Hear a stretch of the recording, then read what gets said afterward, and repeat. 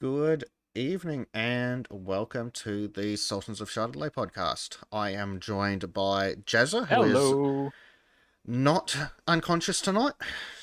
No, I am actually completely cognizant, thankfully. Second, who is working on getting shit-faced. Aquaba, y'all! Oh, God. And always Trim. Hello. Okay. I'm on the ocean. Can't believe you're on the ocean. He's on a You're talking boat, to us all. motherfucker! Don't you ever forget. Exactly.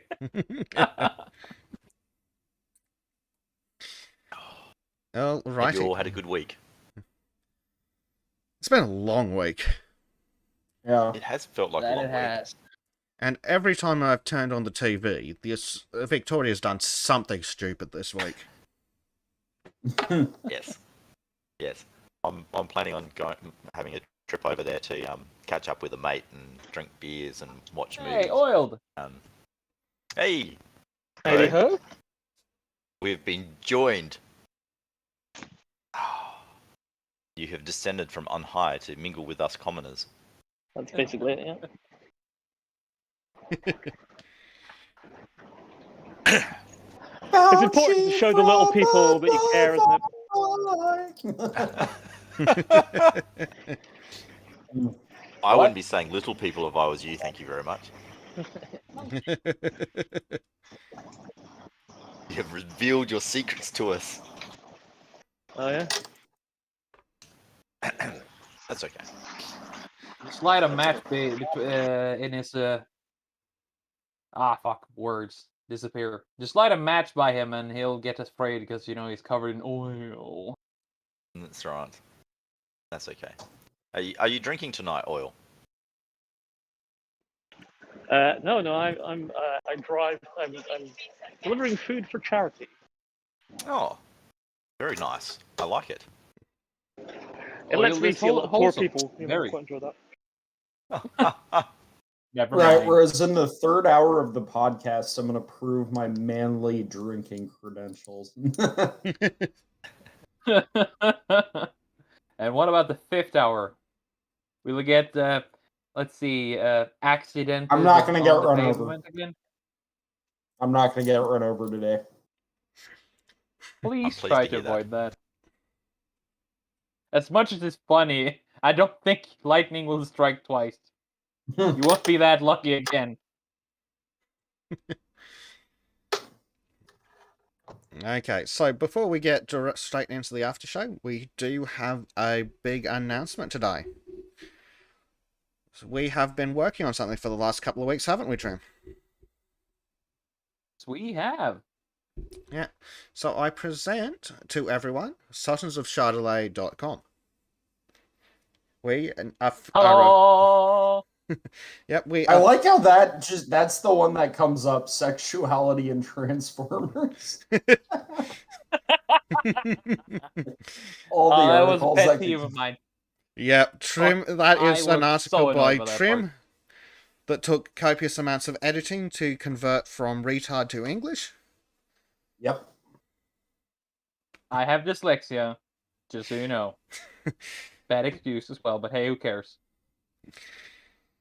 So we do have we do have an original article by Trim, and we've got a couple of articles that Spoon was kind enough to let us put onto the site as well. So, and of course we have links to all our other content on the different assorted channels. So, yes, we are looking to continue to make some more articles and whatnot. It is still, of course, a work in progress. And hopefully it'll get a lot prettier and a lot better, more fleshed out as we add more to it. But otherwise, we have a website. We're officially like 95% being as good as the Light Seeders. Yeah, I need to find some time and write up some based Christian rants to post on there. Nice. Speaking of the Lighter Seeders, though, I thought we were supposed to be ripping off their content. They've spent all week ripping on what we covered on last week. Hell, it's about that. Everything they talked about, we covered last Friday. What the fuck? This is how it's supposed to be. Trim, there's a question in chat for you from Robert Longshaw. Do robot women have virginers? Robot women have genders? No, vaginas. Vaginas. Yeah. Probably if they scan one. I don't want to get into details. I mean, have you seen you've East probably Wars? seen Art of It, Trim. So. No, actually, I avoid that like the plague. That's not very kind to second plague. Oh, sounds like a good day, Prime Night. No, he's the second plague. I avoid that like the first one. I mean, the first plague was just like the blood water. Yeah.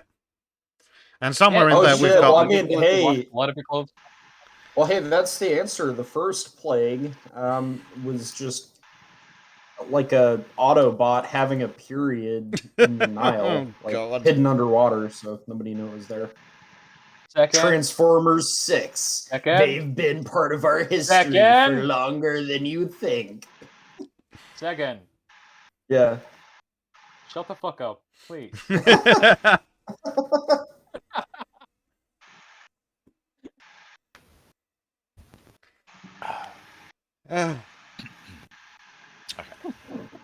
Yeah, I myself have me a nice bottle of Largo Bay 151 proof rum to pop open later in the podcast. Oh, very nice. If we're talking about what we're drinking tonight, I'm having the Hills Cider Company apple cider. Nice. Very good. Water here, because if I drink anything even remotely close to alcohol, I get fired. And I do not want to lose this job, so hey, what can you do? Which is kind of funny, isn't like the stereotype about like sailors or men at sea like getting shit-faced? Well, we actually do that when we get off the boat, because the first day we get off the boat on the airport, we drink like no tomorrow. I've actually had the hotel director give me like 5 beers for free. He's a really good guy. He's good people. The best place to drink in Norway is in Gardermoen Airport in the KLM lounge. It's the only affordable place. Well, then you haven't been to the right place. No. What you do is when you fly in and out of Oslo all the time, you're taking 2 flights usually. So you very quickly develop your KLM Platinum card. Then you book your flight for the Friday. You go to Gardermoen Airport, you check in, you go into the KLM lounge, you start drinking. Then, because you have your Platinum card, you can rebook your flight at no cost. So you move it to the next Friday, get very drunk, then just leave the airport. Nice. Standard practice when I lived there. Well, sounds like a good idea. Abuse it. Abuse the plan. Keep on doing it. And you get like waffles and shit. So. Yeah. I mean, it's Gardermoen. It's in Oslo. Just abuse the place as much as you want. Really doesn't matter to me. Morning, student of history. Welcome to... Yes, morning, chaps. Thanks for joining us. We're going to see how much fun we can have. So, let's hop into the after show, shall we, boys? Okay. So, the Portland police... Right police have all resigned. It took them this fucking long? Yeah.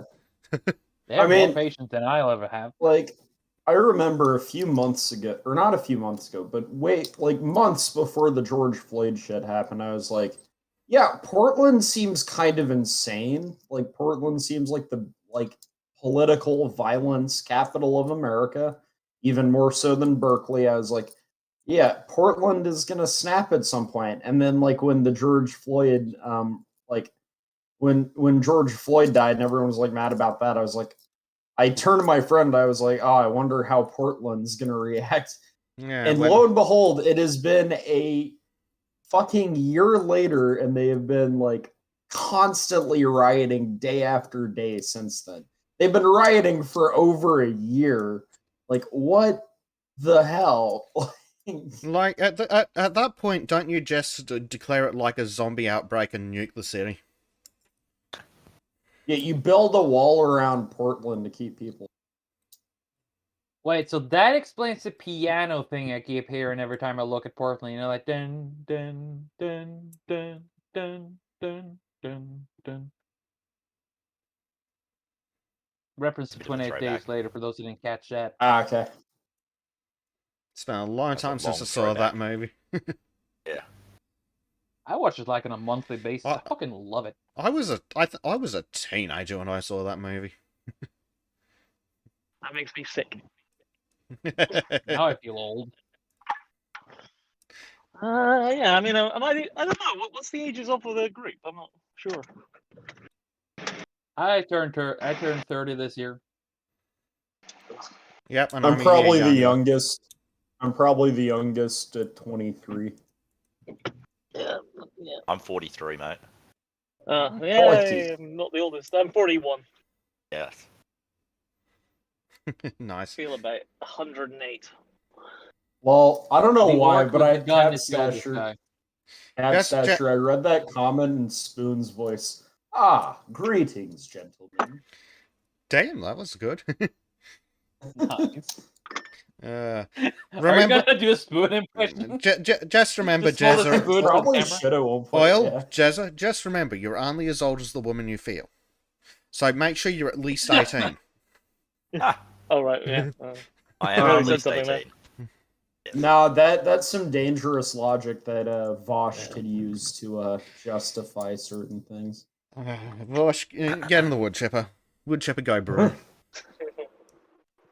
You don't have enough wood chippers in Norway to get that guy there. Well, you have to use inductive reasoning. You see, they want to use wood chippers on people they dislike.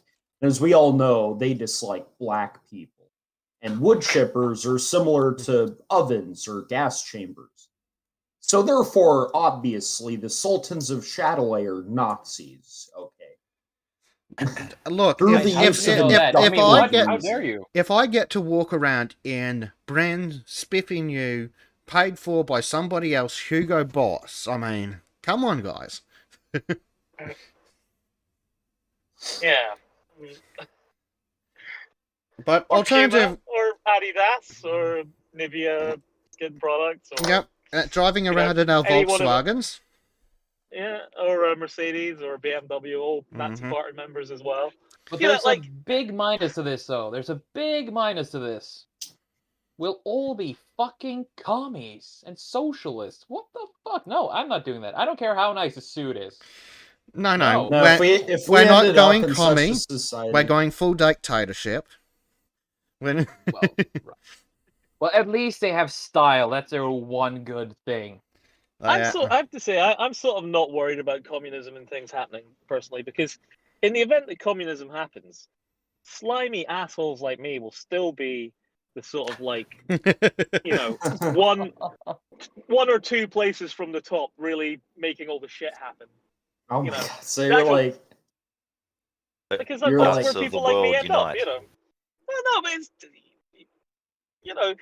companies, organizations, things are, really run by people like me.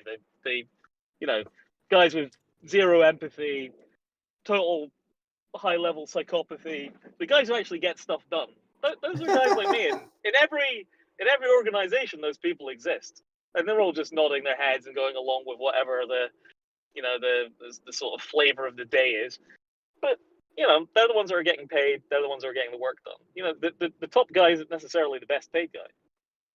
right, you're going like full Richard Spencer mode. Like, those pieces of shit look up and see a face like mine looking down at them. You gotta sound a lot more shrill, high pitched, Yeah. and like an insulted teenager. Oh yeah. I mean, I would do that, but I have a roommate downstairs who I don't want to piss off. Well, what I'm saying is you can't assert the successful people in the long term, because they'll always come to the top. So what Right, so you tell me think you'd is land that on your feet even the with cream and the communism? shit both rises. It's not about your beliefs or your your ideology at the end of the day, what makes you successful. It's not about your race. It's not about your upbringing. It's about the kind of person that you are. The real reason mentality. why the real reason why it's mainly assholes that end up running your countries, right? Dude, like if it goes down that road, I'm gonna end up like full Aaron Yeager, like we're living like cattle. I mean, you would not want me to be in charge. So I don't know. Well, but- you but wouldn't. that- I know that- you wouldn't ban alcohol, so I mean, Mm. couldn't be that bad. Well, like any good communist, he'll do whatever the fuck he wants while imposing random bullshit rules on the populace. Just like the Australian government.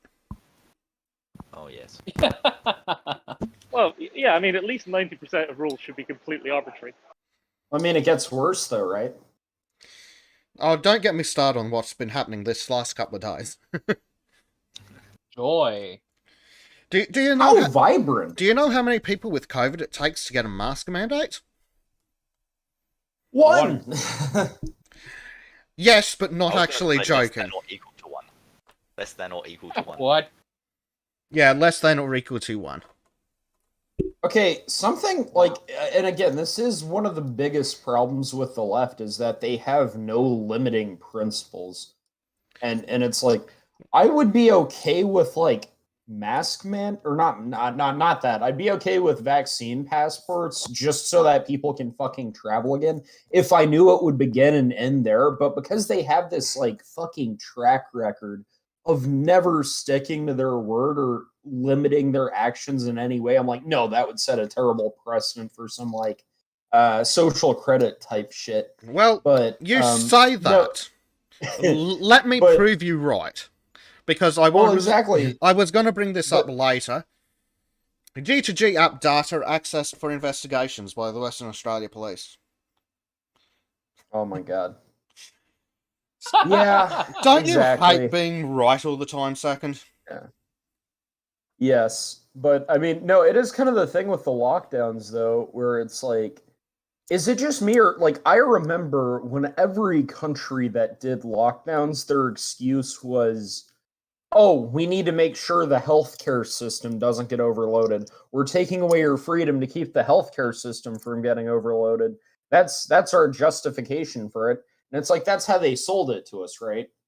And then I'm pretty sure it has been fucking months in any Western country since the healthcare system has been in danger of being overloaded. Now they've like under the table shifted the argument to, oh, we have to keep people from getting COVID, and that's why we're locking down. It's like, no. The original argument was that we needed to flatten the curve so it wouldn't like overwhelm the healthcare system. Now the argument is any degree of COVID's existence at all is an excuse for a lockdown. Well, that's it. Like, I'm still... The deal. Pray Most- that I do not alter it further. Yes. Exactly. Literally. Like they're unironically Vader from Yeah. Empire Strikes Back. I'm still... To be fair, guys. Oh, I'm still of the opinion that the initial 2-week lockdowns weren't the stupidest idea ever, considering that all we had to go on was China's lies. But the moment we found out that this was all bullshit, it should have fucking ended there. yeah. I mean, guys, Yeah, but I don't know you're what the asking- problem is for Australians. They should be genetically predisposed to be prisoners anyway. So I I'm from legitimately... South Australia, dude. I'm South Australian. We are not a penal colony. Thank you very much. You're the warden. Yeah. No, But- we bought our land. Literally. Yeah, we bought our land too, but we use lead. Well, you know. sweet. And we bought our land too, but we used smallpox blankets. Fire Actually, water. what am I? Am I colonizer or colonized? I don't Yes. know. You're both. The answer to that is You're the best yes. of both worlds. Yeah. Well, The strengths of both, the you're weaknesses suffering of from neither. both white supremacy and internalized racism, second. Exactly. Oh shit. Interestingly Yeah. enough, second, the whole Well, yeah. box blankets thing was just a misunderstanding, considering that back then, when they were passing them out, they weren't aware. Like that was still during the period of time where they were not totally aware of how disease were transmitted. How were they meant to know that the blankets were going to have pox?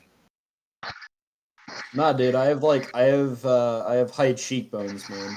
You gotta trust me. The high cheekbones. Yeah, and my dad passed down a book called Pow Wow Chow. That sounds amazing. Is that a cookbook? That sounds like it'd get banned, so I want a copy. No, that's Elizabeth Warren reference. And she was like, I'm Native Yeah. American, I have high cheekbones, and I got a cookbook called Pow Wow Chow. Yeah. Beautiful. That's Yeah, beautiful. and then it turns out she's whiter than Richard Spencer. That was glorious. Yeah. Oh, that was funny. That was hilarious. Amusing enough when you start talking remember, about, the racial only- heritage stuff. The only Also, difference go. between leftists and white supremacists like Richard Spencer is Richard Spencer thinks black people should be allowed to rule themselves. Ooh. Yeah, at least he gives them that, right? So there you go. The white supremacists, white nationalists do have are more respectful to black people than progressives. Wait, wasn't Richard Spencer a big fan of the Black Panther movie? Well, Wait, was he? it wouldn't Oh yeah, surprise. he really loved the idea of Wakanda. Yeah, it wouldn't surprise me. He wants the black people to rule themselves just over there, where there is anywhere but where he is. I see. So black he was, guy he was UFO. a, Not the idea of the. Oh, sorry. he was a He big I fan thought he of supported the idea T'Chaka. of like the black US state, Yeah. where everyone in America who has African American or African heritage all gets sent to one state and they all live there. I thought he was a fan of Colorado. The Black Hammer Commune. Nah, That's it. send them all to Chicago. Black Hammer. No, but obviously joking, right? Because we're Earthbag Homes. Well, that. that's it. We're not racists like the progressives. No. Yeah. At this point, it'd Banter almost be with them. cheaper to build Wakanda than it would be to sort everything out. Yes, I do agree. And then we colonize Wakanda. Yeah, Yes. obviously. Immediately invade. Yeah. We don't need to. There's we one don't thing need I to wanna colonise point Wakanda out. because I they've heard had you got some shiny internal rocks. colonization. There's one thing I want to point out to chat, by the way. If any of you get annoyed by us interrupting each other, it's because there's some lag in the bandwidth. So, yeah, that's kind of awkward. I don't respect people's boundaries. right, exactly. We It's got also one of those like occasional. Second. Go. Yeah. we got like somebody in the UK. I'm a American. We got 2 Australians, and we have like a Swedish chef or something. Yeah, Trim's floating around vaguely in the middle of the fucking ocean, far north of Scandi the area. yeah, somewhere up Yeah, north a where the prison colony, sun shines 18 hours a day. Former fuckboy of the Norwegians, and of course a guy whose entirety ancient civilization was pulled down by smallpox. Wonderful. Keep talking shit. Calling it a civilization's a bit of a stretch. And if I know. you hear Trim shouting, it's because he's been attacked by a polar bear during the. Which is a What real are you talking about? possibility. Polar bears are cool things. They'll just give you a hug and probably Yeah, bite your stomach off. Yes. yeah. You know that polar bears actually only go for the soft parts? One of the, Yeah, but one they'll of the leave the oil rest of you if platforms I they worked on- really bored. One of the oil That's platforms okay. I worked for had a polar bear defense program, And- like a policy about how to deal with polar bears when they get on side. Because they just if they're on a bit of ice and it goes up to the leg of the ice to the oil rig, they just climb up the leg. Resourceful. They could, Maybe that's a job I should look into. Being the guy with the big mother of a death rifle on the oil rig. no, everyone stays inside the rig and a helicopter turns up. Nice. Yeah. Then Wait, like, would it surprise you to see a rifle, like, in person? Well, I'm one of the few Australians that's allowed to have one. Oh, nice. I mean, okay, Well, not I want to not. I visit my mate is because I want to go. It's nice that fishing you're on allowed his to have property. one. Not nice that you are, quote, one of the few. Well, Emphasis on the few. I'm That's still kinda not allowed to trash. have it for self-defense. Oh, yeah. I shot at Bisley twice when I was a teenager. That means anything to any of you? I'm sorry, I is didn't hear that? So I competed at Bisley twice when I was a teenager. Bisley's That doesn't the mean it's the armed forces sort of annual shooting competition in the UK. Oh, cool. No. They get the top 100 guys. They go and shoot there.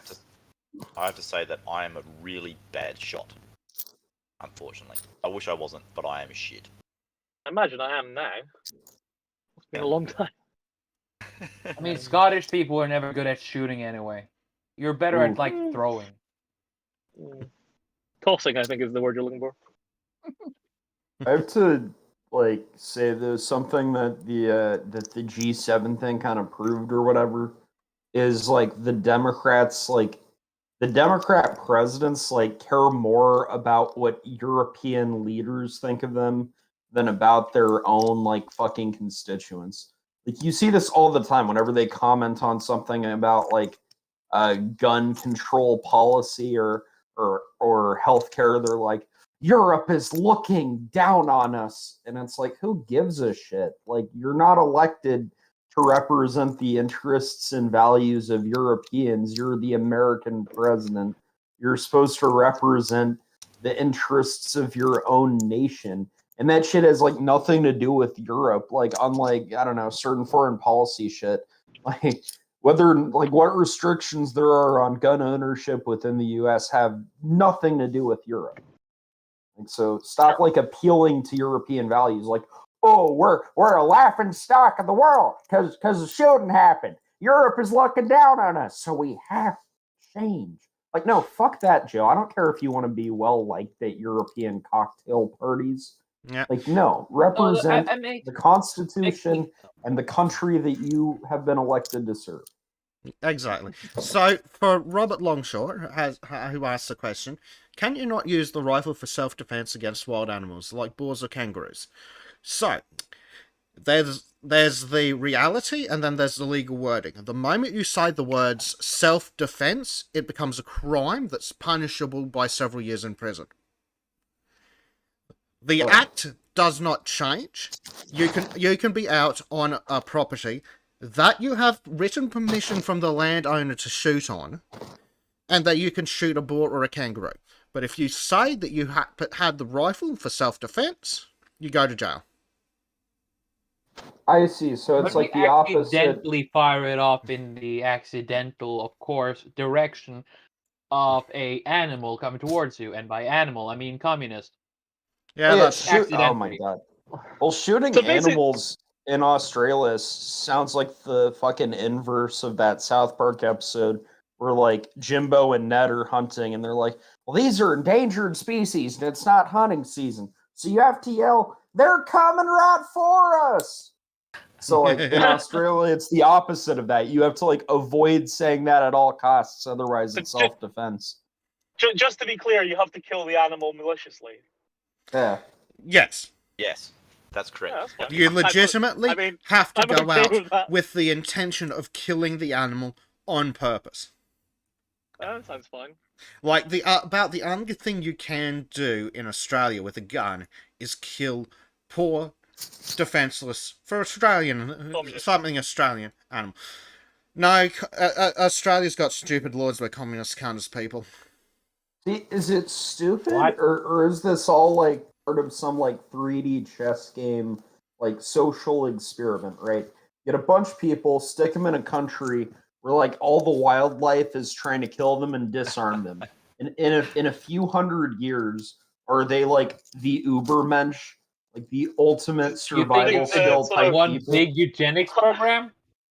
Yeah, Have you seen their exactly. Precursor to- government? kind of precursor to the Hunger Games, orchestrated by. Oh my god, British what is government. that thing? I don't know. Capstacia has given it to us. You're going to have to explain who the hell that is, Cap. Is that like a picture from a drag queen story hour or something? It is apparently from a ritual What the actual venerating fuck is that? Satan. I don't know. I'm not letting drag queens dressed as demons read my. I'm not letting that happen. Not in America. Oh, apparently it's Obama. Was it? Obama. Oh said yeah, I it. was about to Oh, say what that the looks fuck? like Obama. What the It fuck? is Barack What? Obama. What He's the come out of the fuck? closet. Yep. I can tell it's the white side of Barack Obama. Oh, is that Michelle next to him? Yeah. Looks like it. Nah, the arms aren't I big like the enough. mustache.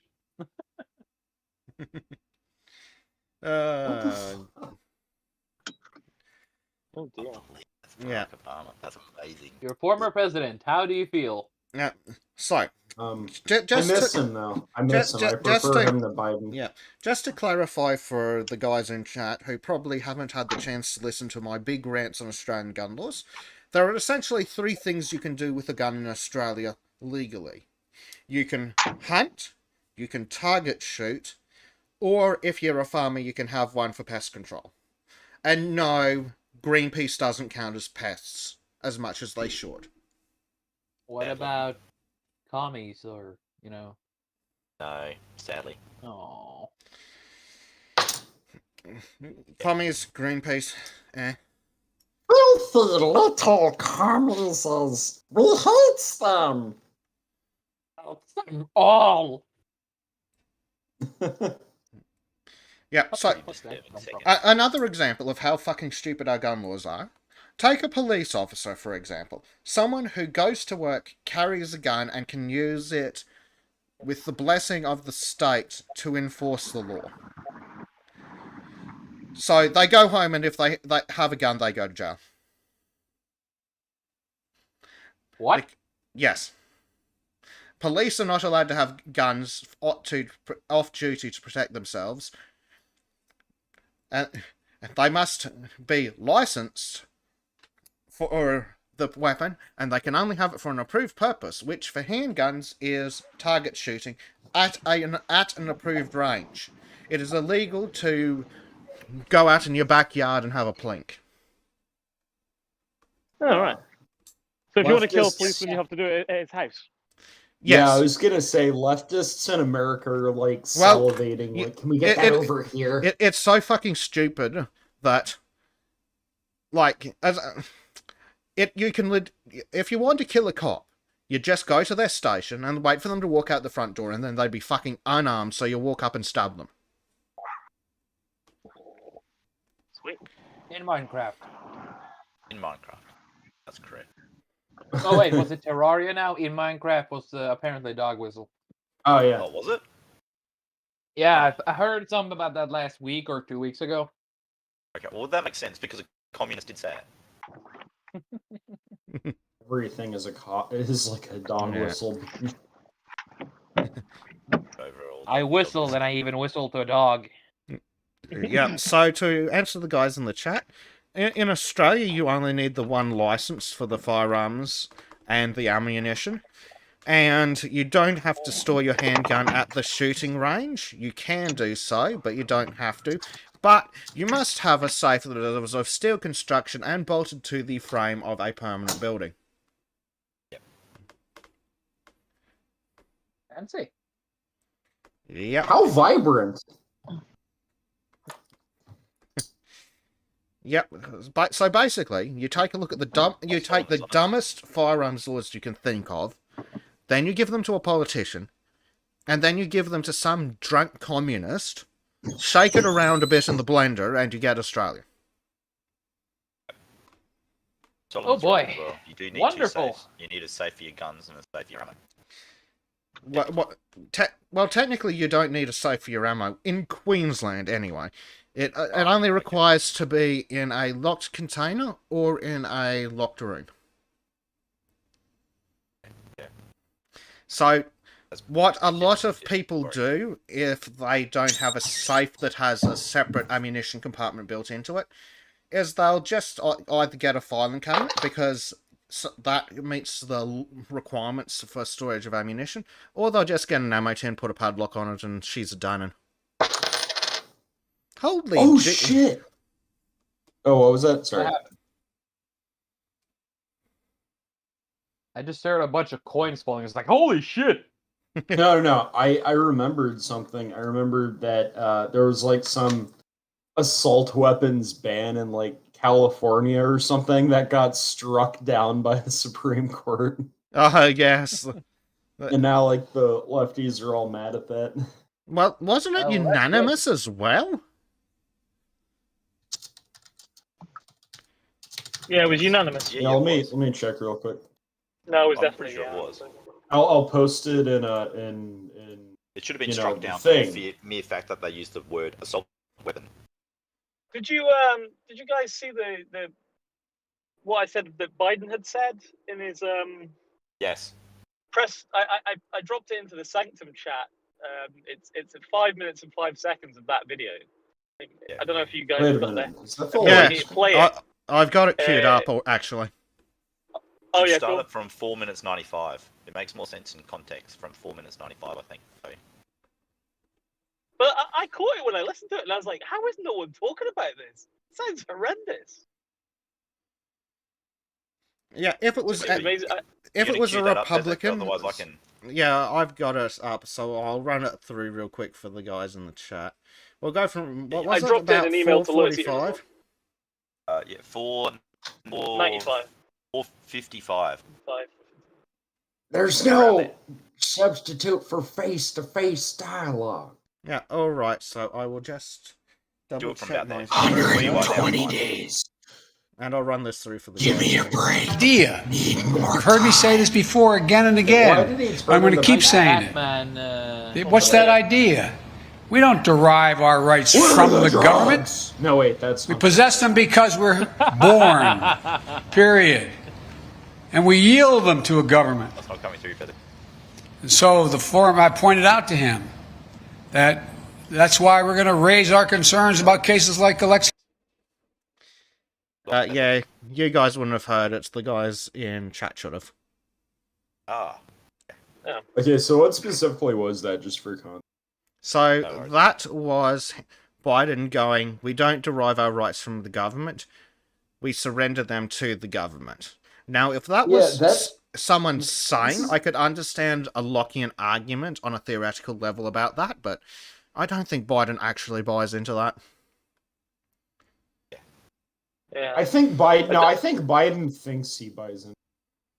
I'm just not sure he knows he said it. I don't He think might it's not. interested. It was something Well, it's something like we don't derive our, unlike Russia, we don't derive our rights from the state. We get them at birth. And then he sort of mutters something and says, we yield them to our government. Yeah, What? that's correct. Well, I don't fucking yield any rights to my government. Exactly. Well, you know, if you want to go down, if you want to paddle the canoe down the apple, you have to realize that ice cream don't have bones. Like, there is an argument from Locke that is similar to that, but I really don't think that's what Biden's getting at. Because so Locke says, and this is to paraphrase because I haven't read his treatise in a little bit. I would just completely lost my point. Sorry, guys. So Locke's argument is essentially that every man is born with inherent rights, and when he chooses to join a society, he gives some of those rights to the society to enforce on his behalf, such as things like contract law and the monopoly on force. So there is an argument to it in that sense, but I don't think that's what Biden's referring to. No. Yeah, because Biden clearly what he's saying with his little statement, because he was saying that you're born with rights, and then what you do is that you yield, which means yielding means to give over without any restriction is what to yield is. It's to someone who's yielding is the loser in something, or is in a subservient position to something else. That's what a yield is. So you are yielding your rights to the state. You are subservient to the state. The state then controls your rights and is able to enforce or not enforce your rights as it sees fit. Yes, that's probably what Biden is referring to. That's the government, that you give over everything to the government, and then the government has the power over it. Which is not how it's supposed to work, god damn it, people. Yeah, exactly. So he's talking. He was referring to rights as a position of with regards to a position of authority. So he's talking about the leftist idea of like rights are a result of power. I don't think so. I think we're reading too much into this. Like, I don't think that Biden himself is like cognitively aware of what he's saying enough to like be doing this like 3 different layers of like subtlety and vague implication in there. No. He's just. I mean, he seems But confused. Biden's wherever he incapable of is. disguising himself anymore. That's all. He's saying what he actually has always meant, because he no longer has the faculties to disguise what he's saying. Essentially, I think mean, he's just a to skin suit. me, it seems more like he just walks around and he doesn't even know what the hell he's doing. He's like, oh, this is somewhere else, and what? G7? What? No, this is my backyard. I think we're getting deep insight as time progresses. We're getting deep insights into the way these people really think, because it's just spilling out of him in places. You know what he really thinks. 120 days. How he really 120 days. Need time. Yeah. We're not good friends. I didn't say we were friends. I'm not confident about anything. anything. That's a favorite. Right. That's a It's favorite. Bro, it's actually, just oozing out of him. unironically, Joe Biden kind of gives me Kenneth Copeland vibes. Who the hell's that? So Kenneth Copeland is like a prosperity gospel preacher. He's basically one of those like mega church preachers who's like, oh yes, God wants you to give the church money because I need a private jet to protect me from demons because demons fly coach. You know, is this I hate the fact that he falls under the Christian label, but like no, he'll like do this like fake nice guy routine when he's talking with people, but every so often like the mask slips and it seems like he's like been possessed by a demon or something. Like somebody's like, yeah, but you said that people who fly coach are demons, and then his face like darkens and he's like, I never said that. Don't you ever say I ever said that. And then like a few seconds later, he's like back to laughing and smiling, and it's like, what the fuck just happened? But it's the same way with Joe. He tries to put on this like smiling, kind old man routine. Then sometimes it slips out where it's like 120 days, or when like he was giving like a press conference or a speech, and he's like, you know, the unions or the middle class built America, and the unions built them, and he just like gets really like angry and creepy or something. Yeah, exactly. Prime Night knows what I'm talking about. Yeah, I mean, there have been things said that he's actually quite aggressive and very sweary and things like that. Actually, in their briefings and stuff like that, he's actually quite an angry and upsetting person. Actually. Also, as a Christian, that has been said. Also, as a Christian, I disavow Kenneth Copeland. As a human, I disavow Kenneth Copeland. I'm just assuming it's that kind of scum. As a non-Christian, I disavow Christians.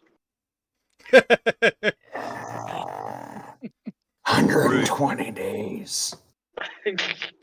Of course. So, to bring you guys into the wonderful world of Australian hypocrisy, the G7 and rules for thee but not for me, let me tell you what our illustrious piece of shit Prime Minister is doing for the next 2 weeks. Our Prime Minister gets to have 2 weeks of in-home quarantine at his fancy home. You know, instead of being locked up in a hotel for 2 weeks, and which he has to pay for on his own dime because he had the hide to come back to Australia. Fucking Oh, that dirty, sounds filthy, slimy fucking wonderful. hypocrite. No, At no, least no, he is don't you actually quarantined. understand? He's part of the upper class. He deserves everything better. You're right, he's part of the aristocracy. Why should he have to act like a serf? At least he got a free Because- trade deal with Britain. That seems like a good thing. Yeah, but he didn't fucking do that. That was probably all Boris Johnson going, screw you, Europe. Well, we need to build back better Oh, with shut up. Australia. We need a free trade agreement. Because do is we can't decouple from guarantee China. one with the Americas because Joe Biden hates us. We have to pretend to like him. Otherwise, the media will be mean to us. So, we've got some photos from the Daily Mail in the UK, so it must all be true, because it's the Daily Mail.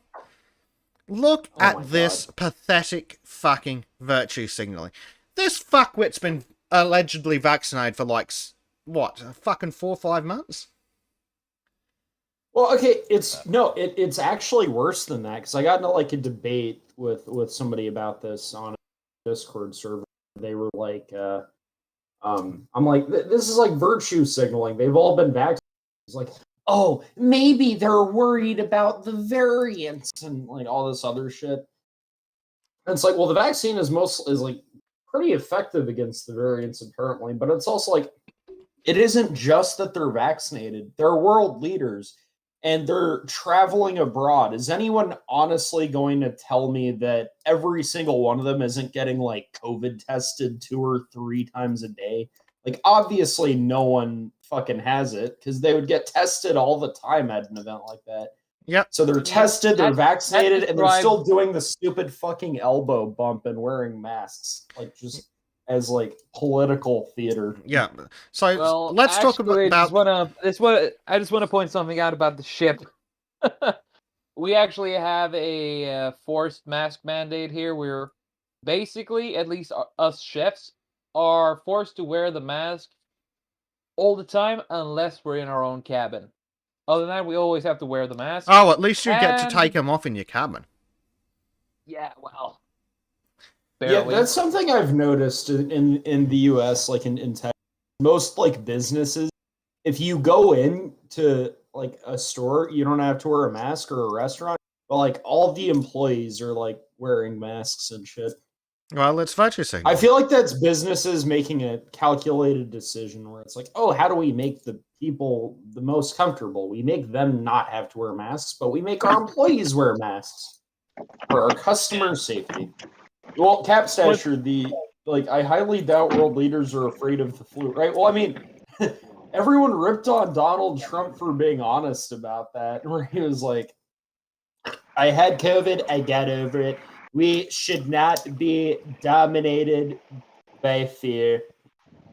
We are Americans and we can do better than this. And I know I have access to resources that other people don't have access to, but it worked amazingly. And, we can get our scientists and doctors on this and try and help the average person. We will not be cowed in fear by this thing. And like the media was like, how dare Trump downplay it? And, It's like what I was saying last week, though. It's not going to be about your government. It's not going to be about the shop. It's going to be your insurance companies that are going to make all these decisions. Yes, 100%. It's going to be the reinsurance market. Yeah. That's But the ones, look, they're I the just... ones who will be in control of all of it. It will be the reinsurers. Yeah, of course it will. Yeah. So I just wanted So to just look at it. Just want to finish up on the bullshit hypocrisy before we carry on. So, the slimy piece of crap said, I've just arrived back in Canberra after a very productive trip to Singapore, the UK and France, and will now undertake the required 14 days of quarantine. Also, can't wait to see Jen and the girls once my quarantine has finished. Right, so he's quarantining at home for 14 days. Has his wife not had the vaccine? Is his wife an anti-vaxxer? Did you Wait a not minute. see that. It's also like, why do you need a fucking quarantine? Why can't you just get COVID tested and if you have it be like what? Well, What the hell? Like, Hey, second, you keep dropping out on me. I don't know if it's just me, but oh shit. Yeah, drop out to me as well. that's right. oh, he's dropped out fully. He looks like he's really. I So think he's reloading. yeah, so But And something like as Jesus, he Bezzy, comes just back. so you're aware. All right, so Bezzy, just so you're aware, Well, I was saying, like, what is Australia, like? I can get vaccinated now. Sorry. well, I could can get now vaccinated because like I'm between 3 months 40 and ago. 49. I'm between 40 and 49, and that's the group who currently in Australia can get vaccinated if you have no other reason to get vaccinated other than your age. So Yep. 40 to 49 year olds who have got like basically bugger all chance of dying from this disease. Yeah, it's utterly ridiculous. So just to finish up, so obviously, so Daily Mail goes on to say, may congratulate him on signing a trade deal with the UK. Again, not anything he did. But others urged him to let Australians go overseas with home quarantine on return instead of expensive hotel quarantine. And somebody said, when can we do the same? Go and quarantine at home when we come back? Or is this not for us? No, it's not. Get back in the fields, peasant.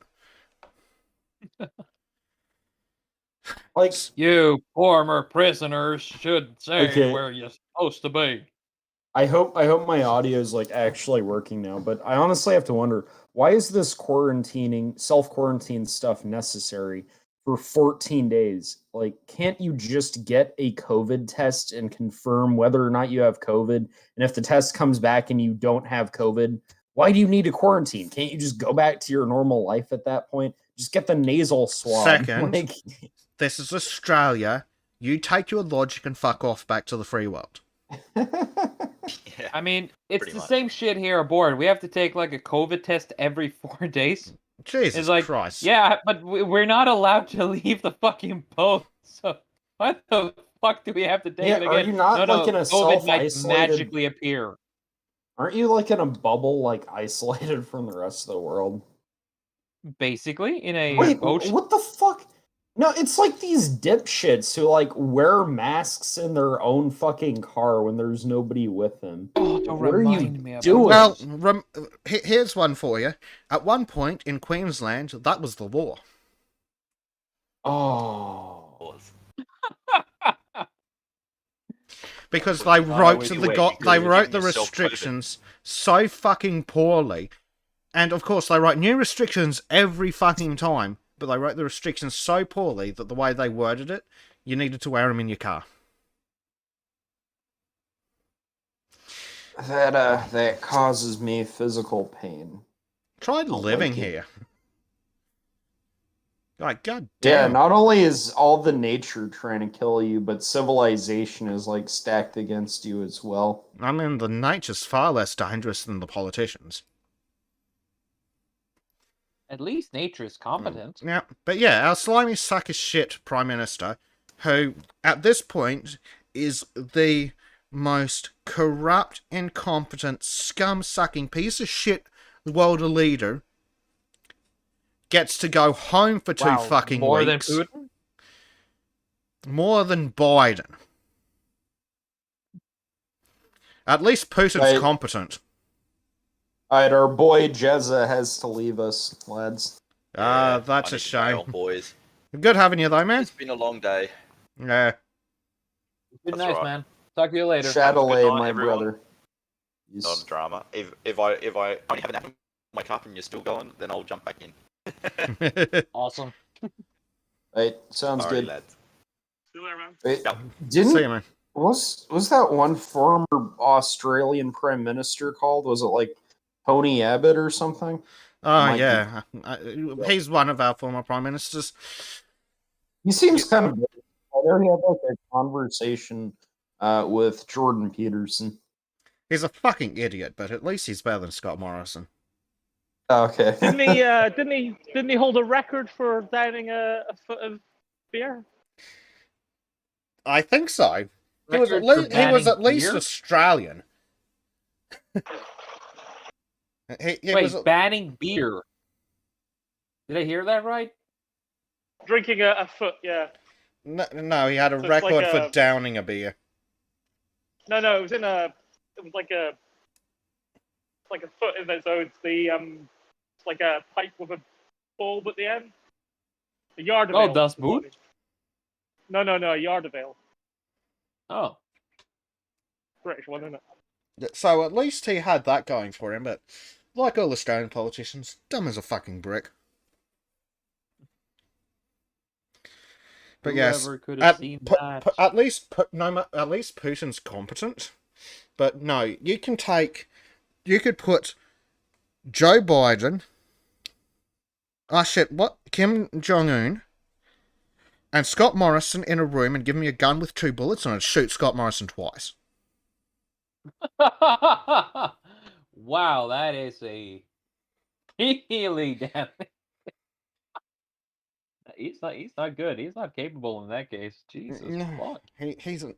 But it pisses me off so much that this cunt gets to go home for 2 weeks when every goddamn Australian who actually has to travel has to pay to be locked up in a hotel for 14 days. How vibrant. Yeah. So yeah. Also, why do I feel like see, I don't even need to look this up because I just know it. I just know that the leftist media is going to attack anyone who criticizes Biden's performance against Putin and be like, "See, they're pro-Russian propaganda." No, I'd rather be ruled by fucking Russia at this point. Of course. It's just painful at this point. That's all I'm saying. It's just so fucking painful. It's honestly a goddamn embarrassment. Just the whole bloody concept. Yeah, again, I mean, only good thing about 2021 politically, I mean, is the easing of restrictions, but also like, is the state governments in my country actually growing balls and being like, no, we can resist this shit. Oh, Texas is going gangbusters, isn't it? Yeah. You can't say going to do it. Fuck you, we'll do it ourselves. Gonna build our Well, own it's also- country. Gonna build our own country with blackjack hookers and a border wall. It's also funny Yeah, how like indeed. how the left is mad at the judiciary now because like it wasn't SCOTUS, it was like a federal judge that ruled down like California's assault weapons ban. They're like all mad about that, like, how dare the judge do this? And it's like, I remember the Trump presidency. It seemed like every like week or so it'd be like, ooh, like a federal judge blocks a Trump action. And then you look into it and it's like, there's not any grounds for this being unconstitutional. The judge just doesn't like it. And then the left would be like, haha, it's great. Yes. I mean, this is part of the checks and balances that you like. And now it's, turned around on them in this instance. Yeah. But there is actually a constitutional justification this time. So you say the left doesn't like the judiciary? Is it because, the name sounds like a certain religious group? Okay. Calm down there, bud. Calm down. I just had to. It was just such a low-hanging fruit. Yeah. It was literally on the ground. Yeah. So to drag things back to what we were talking about in Portland. So apparently one of the cops is accused of hitting a rioter with a baton. Oh no! Really? How dare he? Yep, apparently videos posted to social media show the officer hitting the piece of shit in the head from behind. Then again as she falls to the ground. I don't give a fuck. Have you tried not being a piece of shit? Aren't you asking a little bit too much now? Yeah.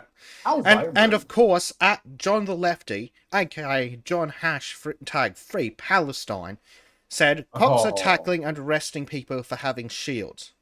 Okay, so the law enforcers are tackling and arresting people who are armed with weapons of war and actively engaged in an assault on the city. And that's a problem. Robert Longshore says she or he. What gender were they? It. Zibbity bibbity bop. That's the pronoun. Zigzag zoom. That's mine. Schleppity fleppity. Mm, Might as well be. I Shit, mean, this just there's a lot. doesn't There exist. can be a lot of fucking pronouns. I mean, let's see. What would be a stupid fucking pronoun? All Honestly, of them. I kind of feel bad for the more like conservative-minded transgender people on gender. Like I kind of feel bad for them because their argument is being made a lot more difficult Yeah, I do by have sympathy. leftist Like, gender theory. they're suffering from a legitimate mental disorder, and they are trying to do the best they can to alleviate them. What should I call? How should I refer to it? The symptoms. Yeah, they're doing their best to Right. alleviate the symptoms and the issues it's causing them. And I do have empathy for that. But then there are these fuckwits running around screeching. And spam! Basically, or if a woman goes to the gynecologist and asks for a female nurse, and in comes someone with a fucking beard. Oh god. Hi, are you ready for your pap smear? Yes. Why is the device warm? Oh no, that's my feminine penis. Oh, Oh. oh. That's gross. I don't care. I don't care. Call me a transphobe. Call me a fucking Nazi. Call me whatever. I'm not into that shit. I'm not doing that shit. I'm not part of that fucking I'm sure disorder. you've seen I enough art of can't it. deal with it. Depends. What do you mean? It's a difference between having it for entertainment and art, and then having the actual fucking disorder in front of you in real life. Because one thing, when it's art, it's not reality. Yeah, Robert That's what makes Longshore it so interesting. gives us some words to use. Doing the best they think they can to alleviate their perceived suffering. And I think that is a legitimate argument from the perspective of the transgender person. I just don't believe that there is any. That in a logical world where science was actually allowed to do science, the solution would be cutting off dicks and tits. Oh boy. Like, there is no way on God's green earth that that's the appropriate solution. Like, what's the other disorder? Like, I think it's body dysmorphia or something, where it's like, this isn't my arm and I want it removed. No, the appropriate treatment for that is not cutting it off, it's drugs and therapy. And I would be willing to bet that if they actually pulled their heads out of their asses and actually looked at it, that gender dysphoria would be a subset of body dysmorphia. And the solution is not going to go, this is not my dick, cut it off. No, can't be fucking right. Like, just basic logic would dictate that that's wrong. Yeah, it does, but then again, logic needs not apply. They don't approve it. Indeed. But no, like, I'm willing to believe and give to the transgender people that gender dysphoria is a legitimate condition. I think it's safe to assume it is. I mean, we've seen for decades like girls going, struggling with puberty, boys struggling with puberty, people aren't not being satisfied with their body, like women wanting bigger tits or smaller tits, men wanting bigger penises. Like, it's all body dysmorphia. It's all some kind of, I don't like my body and I want it to change. Yeah, I don't like, and my penis is pretty decent size, but I wish it was like 3 inches longer. This isn't my penis. The public healthcare system needs to put taxpayer money into penis enlargement surgery so that I have like the biggest penis in Texas. I mean, Like, I no, wonder that'd be if you fucking went to the ridiculous. UK, you could make that argument. Maybe. I'm pretty sure you could. Wouldn't surprise me, especially in Scotland. I'd try, but I really can't carry anymore.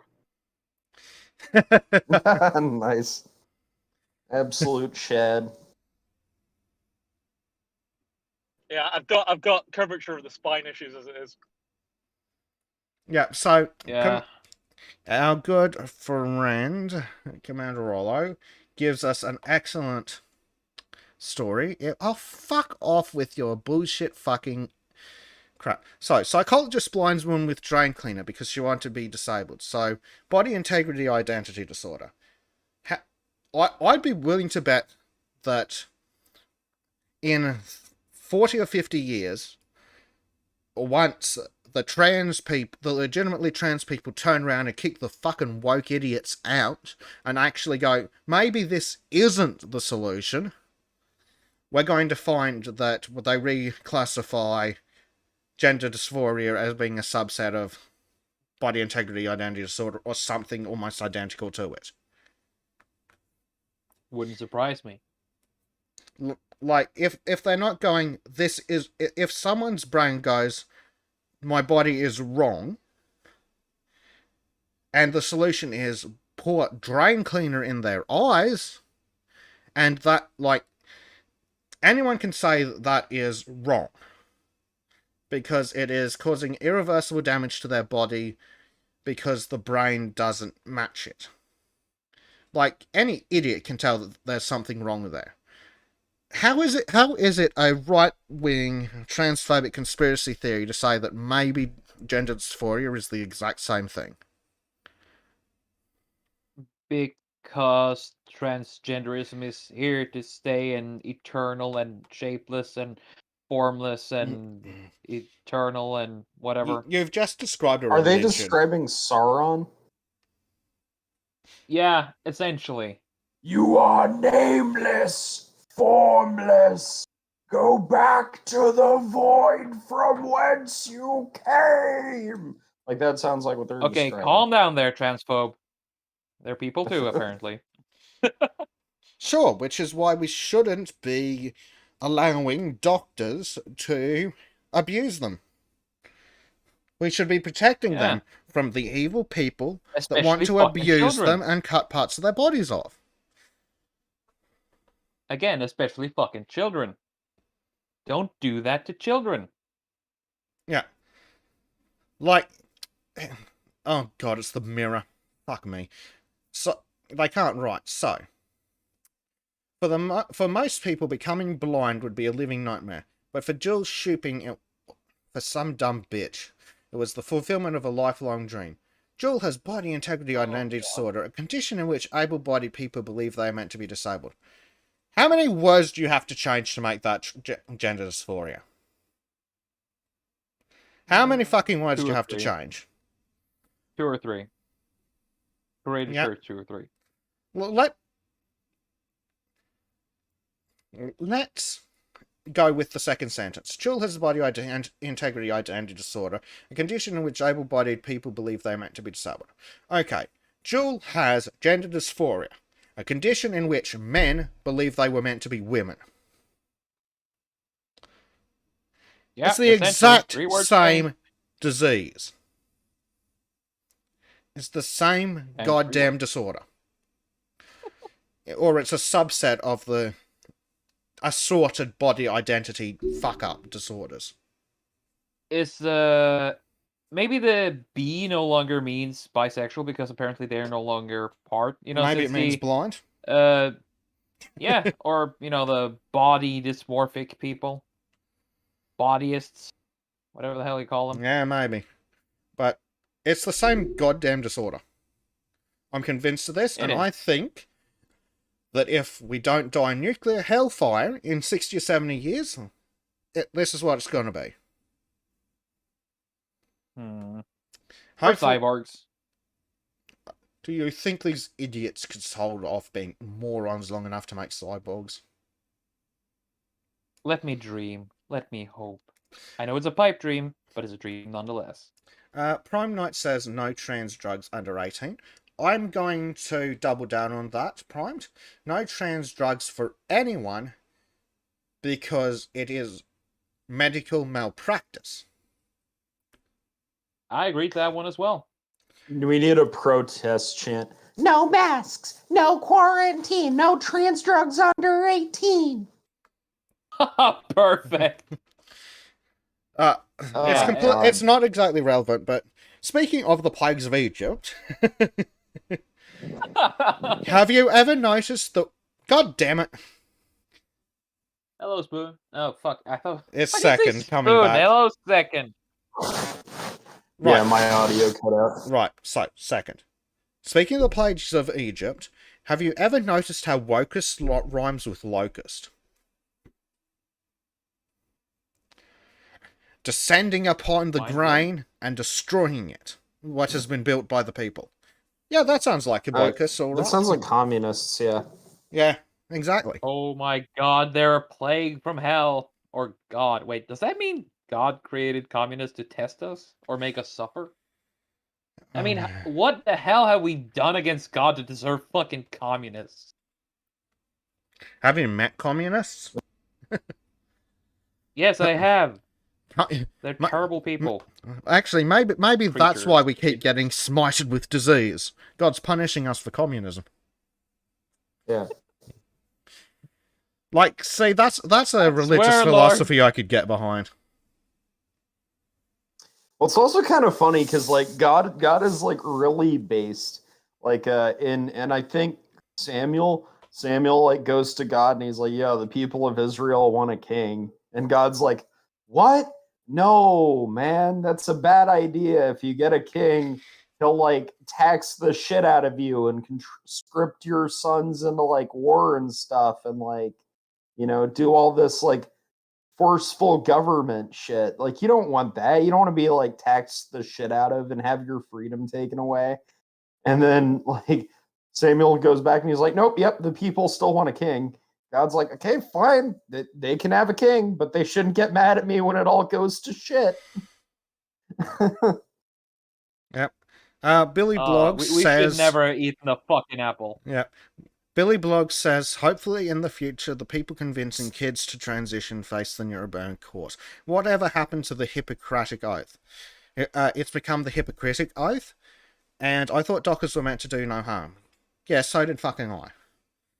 And, where is the other one?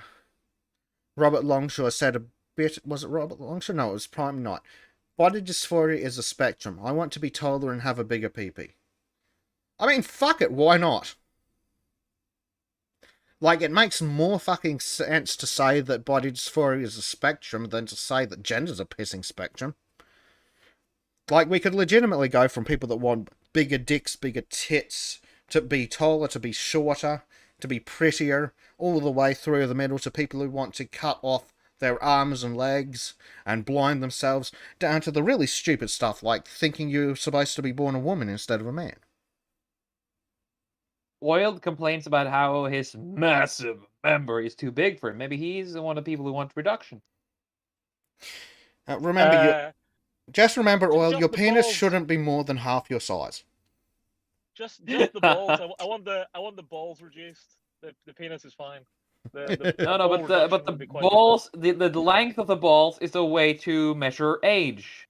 It's how we measure age to the elder different. Yeah, men. I know, but I'm only 40 and I'm already in serious danger of sitting on them at some point. So. Oh!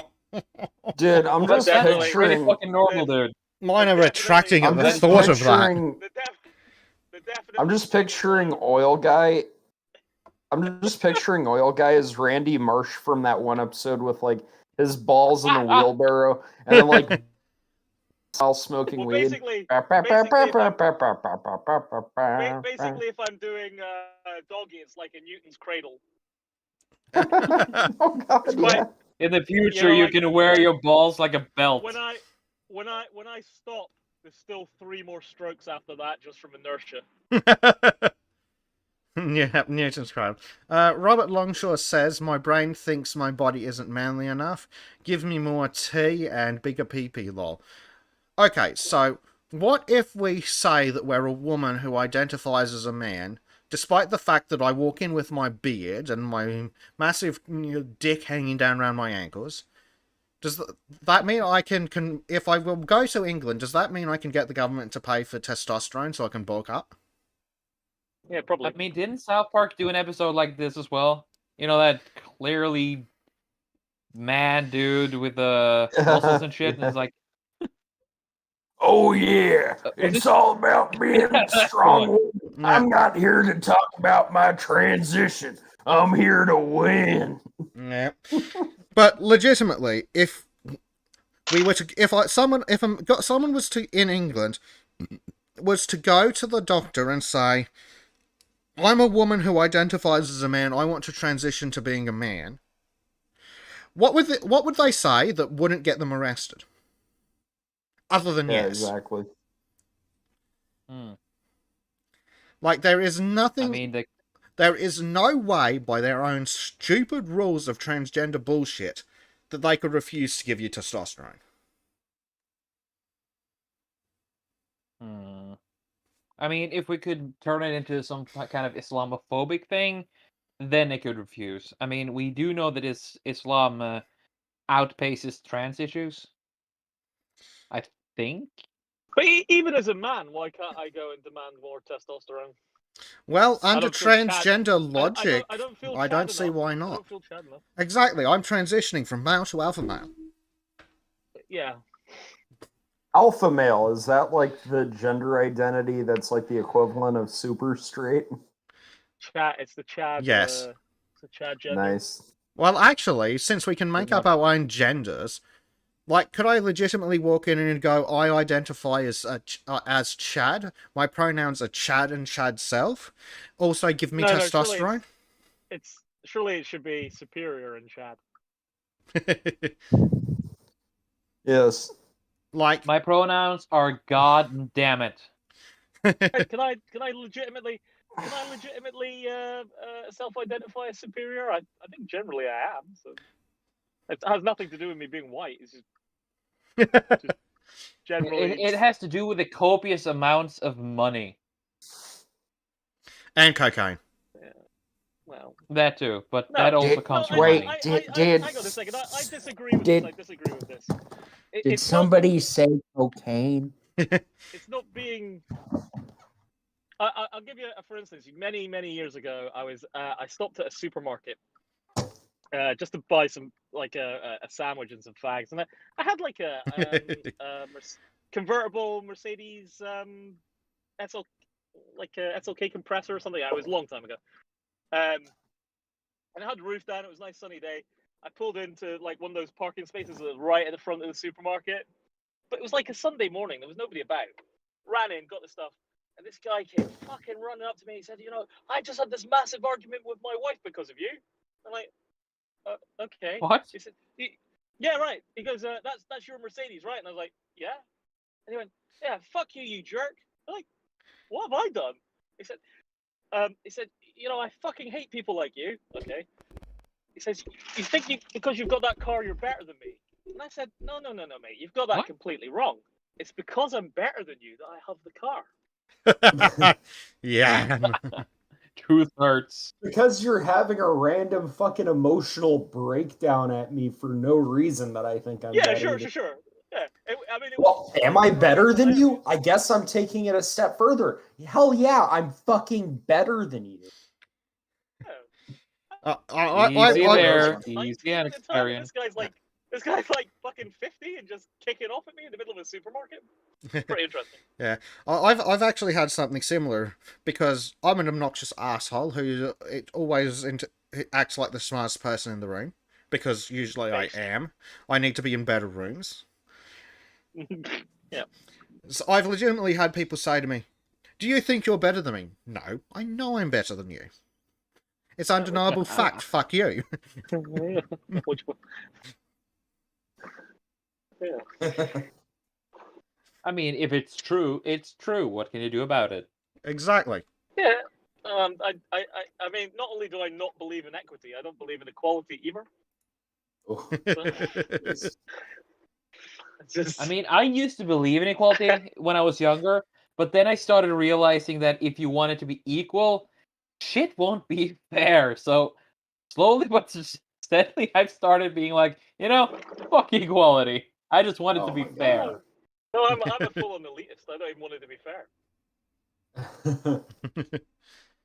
Wait, student of history, I've- you are I've recognized garbage. my You are place in human life, right? garbage. What student Hey, of he's history down did? there, Froggy. Well, it depends on what he's done, actually. What has he done? I told student of history that he is garbage. He is human garbage. That I'm better Yeah, I than need a him. certification. Whoa, why? No, I did What has the he done? Anna thing, What and then has he student of studied history. history wrong again? Yeah. What the fuck is that? What the So fuck is what? bad. The Pride Month flag. Oh yeah. I can remember actually. Capstasher made me. He had me make a drawing where Pepe was standing like a Doom guy, firing it, being like surrounded by three demons. One was Hillary Clinton. The third one we don't know who is because his head was blown up, and the other one was like the globo homo with the racial trans flag on his face. Nice. Yeah, It was good. I think it's on Artwall. Yes, I'm just seeing if I can find it to pin it for the guys in chat, because I'm pretty sure I can't show that one on stream. No, there's no nipples there. They're eyes. Yes, but He you know doesn't trust you. you know how stupid YouTube is. There we go. True, That's but then officially yeah. pinned. Yeah, like if like being like brown or black is like a sexual identity. If you sexually identify as black, do all women have to treat you as if you have the hugest schlong in the room? Yeah, that's it. I sexually identify as black. Where are my penis enlargement pills, government?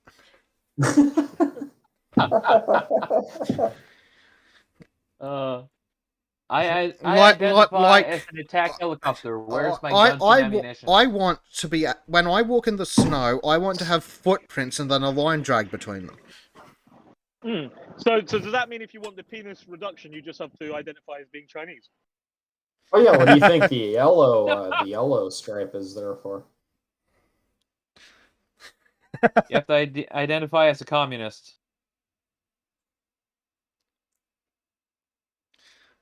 I want to fucking do that. Yeah, Jesus. Statistically speaking, most communists have small penises.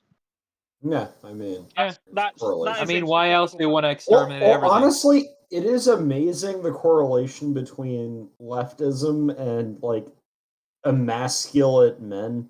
Like so, like for example, I'll give you an example.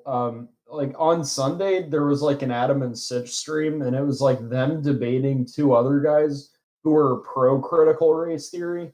It's like it's a By critical race racist. theory debate. Yeah, and I like there are two white guys that are debating against them. And so I like tune in for like 10 seconds, then I leave because I'm like I can't handle their voices. Like the two guys that were debating against Adam and Sitch that were pro critical race theory had like gay voice. You know, they had that effeminate kind of lisp going on. But, you know, the thing about God. and I'm like, of fucking course the two white guys defending CRT sound like that. Oh God. Like, you know, it's like this I reminds me hate of to like something. stereotype too much, but there's a very obvious correlation going on. I mean, stereotypes exist for a reason. Okay. Well, Just saying it. The correlation is quite easy to understand. Ugh. But if you're a useless little bundle of sticks, no offense, bundle, but if you're a useless little bundle of sticks, why wouldn't you be a communist? Because you can't compete with real men if you're an effeminate little bundle of sticks. Yeah. Exactly. So, like, that one is thing, moral content to being a man. that the leftist shitheels just do not understand because they don't understand thick concepts. They're all these scientific-minded, oh, where's the harm type people, and it's fucking degenerate. Christ. They don't understand moral value. God. I love it when he goes and rants like that. It's a beautiful moment every time. It is glorious. But then again, when I'm sorry, I just have to say this because you made me remember a video Sargon made from like 2015 or 16, where it was right after or right before Trump's election. And you had these people walking around, interviewing the fucking people. And there was this one Queenie guy who is the most bundle of sticks I've seen, at least until then. And just a guy was asking him a question, and his response were in this nasally, high-pitched voice. I'm gonna try sound like it. Are you triggering me? Oh my god. I heard it once. I saw that video once. And that abomination has stuck with me ever since. This is why we as humanity are punished. Yeah. I mean, the apple, apparently the apple contained all this shit, We already had self-awareness. We already had will because the snake managed to talk to Eve and convince her of it. The apple was red because the apple contained communism. Was the snake a progressive? Because the snake It was spoke, a woman listened, and then everything went to shit. Well, it's actually like probably in a French-German accent. Well, okay, what is the quote? Oh my god, it's not what I'm looking for. Come on, you should know this. You lived for this. To be honest, I think the snake was pretty basic. What? Okay, so like, oh my god. I mean, Well, it's kind of funny because unironically, like, shit, sorry, give me a second. I mean, the Garden of Eden was essentially communist, wasn't it? Everybody had the equal. Well, it's kind of funny because President or wait, no, not my bad, not President, but like Robert F. Kennedy at one point had that quote where he was like, fucking people ask, or some men see things as they are and ask why. I dream things that never were and ask why not. He's like, oh, such a brilliant quote from this like poet or something. From George Bernard Shaw. And then like you look into it and it's like, wait a minute. That's a quote from the serpent in the Garden of Eden in like George Bernard Shaw's work. That's not meant to be like a quote you identify with.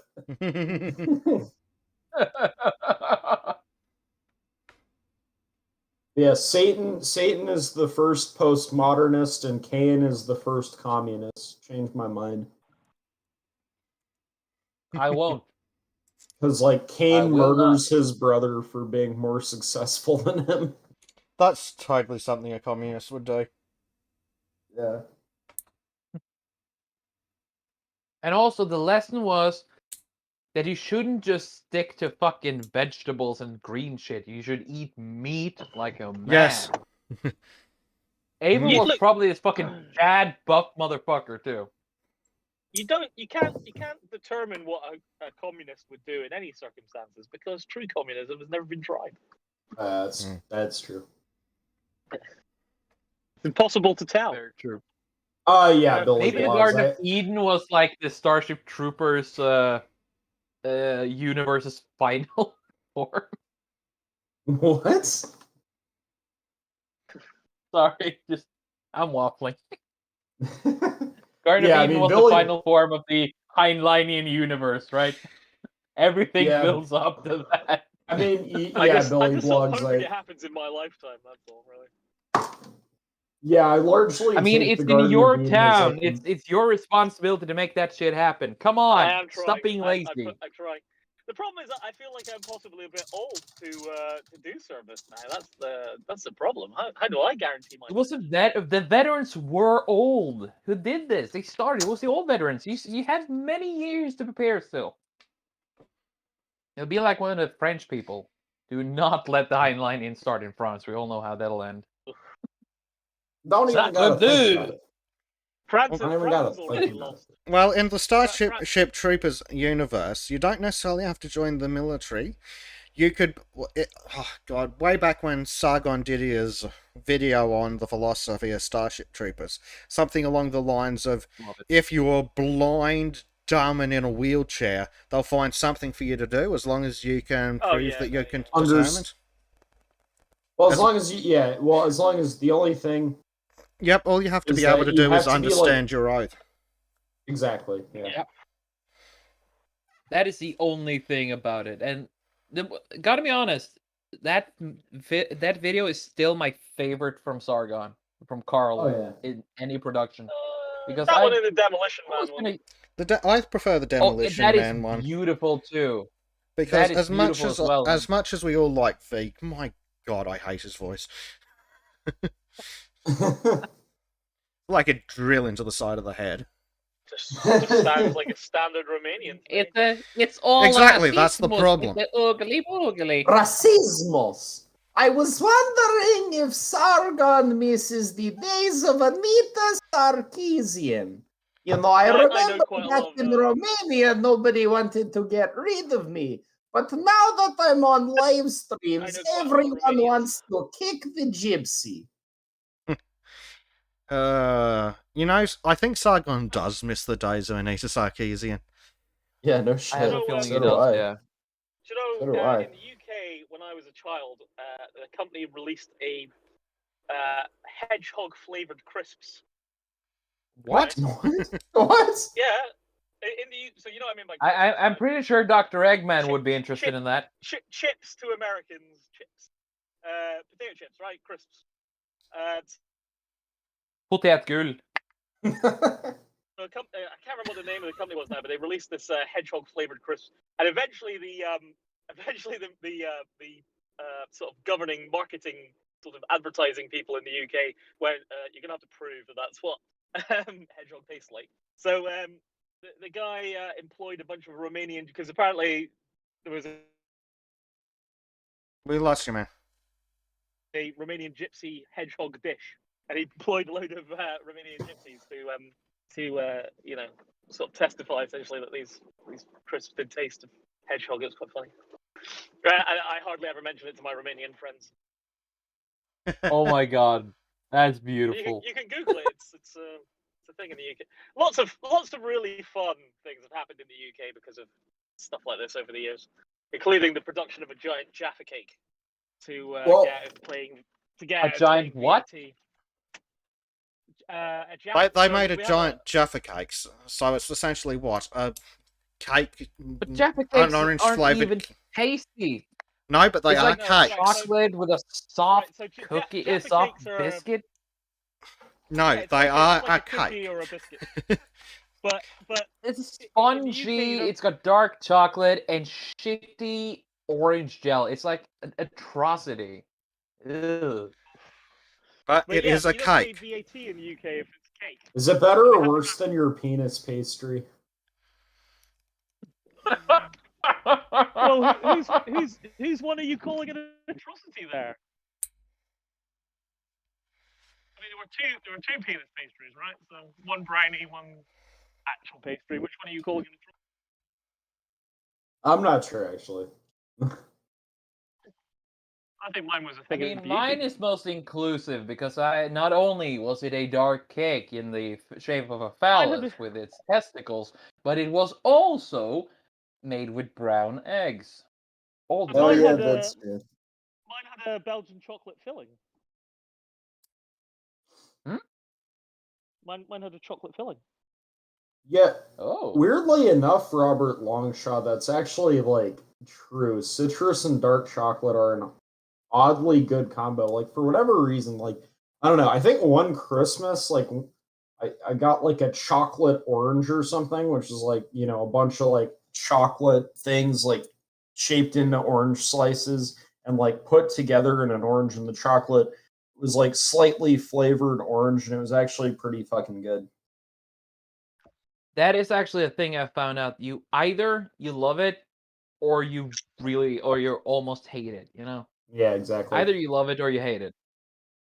Capstasher also asks the question: if you were to implement something like Starship Troopers service guaranteed citizenship, what would stop the intellectuals who enrolled to vote for someone who wants to abolish it? Well, So service I would say requires hard work, and intellectuals don't do hard exactly, work. exactly. Yep. Like The there's sort of a hard filtration. grueling service with Yeah, a there's sort of what a was it, a 40% filtration. chance to kill you No, the service Yeah, doesn't there's actually during the necessarily war. require danger. Oh, yeah, but well, you still only When it's in volunteered. war, you get thrown out. yeah, but I mean, so that's its You can own kind of actually choose your service. Well, that's like its own filtration system, right? And then on top of which, you could also like American style enshrine service guarantees citizenship at a constitutional level, so that you couldn't just get rid of it by being the president or by having the majority of the legislatures. You could like have it be on a constitutional level where you need like a super majority of multiple governing bodies within the government to amend it away. Well, Um, I think it's more that these things will only the only reason why any of this has happened is because it's been able to infiltrate the school systems for years. If you purge it from the school systems, you won't get all these little fucking dicks coming up going, oh, what communism? It needs to go back to the school. Basically, we should just kill all the teachers. I think is basic. Look, I mean, but, basically, C.S. unemployment. Lewis. In C.S. Lewis Minecraft, was yeah. C.S. Lewis called this shit like back in like World War II era. Like he fucking like in Abolition of Man, he was like, yeah, there's something sketchy about these English teachers who are pushing like moral relativism on the children they're teaching and pretending like they're saying something about literature composition when they're But really not. there should be. I mean, I said this the other week, right? I mean, we have a syllabus, whatever, but we should have just one class. Every single kid in the country should be getting taught the exact word for word same class. That's it. It should be written. The teacher should really only be there to support that teaching. The teaching should be delivered. I mean, nowadays we've got the technology fairly easily. We could deliver a single class each day to the kids everywhere in the country simultaneously, and then the teachers are only there to answer and support any questions about that specific material. Individual teachers should not be creating class plans and delivering them individually, because that isn't equal, is it? If you want Well, all the kids, I also think the idea of equality is bullshit. Some kids are yeah, smarter than others, so it's like obviously, obviously, I have no objections to there being like but classes they at should all different get levels. no. Because They I should was all in get like an equal. advanced placement classes. Yeah, but that hasn't done you any good, has it? I They ended mean, up doing I just mechanical. Well, graduated with an engineering degree, so I'd say it did me. yeah, but Some it's a good. mechanical engineering degree. Oh It's not shit! really. Fuck you. Can't believe you fell for that 2 weeks in a row. Oh man. I'm gonna get hit with that every fucking week. Casting my mind way back to the dark days of the distant past when I was in school, like the one thing that would have most easily improved my schooling experience was if we took all the fuckwits, lined them up against a wall, and did away with them and their parents. What And fuckwits are you talking about?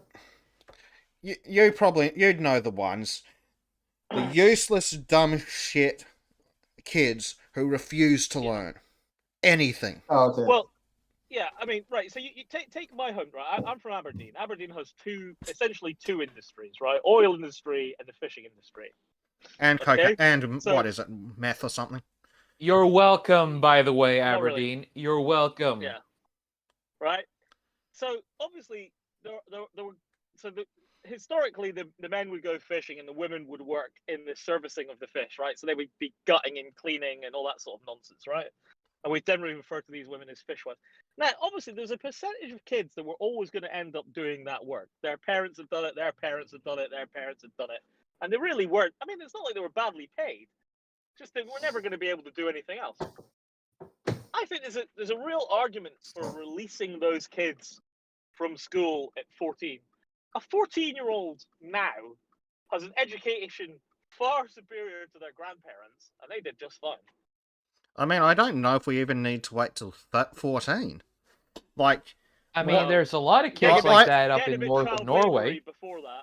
yeah, I mean, I don't recall learning anything in high school that would have been of value whatsoever to any kind of career which is essentially just you following in your father's footsteps. Yeah. I mean, you Well, can release them early in Norway because there's not much to learn in Norway, is there? Really, you learn how to spot trolls. You learn the 40,000 words of the vocabulary of the local language. You're pretty much done, aren't you? Really. I mean, Well, actually, you know what's useful about Basically, I mean, we about- learn math from counting the massive amounts of money we have and the trees. some of Yeah, those, well, I though. mean, You're not well, you allowed know, it's any of like- those. you know what is actually like surprisingly useful though? Like high school English or like secondary school English, lad. But kind of the older years, before college or uni, lad. Kind of Not in those Australia, I later- can tell you that fucking much.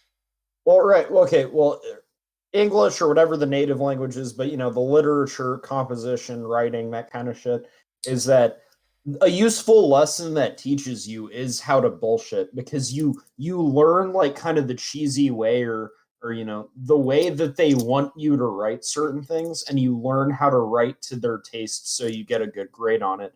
And that, or like to I don't know, read bullshit into everything, where it's like, oh, what does this passage mean? Oh, well, like the tree is like tall and it has deep roots, symbolizing the importance of like time in the past and shit. And it branches out like, and you do all these like metaphorical comparisons. You're like, I don't fucking know if it means that. I just want to get the grade. It's like literature, composition, writing. That shit like teaches you how to bullshit, which is an invaluable skill in life. Actually, I- it's like you I can actually remember do when I- learn something surprisingly useful from that. I can remember when I was in high school, my English teacher, and I think her name was Mrs. Thompson, if I remember right, I saw me reading a Terry Pratchett book, like in the corridor or something, and she told me that the book had zero literary value, and I said to her, "Remind me, how many books have you published?" Ooh. Because Ow. yeah, fucking great. You're a fucking high school teacher that's a critic. You're telling me this massively award-winning, multi-millionaire seller of books has no value. Yeah, fuck you. Yeah, my Well, 11th. Well, Pride and Prejudice sell out that, instead. that's the thing is that when they say that something has literary value, that means it has no actual value. Well, you see, my 11th and 12th grade like English teachers were actually like pretty fucking like Miss Stanley, who was my 11th grade teacher, and she was like pretty stern, but she was also like, she would like not like fuck people over for shit. So she would be like kind of hard on people, but like people would come into her class all the time high, and she would like just kind of like stare them down and be like, what the fuck? But then they just sit down and she wouldn't like turn them in or anything. But it was like funny. And then my 12th grade English teacher, Miss Hand, that was the class that we actually read Brave New World in. So that was like my introduction to Brave New You World. got to read good books. Yeah, and we also read in that class we read a Kurt Vonnegut one where it was like Fuck. It was the one where it's like everyone's like equal in every way. So if you're like smart, you have to have a device in your ear that like, makes a loud noise every few seconds to disrupt your thinking. If you're beautiful, you have to wear a mask or some shit. That Harrison Bergeron, I think, is what it was called. But no, but she was like really chill. For like a project, we had to like write a story. We could write about anything.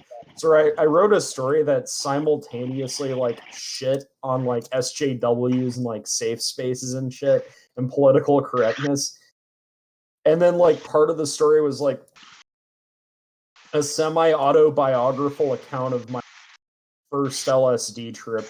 And she like fucking like gave that a good grade and I didn't get in any trouble. I wrote like a story where a different time where like a zombie on meth like murders Nancy Grace, who's like anti-weed or something, and she just like calls me over and I think I'm in trouble and she's like, this is actually hilarious. She calls like another teacher over to like share it with him. So she was a fucking amazing teacher. Nice. Billy Blogs asks us, do you think boys would do better if there were more male teachers? Yes. 110% yes. Back when I nearly all learned teachers more were from men, my men male were men. teachers than my female teachers. Well, the teachers I respected, even actually thinking on it, I think I did learn more from the male teachers as well. But the teachers I respected were all men. Hmm. There were a couple of female teachers I respected, and a couple where I was like, ooh, let me pay attention for totally legitimate reasons. Yeah, well, it's like, just the school environment isn't like well catered to like men. Where sit in a like desk all day. Like, yeah, a girl can be like, oh, I'm gonna pull up my dress and like, curtsy and then sit down politely and quietly for like. It's like, yeah, a dude's not gonna like do that. But like by having male teachers, I feel like you bring in that like element of like masculine authority or whatever, where it's like, oh, this is the alpha male in this situation. Yeah. It's like, And it the also gives you the boys It's fucking opportunity. hilarious. It gives you the That is freaking opportunity hilarious to to look at. allow a certain amount of Sorry. boys will be of legitimate. This fucking lag. Yeah. It allows you a certain amount of boys will be boys and tomfoolery, and then it allows you to go, okay, boys, that's enough. Time to crack into it, and it's fucking done. And that entirely depends on the male team. Yeah, like but there was this. I think we need a rule where if you don't like children, you shouldn't be allowed to be a fucking teacher. Well, no, but I mean, like, no, I mean, there was like this in sixth grade, so I was like, I don't know, fucking 11 at the time. I had this like one male teacher, Mr. Bean, and this girl who was like harassing me just kind of like lied to me. I'm like, dude, she's like lying. I didn't say any of that. I didn't threaten to hurt her or anything. And he's like, no, like I believe her, because and he believed her because she was a girl. So I think even with some like even with some male teachers. What I'm hearing even with is some male teachers, there's like a pro female bias in education. I don't know if that's like being a cuck, because I do feel like that is like just an instinct within men to be more sympathetic to women than to other guys. Well, I developed a theory, but even back when I was in high school, where I thought that it would be interesting to try segregating some subjects by gender, like math and science and English segregate down gender lines, and then let the bullshit subjects like drama and home economics be co-educational. And I was thinking maybe that would get the benefit of having the genders interact as well as actually allowing men to get shit done. Right. See, I think you're correct here, and I'll tell you why. So in the UK, in the 70s, they sort of were talking about this huge attainment gap that there was between men and women in the UK for young boys and girls in the UK, right? Where boys were doing far better in school than girls were and had done. And the reason for that is that the education system had been tailored towards boys. So what it did was the way the class structure and exam structure worked was good for the way boys learn. And what they did in the 70s is they turned that on its head and made it sort of more multiple choice and more learning by chatting and all that kind of stuff, which favors the way that women learn, but at the sacrifice of the boys. And since they did that in the UK, the male the attainment gap has reversed and has stuck that way.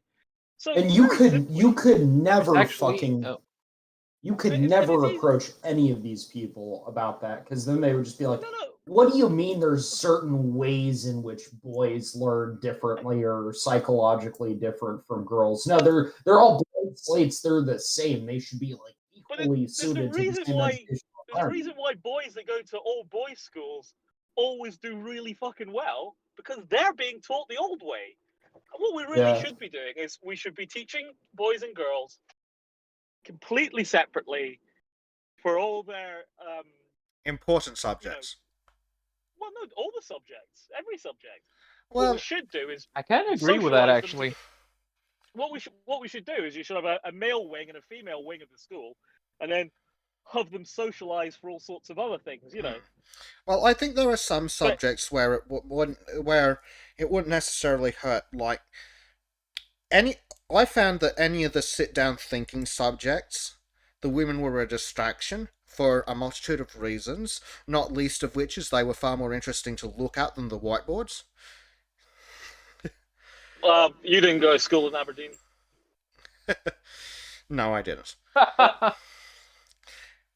So, but I found when I was doing other subjects like home economics and drama, and I'll be honest, the only reason I did drama is because the drama teacher was hot. But I found in subjects like that, it didn't really matter they were men and women in that subject, because it's just a bullshit subject that any idiot can do. But when it came I was legally obliged. I mean, especially with drama, it's like, it's probably. I mean, yeah, I know that in the olden days, like, would be played by like prepubescent boys. I feel like for drama, if you're like doing like plays or performances and shit, like probably good to have both man and woman take the man and woman roles. Well, it was good, and it got us into, because drama, at least the way it was run at my school, is when you were assigned a group to do a performance of some bullshit or other in, like. We were essentially given a corner of the room, and we ran our own production. So we were all working together, talking about it. And for the women, it was social, and for the men, it was kind of problem focused. So it worked well. So I think there are definitely subjects that could very easily be co-ed. Like, for example, I believe in England, at least, you used to have dance as part of the school curriculum, and I thoroughly think that should be brought into more school curriculums. I was sort of forced into taking drama, because in Scotland at the time we had some standards about educational balance. And so I had taken physics, chemistry, technology, electronics, computer studies, and stuff like that. And they're like, you have to take at least one, like, non-STEM. Didn't call it STEM then, but it was you have to take one sort of non-science course. And so I ended up having, and the only one that would fit into my schedule was fucking drama. And I lost biology, and I had to sacrifice biology for that. Yeah, exactly. That being the weakest of the sciences. It was a similar thing in my high school. I had to take like a fine art elective or whatever, and it was kind of, I can do like drama or whatever, or I can like do like band, orchestra, whatever, choir, and I'm like, yeah, I have like no musical talent whatsoever. I can do impressions and shit though, and like, I don't know. I guess. I think I'll take that for a semester. You should have gone band and just been awful at it, and just persisted to be awful at it, just for hilarity's purposes. But yeah, but like I was too lazy to like find with like or whatever. Whereas it's like we actually had like a pretty like nice like fucking I don't know why, but we had like a really pimped out kind theater building at my high school. It was like pretty big. It had like a bunch of like seats and shit. So we would like learn and shit where it was being performed. There'd be like costume rooms. It was quite big. It was a pretty cool room. It was like its own building, pretty much. So that was kind of cool. Yeah, my school didn't have that. Yeah. So I I think my house think is about the that same size as my school. quite easily your art subjects like art, what in my school was just called art, which is your bullshit like painting and pottery and other crap like that, your music stuff, your drama, basically all your not real subjects. Yeah. I think those could all be taught co-educationally and have better results than if they were taught gender segregated. But the other ones that require intensive logical thought, if you separate them by gender, you'd probably see a massive increase. So I'm just going to go through some of the comments as well because they're all spot on. Student of History says separate but equal schools. Not necessarily a bad thing, but we definitely need to find a way of socializing them, because the one thing that the gender segregated schools get wrong is that when you don't socialize them with the other gender, you end up with feminists and incels. Well, no, I mean, like, I went to M-cells and private school. incels? Cells, yeah.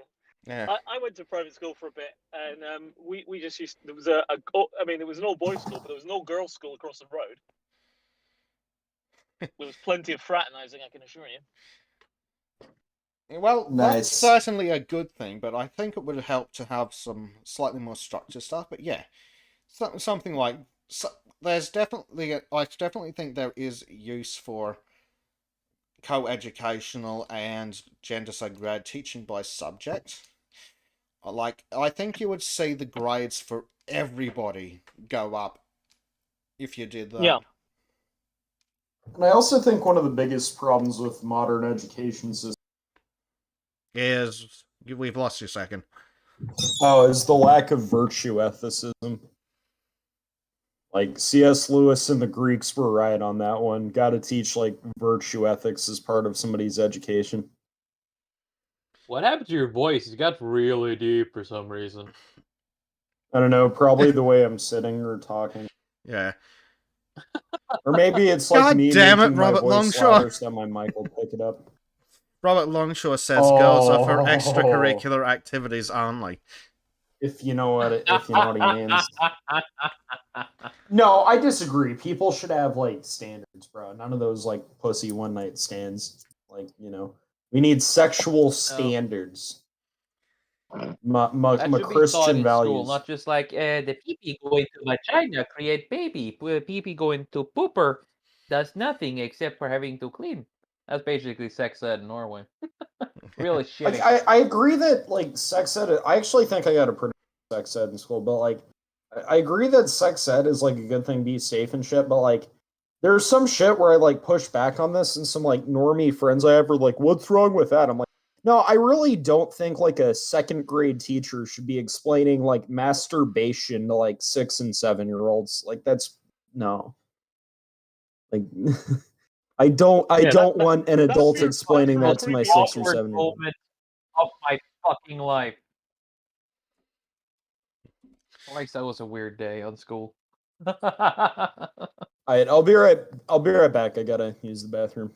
Right. So we'll go through a couple more comments while Second's off playing with himself.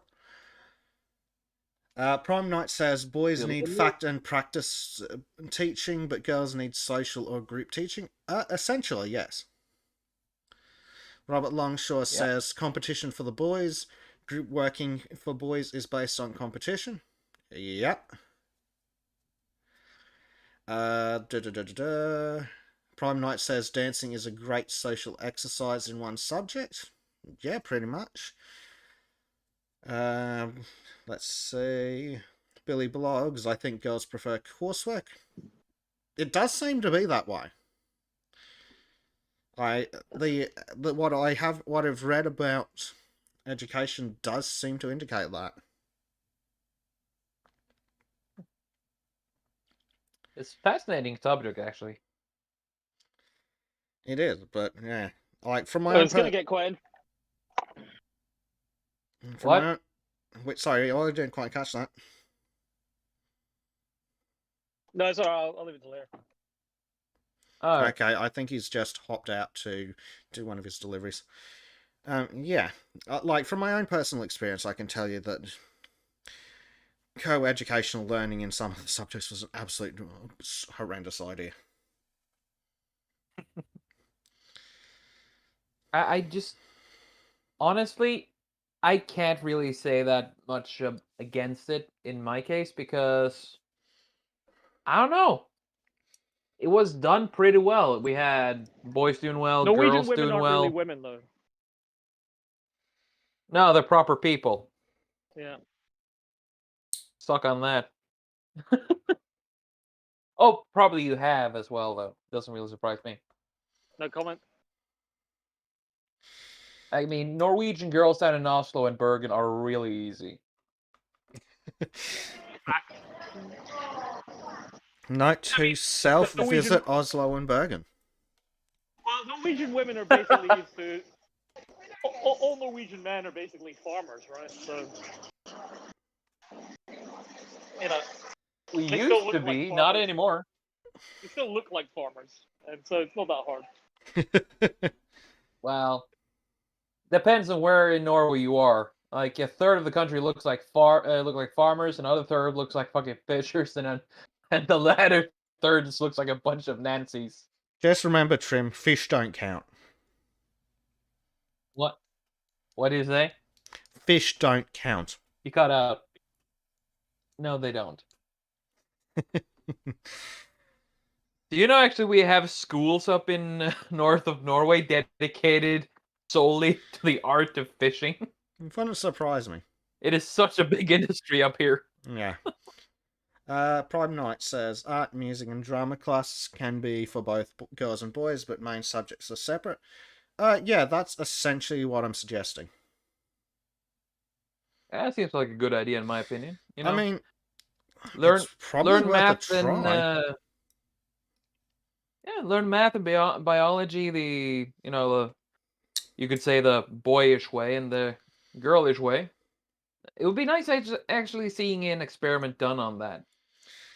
Well, I have a feeling that Just to you'd see how it turns out. see the grades on both sides of the spectrum rise dramatically. Yeah. It's just really fascinating, actually. Oh, man, it is starting to get late for me. Holy crap. Late night shift, on the ship. That's always funny. Enjoy it, though. I get a lot of time for myself in the morning. That's fucking awesome. An entire kitchen for myself. It is beautiful. God, it's good being back. Yeah. Uh, Well, so I think I'll have to cut off here, or rather, I can wait until second has arrived. Then I can dip, as he used to says. yeah. Alrighty. Student history says so. Not socializing kids causes feminists and honest male feminists. Possibly. Seems like Possibly it. indeed. I mean, we could definitely. It's definitely worth doing some research into because whatever the fuck we're doing now is not working. It's kind of funny though, seeing the children of we have a lot of people who comes from school who just finished school, the apprentices, and they're not these pansy ass little wusses because these people have been taking the schools which lead directly to a job, right? Yeah. We call it arbeidsfag. I don't know what you call it in English. You don't do up to college or higher education. You just take a class that just ends up with you becoming an apprentice somewhere. Yeah. I think we have something that's probably pretty similar. Like we have what's called school-based apprenticeships, where instead of doing bullshit subjects, you finish your basic education and also do an apprenticeship on the side. So you leave school and then you're like a second year apprentice or something. Yeah, it's kind of like we do, only we have like it's more a 4-year step for us. We do 2 years in school, and after we've done school and taken our exams, we just go out to just become an apprentice. Then we are like an apprentice for 2 years, and boom, there we go.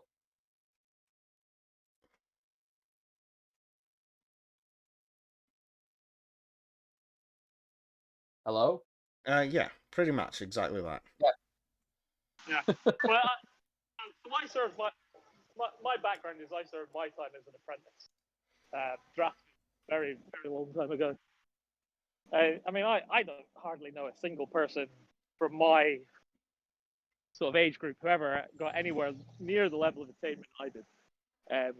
You know, even though some of them did sort of 6 and 7 years at university, even though some of them earn quite a lot of money now, they're just never going to be able to catch up those years.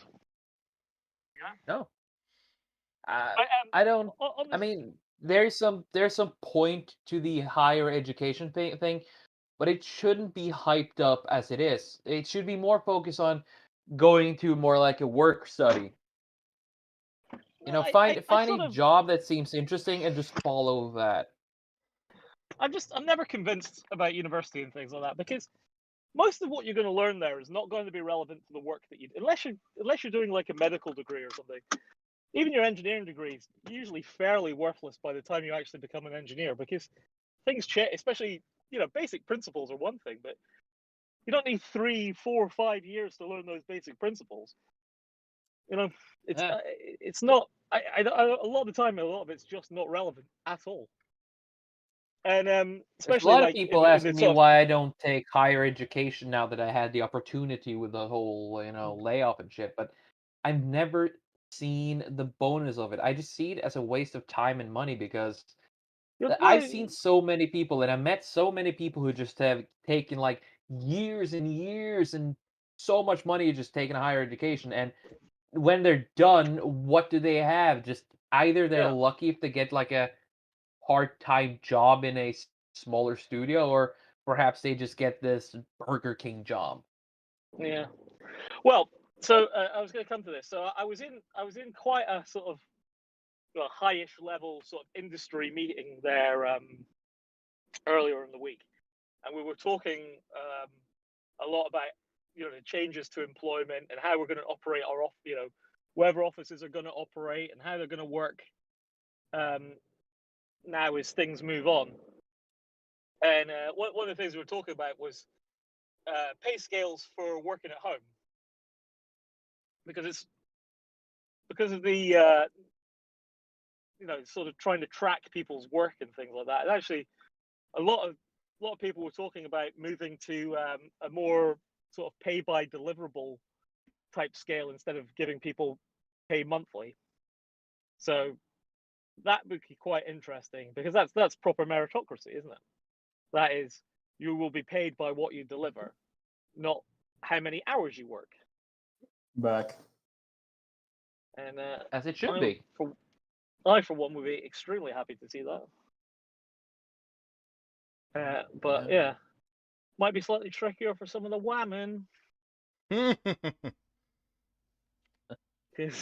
Well, it's nice seeing you again, guys. But as to rip a quote from our dear second, I gotta bounce. Alright, Shadilay, my dude. Yeah, Shadilay, man. Shadilay, guys. May you go into the It's been storm wonderful of talking to the you. sea and be surrounded by Well, it's phallic not that much for me. creatures. Don't talk about that. It's a nightmare that recurs every day. By the way, Oiled, before I leave, how the Yep. fuck did you manage to film me at my home? Yeah, I thought it was pretty good, that one. Seriously, those videos were fucking awesome. I'm just warming up. Oh, I'm just warming up. yeah, yeah. I'm feeling like honored. that You one. just take the fucking effort. I just feel honored for the effort you make. Yeah, Well, I'm leaving. I Goodbye, guys. I know what Right, a crowd peace. pleaser looks like. So yeah. Yeah, so like what I was gonna say is, Well- so far in the people I was working at, 3 people have been fired through not doing what they're supposed to be doing when they were working at home, and all 3 of them have been women so far. Oof. Nice. Yeah. And having spoken to some of the people involved on two of the cases, other colleagues have admitted now that they had been basically doing their work for them when they were in the Ooh. offices. You know, that Ugh. basically simpy guys had been.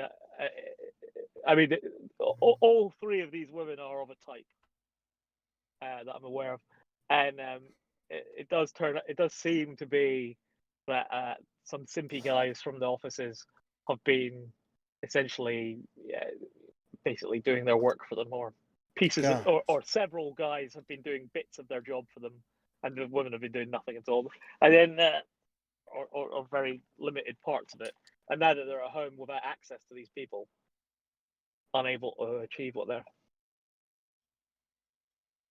Oh, And that fuck. must be God, I hate that. that must be happening all over the place. Must be. Can't just be a couple of oil officers. That's pretty interesting, I think. Yeah. I'm sure we'll see more of that. One thing I do hope comes out of this is that the bullshit jobs that don't need to be in a fucking office, God, I'd like to see them all outsourced to work from home. Well, I mean, again, Oh no, wait, no. That I just oil don't guy's think like, I'll wait, shit, no, people need oil for gasoline to drive. No, people need to commute. I make more money that way. No, it doesn't work. It doesn't work that way. I know. Just made that. No, offices are never going to be filled. I mean, it just no one's going back to being shoulder to shoulder in offices. It's just not going to happen. People will not accept it now. Yeah. You know, Like, there are because some jobs that should never be in a fucking office. Like, a lot of IT support and a lot of call center bullshit. Like, all that shit's monitored from another building in a different fucking country, from data from off a fucking computer system. Why the fuck do I need to commute 2 hours to sit in next to 17 other idiots when I could just sit here at home, save millions of dollars, hours of time, and have exactly the same level of supervision? So when I was so when I lived in Norway, in Oslo, when I lived in Oslo, I was running a job that was being done in Delhi, right? Yeah. So I was flying to Norway to sit in an office to monitor a job, to do technical monitoring of a job that was being done in Delhi. So I was sitting in Norway working remotely in Delhi. Why couldn't I just sit in my own house in Aberdeen and work in Delhi from there? You know, I said to Exactly. them loads of times, I will charge you less money. It's not like there was a guy sat over my shoulder checking what I was doing, and I was completely on my own. Why am I sitting in your office? What is the purpose of this? Because I'm charging you for the flights, I'm charging you for the accommodation, I'm charging you for, But it's just trust. Companies historically assumed that if they let people work from home, they wouldn't do anything. And we've actually found that the opposite is true. That for most people, there's actually been an uptick in productivity, not a downturn. Well, 2 hours of extra bloody sleep a day will help. It's no, not that just sounds incredible. It's honestly like I love the commuting and like, or I love the lack of commuting in like the home environment. Like, oh, I'm working for my environment. I'm in my room. I'm comfortable. It's a nice spot. I want to grab a beer. But no, the part of that kind of like sketches me out. I'm like, oh god, is this gonna like continue to push the anti-social trend in modern society? Where people are like, ew, dealing with other humans. What is that? I don't want to deal with humans. I'm gonna miss COVID because I hate looking at other people's faces. Mood. I don't want that attitude to grow. No, that attitude we don't need. But there are some jobs that are such utter fucking bullshit. Absolutely. Like working in a call center. Okay, sure, I can see 100 other people, but I may be having a chat to the person next to me, and like fuck, I wouldn't be doing that over in Skype on the other fucking window anyway. In fact, I've legitimately right. been Skyping people going, God, this customer's a fucking idiot, while they were sitting next to me. Yeah, sure. So you don't have to say it. But like what we've like when we were tracking at the beginning, we started tracking it and everything before I finished that. Well, so people were working less hours. People, because we were able to track it. So we were paying people, like 8 or 9 hours a day, but they were actually working 6. They were only logging on for 6 hours, but they were actually doing more in that 6 hours than they would normally do in the 9. Because they were doing because people, when they're working on their own terms, they know what they've got to get done.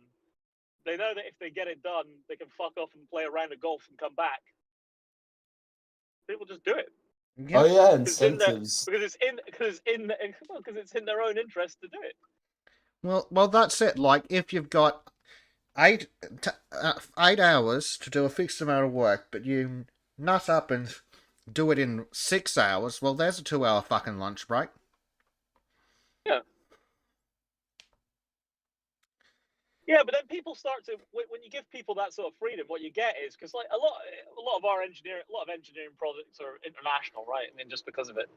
And what you find is once you start giving people the leeway to go and do what they want, what they start doing is they go off, piss off for 4 hours, they come back and work slightly later in the evening, which is actually the time that the other place is working.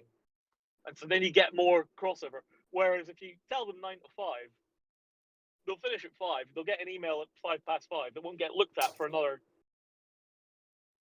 18 hours or something. Shit. Wait, have any of you guys seen the American, like the American version of The Office? Nope. Okay, Yeah. well, at one point, The shit version, you mean? No, but Michael's supervisor walks in, and they're like having like a movie day or something, and and Jan's like, Michael, this is a waste of like company time. They're not getting done.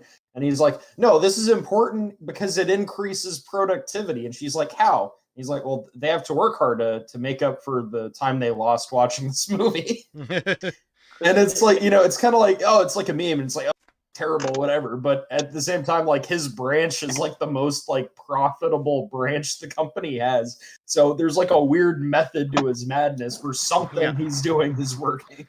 Well, that's where for like some things that have very easily defined metrics, like say deliverables and a salary working well. Like, you're paid on the assumption of 8 hours of work a day for your salary, and if it takes you 10 hours, or it takes you 6 hours, who gives a flying fuck? As long as it gets done. Yeah. But yeah, and the guys in chat are saying, like, a happy staff is a loyal staff. It's like, yes. Like, people don't quit jobs, they quit bosses. Oh, yeah, for sure. Well, sometimes they quit jobs, depending on the job and depending on what the alternative is. Well, I don't think people move on to better jobs. Like, people will upgrade a job, but people don't just tend to go, you know what, fuck this shit, and walk out unless the boss is a cunt. Well, that's actually what my best friend Thomas did. Like, so he was working at a grocery store in like, this is a few years ago. So we were probably like 20-ish. Was this just before he ran you over? No, this is like a couple of years earlier than that. But he was working at a grocery store. And then he got this like new job that one of his friends hooked him up with, like designing or working with like an ordering app or something. And so he was still working at HEB or the grocery store part time, like one day a week. But he had to get up at like 4 a.m, right? And so at one point his alarm is late, and he's like, "Fuck! I would have to like not eat breakfast, not shower, and like haul ass to get there on time." So he just like is like, "Fuck it, I'm done." So he like texts his new boss, who's like terrible, and he's like, "Yeah, I'm not coming in today or ever." And from what he heard from his coworkers, she, like his boss, she was just like fuming the rest of the day, like going on these like under the breath like rants about how much of an asshole my best friend is. Yeah, like at my last job, I had to take a bunch of time off because I wasn't well. So, in their infinite wisdom, the company decided they would punish me by essentially demoting me for a minimum of 5 weeks until I could prove I was reliable. And here I am sitting with a fistful of medical documents going, I'd like some special attention, please, you assholes. And they're like, oh, no, until you can prove you're reliable. Okay, cool. Here's my resignation, go fuck yourselves. Yeah. Well, I've always been a consultant, like a contracting consultant, really.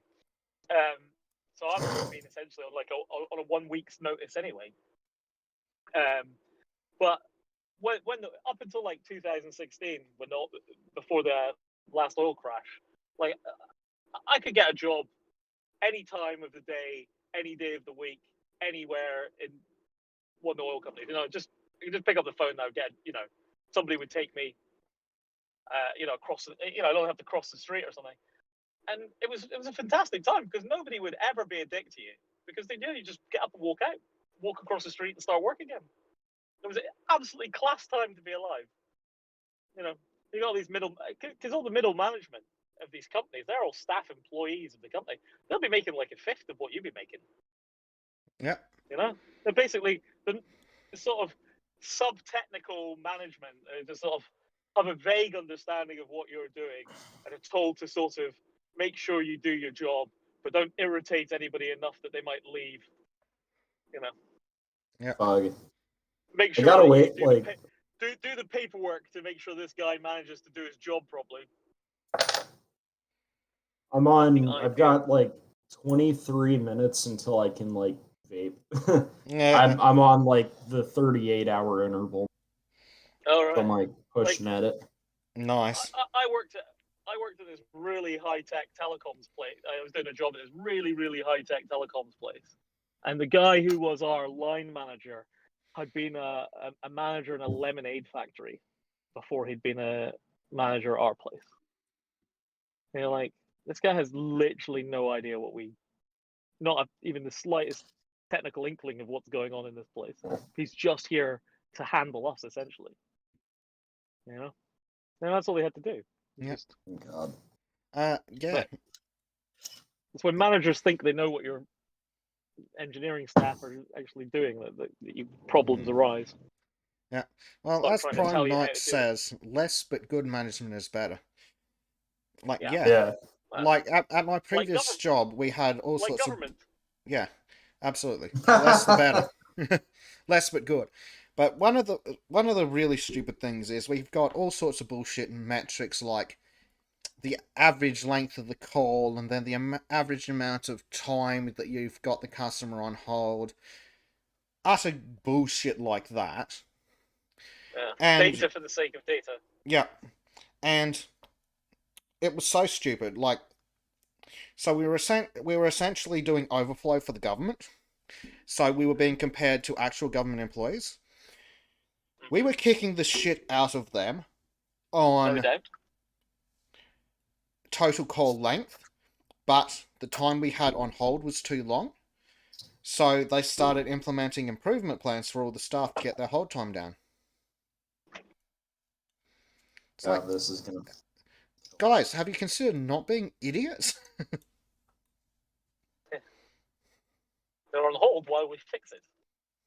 Yes, like that was legitimately it. We get the information. That's what's getting the call down. Yeah.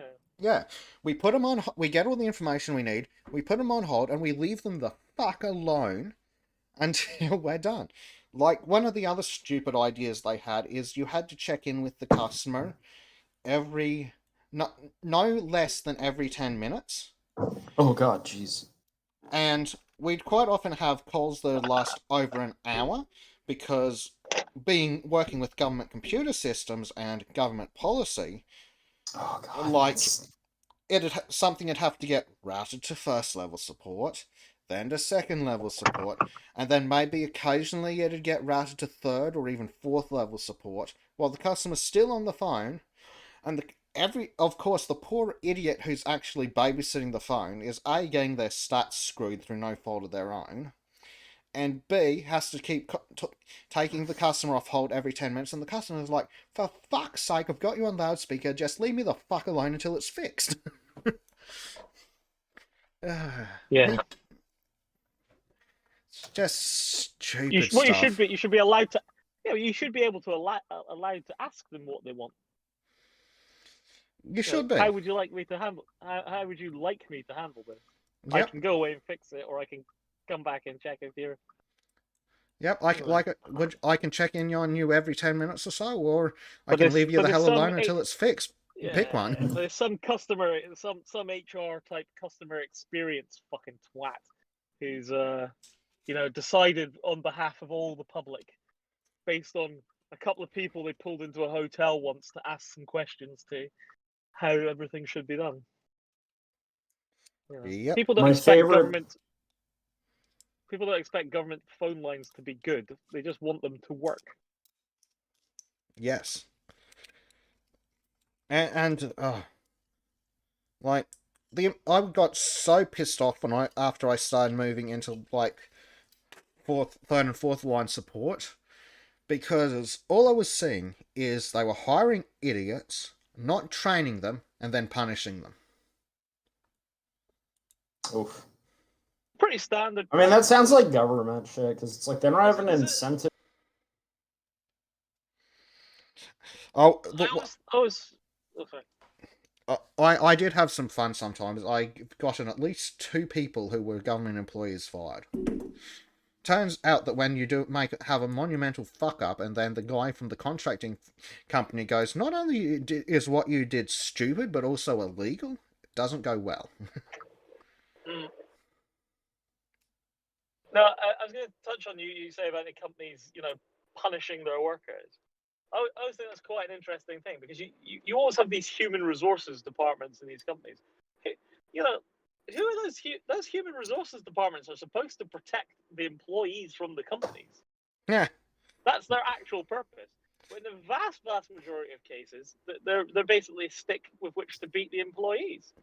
Well, the way they treat it is they're there to protect the company. So they just go, make sure that this follows the letter of the law, and now be assholes about it. But that wasn't really the idea of HR in the first place. But I worked once just with a company that had the only thing I've ever seen that was cool, which was that they had the internal HR department, and then they had a second HR department that was employed.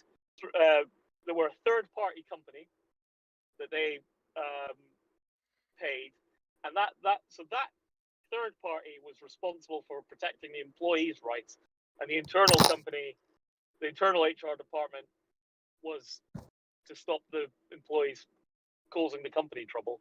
And it was fucking hilarious to watch, because you see these 2 HR departments just fight it out constantly. Well, that's probably the best way to do it. Right, exactly. But it was really, really good to see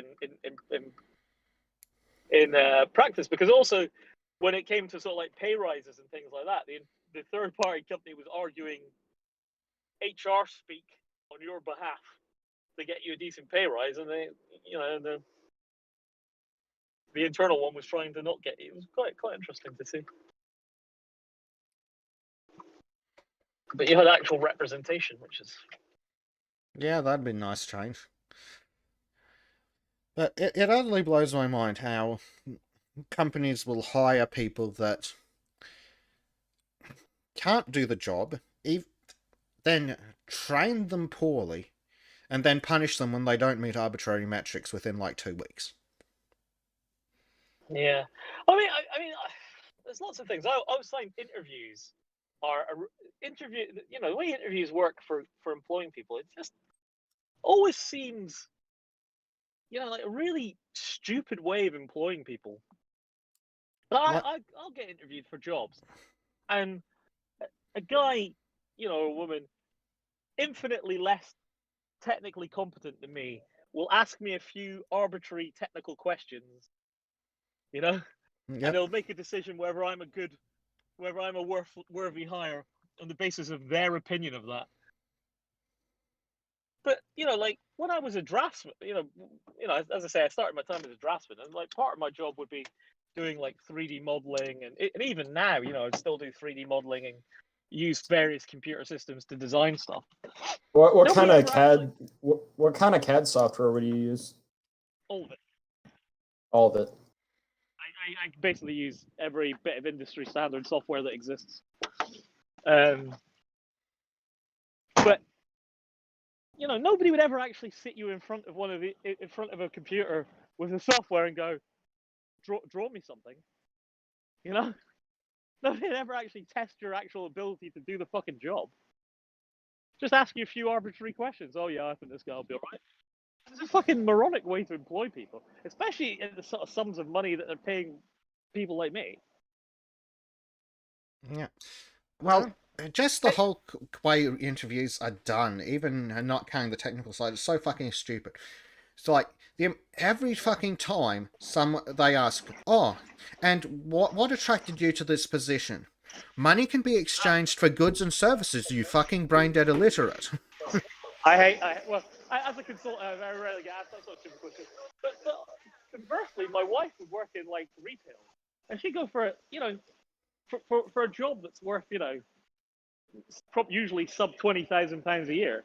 She might have 3 interviews, have to give a talk or something. And you're like, she's gonna mostly fold things and put them on shelves.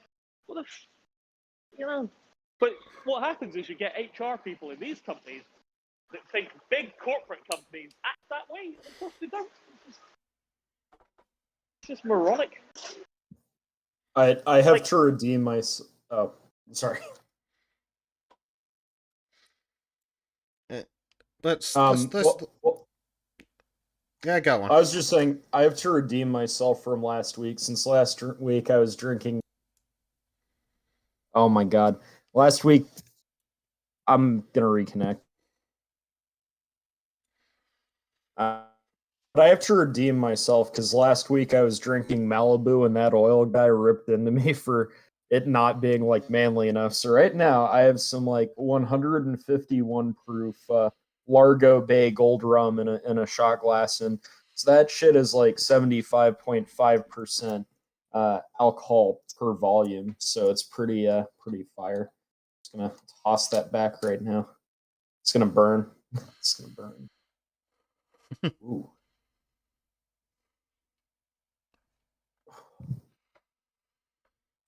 But Ooh, it really man. drives me up the wall as someone trying to be an Ooh. employee and get just paid money to do shit. It's like, what attracted you to the company?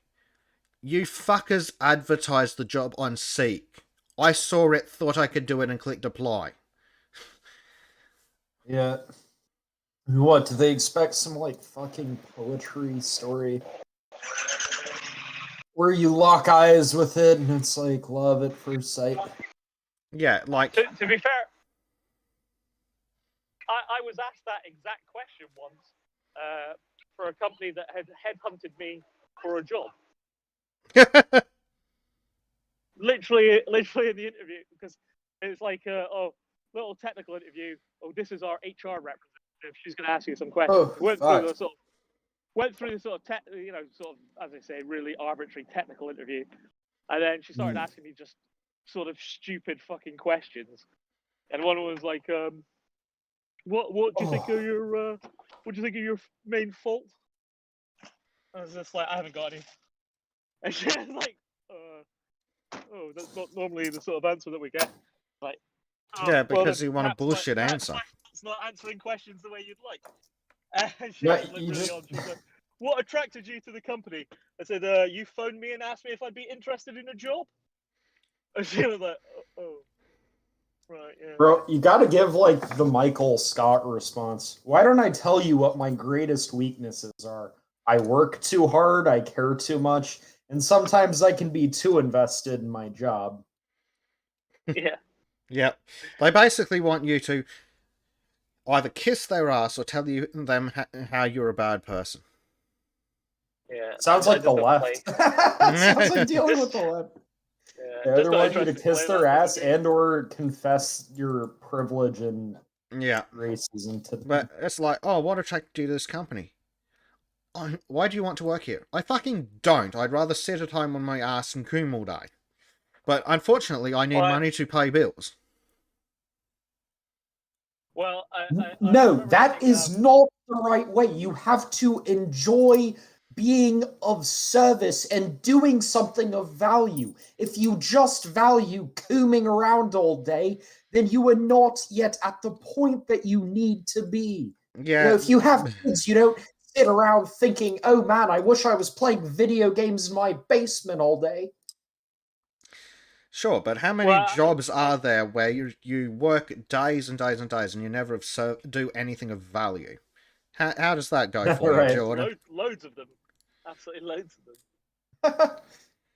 But Yeah. I I mean, I'm remember mostly once- memeing, but I think that is something. I think that is kind of. So my mom, who's a nurse, by the way, okay, gang, is like the breadwinner in my family. But I think what she gets right is this whole thing that a lot of women get wrong, which is that a lot of women see men like competing, working hard, making a lot of money, and they're just like, oh, I want to be successful. And it's like, yeah, the company doesn't care about you. You're a cog in the machine to them. No, the way you find value in that is by providing to other people. That is like the male fantasy. And so like if women like misinterpret that and go, "Oh, I'm just going to work really hard so I can make a bunch of money and get like status and shit." And it's like it's unfulfilling if they don't like get married and have kids because there's no one to provide for, I guess. Yeah, for sure. Just to go back though, I also remember getting asked one of these other questions that you quite often get. Why should we give you the job? Why should we give you the job? Because everyone else is an well- idiot and I'm the best person that's going to walk in here today. No, I just answered because if you don't, I'll simply be working for one of your competitors. Now, you got to do what that one Democrat and where was it, And Seattle? And that's gonna suck for you. Now, you got to do what that one Democrat did and go full Joker. Like, you're going to give me the job, or I'm going to blow up a school bus. You choose. Reveal who the real Batman is. It's fucking. It's not hard. It's just like. I don't understand why some of the way that some of these people do some of these interviews. It's just like, just asking not useful questions at all. It's just. Yeah, well, that's it. Like, That's unironically why English or literature and composition or whatever class is useful, right? Because it teaches you how to bullshit. So in interviews, when they ask you those kinds of stupid questions, you have practice from English class and like formulating a bullshit, feel good, sound good answer to those questions. No, I just fucking stomp on them. When people say stuff like that to me, I don't want to work there anymore. I'm just like, this job, no, I don't want to. No, this job's gonna be you're gonna be just talking to you is gonna be more effort than I'm prepared to do in a job. Yeah, especially when you're looking at bullshit jobs, like, because it's where I've had my experience, because it's where the only place to get a fucking job. All the stuff I'm looking for is like call center bullshit, and every time it's like, oh, where do you see yourself in 5 years? Well, I don't want to be fucking here, you dipshit. It's a call center. Yeah, exactly. Yeah. It's kind of funny. Why would you want somebody that wanted to be that? Hey, like that's not the kind of guy you want. You want somebody who knows that this is a bullshit job. Well, it's kind of funny actually, because I remember a hilarious interview when I was like, so I've worked like quite a few years as a lifeguard in the city I live in, because $15 an hour is pretty nice for sitting around and watching people swim.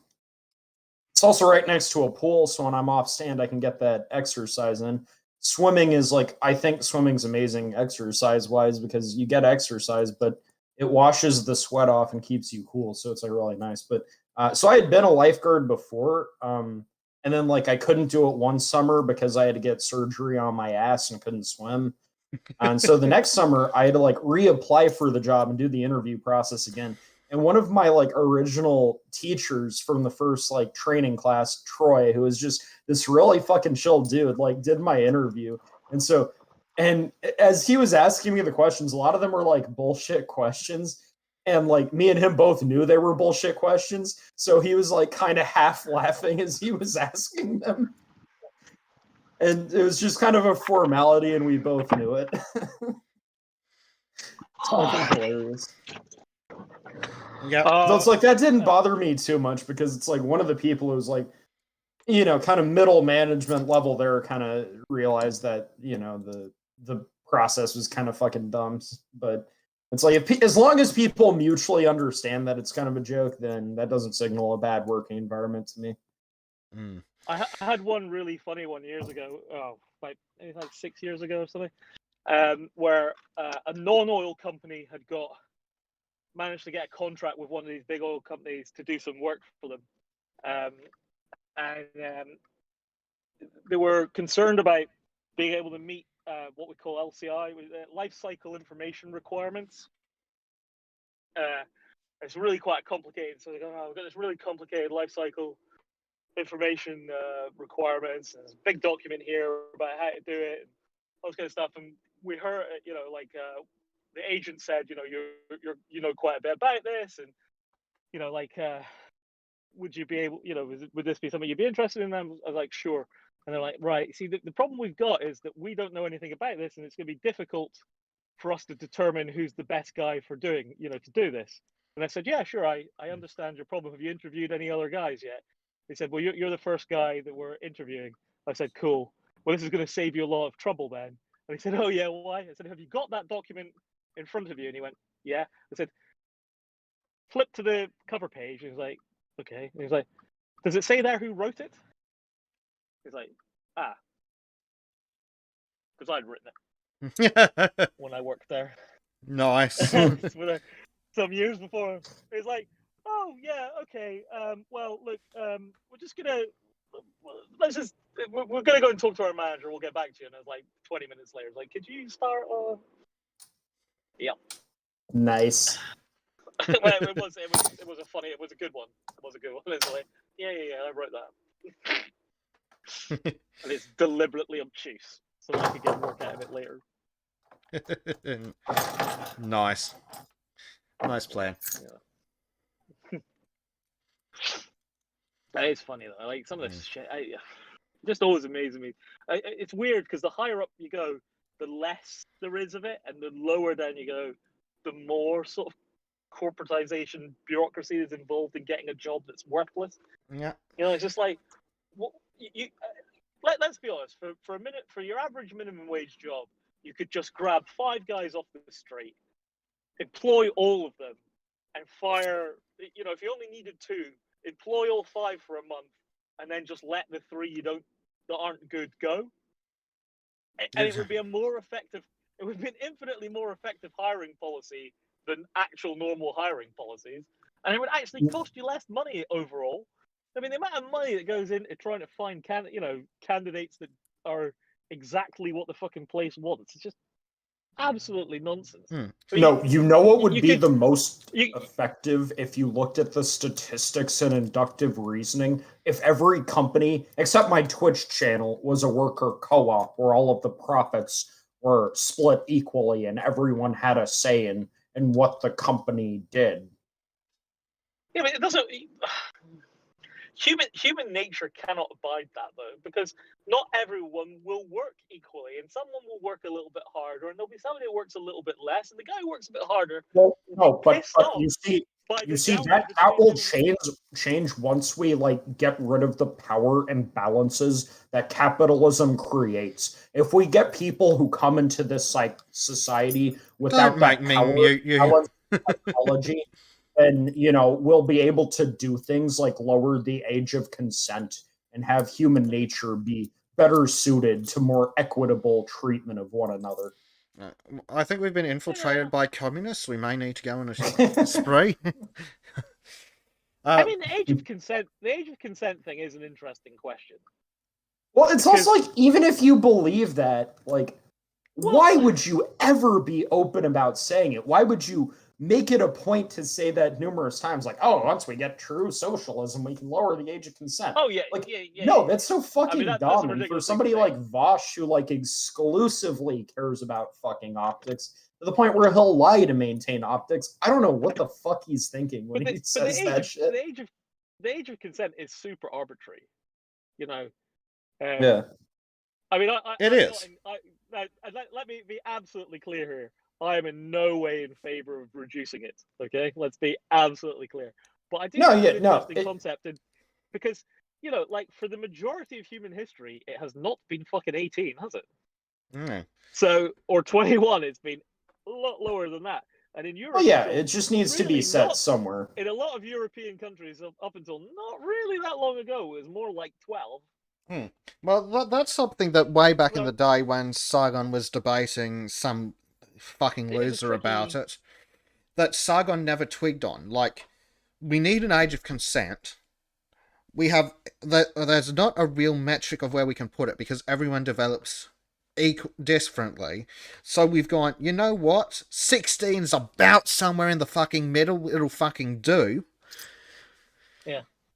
But I think what's missing in a lot of countries is close age exceptions. Like, the fact that people can be born 3 days apart and then one of them can go to fucking prison for 20 years? No. Yeah, sure. Yeah, I think a general rule is like what is it? Like divide your age in half and add 7. Yeah, that's the creepy rule, I think. How's that the creepy rule? Wait, how's that the creepy rule? But here's the thing: is if anything below that is creepy. Oh, okay, I see. I thought you were saying the rule itself was creepy. And I was like, no. what are you fucking talking? Okay. If the boy and the girl are both 14, the boy gets punished, but the girl doesn't, right? Yeah, probably. 1 second. I'll be right back. Why is the crime not the same for the girl? Because women. It's stuff like that. Yeah. Because women most affected. Like, I would be in favor of bringing in like a really good close. Like, if we brought in some really good close age exemptions, like, I'd be happy to fucking increase the age of consent to 21 or 25. Like, have you met 21-year-olds? They're fucking idiots. Yeah. I just don't think you should be able to. I just think the rule should be like you can fuck anyone within a year of your own age. Well, that's definitely a good one. Like that, and you could potentially bring and the margins increase as you get older. So like 40, you can fuck a 30-year-old, but you really shouldn't be fucking 20-year-olds. Yeah.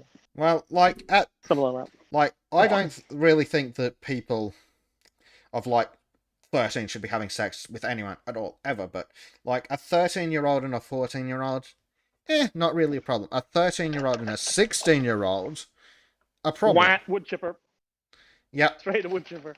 Yeah, but a 16-year-old and say an 18 or 19-year-old, less but a 16-year-old and a 50-year-old wood chipper. Yeah.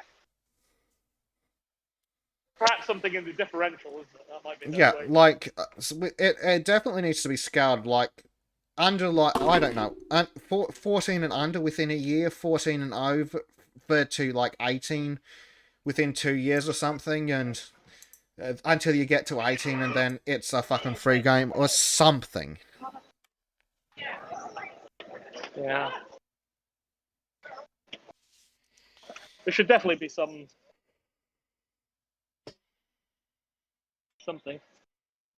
Yeah.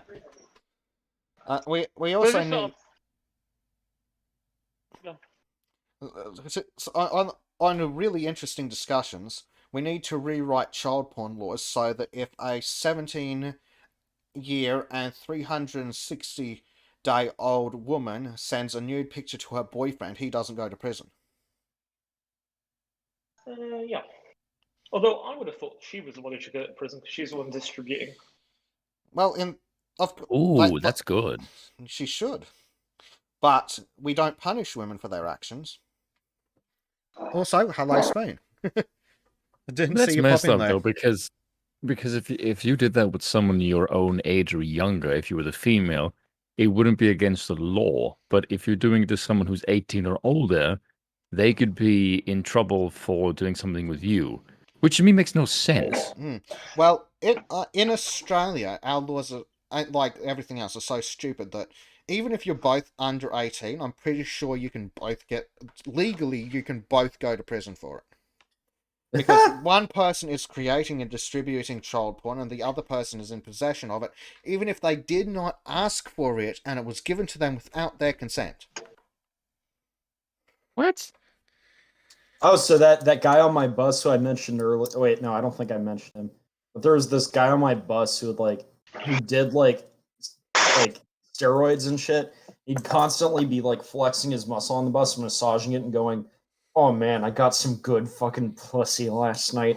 You see this girl? She sent me nudes." And like other weird shit like that. He was like such a fucking weirdo. So There was this cringe. girl in the back of our bus with us at one point, and he just turns to her and goes, "So, have you been in any porn?" It was fucking cringe shit. Yeah. Ugh, cringe. I thought of something interesting earlier today. Yeah. As far as COVID goes, right? This is a pretty good analogy for the current state of COVID, pretty much all over the world. If someone said to you, "Do what we tell you and we'll let you go," that's not a form of government. That's a hostage negotiation. Yes. If you want to be able to meet up with small groups of people on the 4th of July with no masks, then you gotta wear the masks. What was it? Like something like that. Yeah. Even That though weird I'm shit. Where it's like, gallivanting, if you're good boys and girls, Mm. I'll let you get together in small groups on the 4th of July. Like, Oh, Joe, even though I people got are already. I got together with the people the from all 4th over of the bloody July world is for a a barbecue. Sunday. Let me tell you, we all should but- do a 4th of July special. Yeah. And just yeah, see how agreed. Texas and Florida go, screw you, we're having a great time. Well, the thing is, like, where I live, and I live in a blue city in Texas, right? But all but the most like fervent lefties, even like the normie Democrats, even like a few like maybe 4 months after the lockdown started, they were like, "Yeah, okay, I'm gonna start having like friends over. They don't have to wear masks or anything." So even no one like cares. and even like Democrats within like the healthcare or within like who even Democrat voters who worked as like within like hospitals or some Healthcare shit workers. would like get with their close friends and like not really care about that kind of shit. Yeah, because they know it's not dangerous. This is what I don't understand. Like, here's what I think everyone should do, and because every jackass has a phone nowadays, they should get pictures of people from the G7 summit. And if anyone says, "Why aren't you wearing a mask?" whip out pictures from that and go, you see these world leaders who are outside with no mask? You see the way that there's this 90-year-old woman called the Queen next to this 89-year-old dude called Joe Biden, like within inches of each other, and there's no mask? If these people who are like 3 times my age don't wear a mask, why in the fuck am I doing it? And Yes. I'd like to hear a response to that. Because you've been fucking told. Eat a dick. That's what I'm telling you. That's my response. Yeah, Billy Blogs is right. Yeah, Austin. But Austin isn't as bad as like people make it out. Yes, it's a blue city, but except for the college students from out of state, the lefties here are or the Democrats here are more of like let's like smoke weed and listen to live music and just be chill kind of Democrat, as opposed to the Portland let's fucking burn shit down type of Democrat. So it's like it's still not ideal, but it is like a lot more laid back in Austin than in other like blue Call cities. those wankers. By the way, is this live? Yeah. Yes. Oh, so I have to Incidentally, kind of behave? Nope. No power words. That's about the only rule. Everyone's It's only. Yes. No one to say that word. Everyone is a from Empire, right? Sure. One. I do want to say something really funny that I saw. I think everyone knows this, but just the Chad of this move is hilarious. The fact that Cristiano Ronaldo cost Coke like 4 billion. Yes, it was glorious. Yes, can I just set the scene for you? There is a dude who's sitting at a table, and he managed to make $4 billion of money disappear by taking 2 bottles and moving it out of a camera frame. That is insane. Well, Just it's let more that what he sink said, isn't it? in. It's what he said Oh, fuck. Right, but it's so ballsy. Like, I'm not a fan of him. I think he's like quite a Drink stuck-up water. crap, but it's such a ballsy move. I'm like, holy Yeah. crap! What did you do today? I made $4 billion disappear. Yeah. That's just it's just fantastic. It's beautiful. Yeah. Yeah, I'll take Spoon, a shot to that. how much of the age of consent Well done. conversation did you catch? Me? Yeah, we were talking about yes. consent before you came in.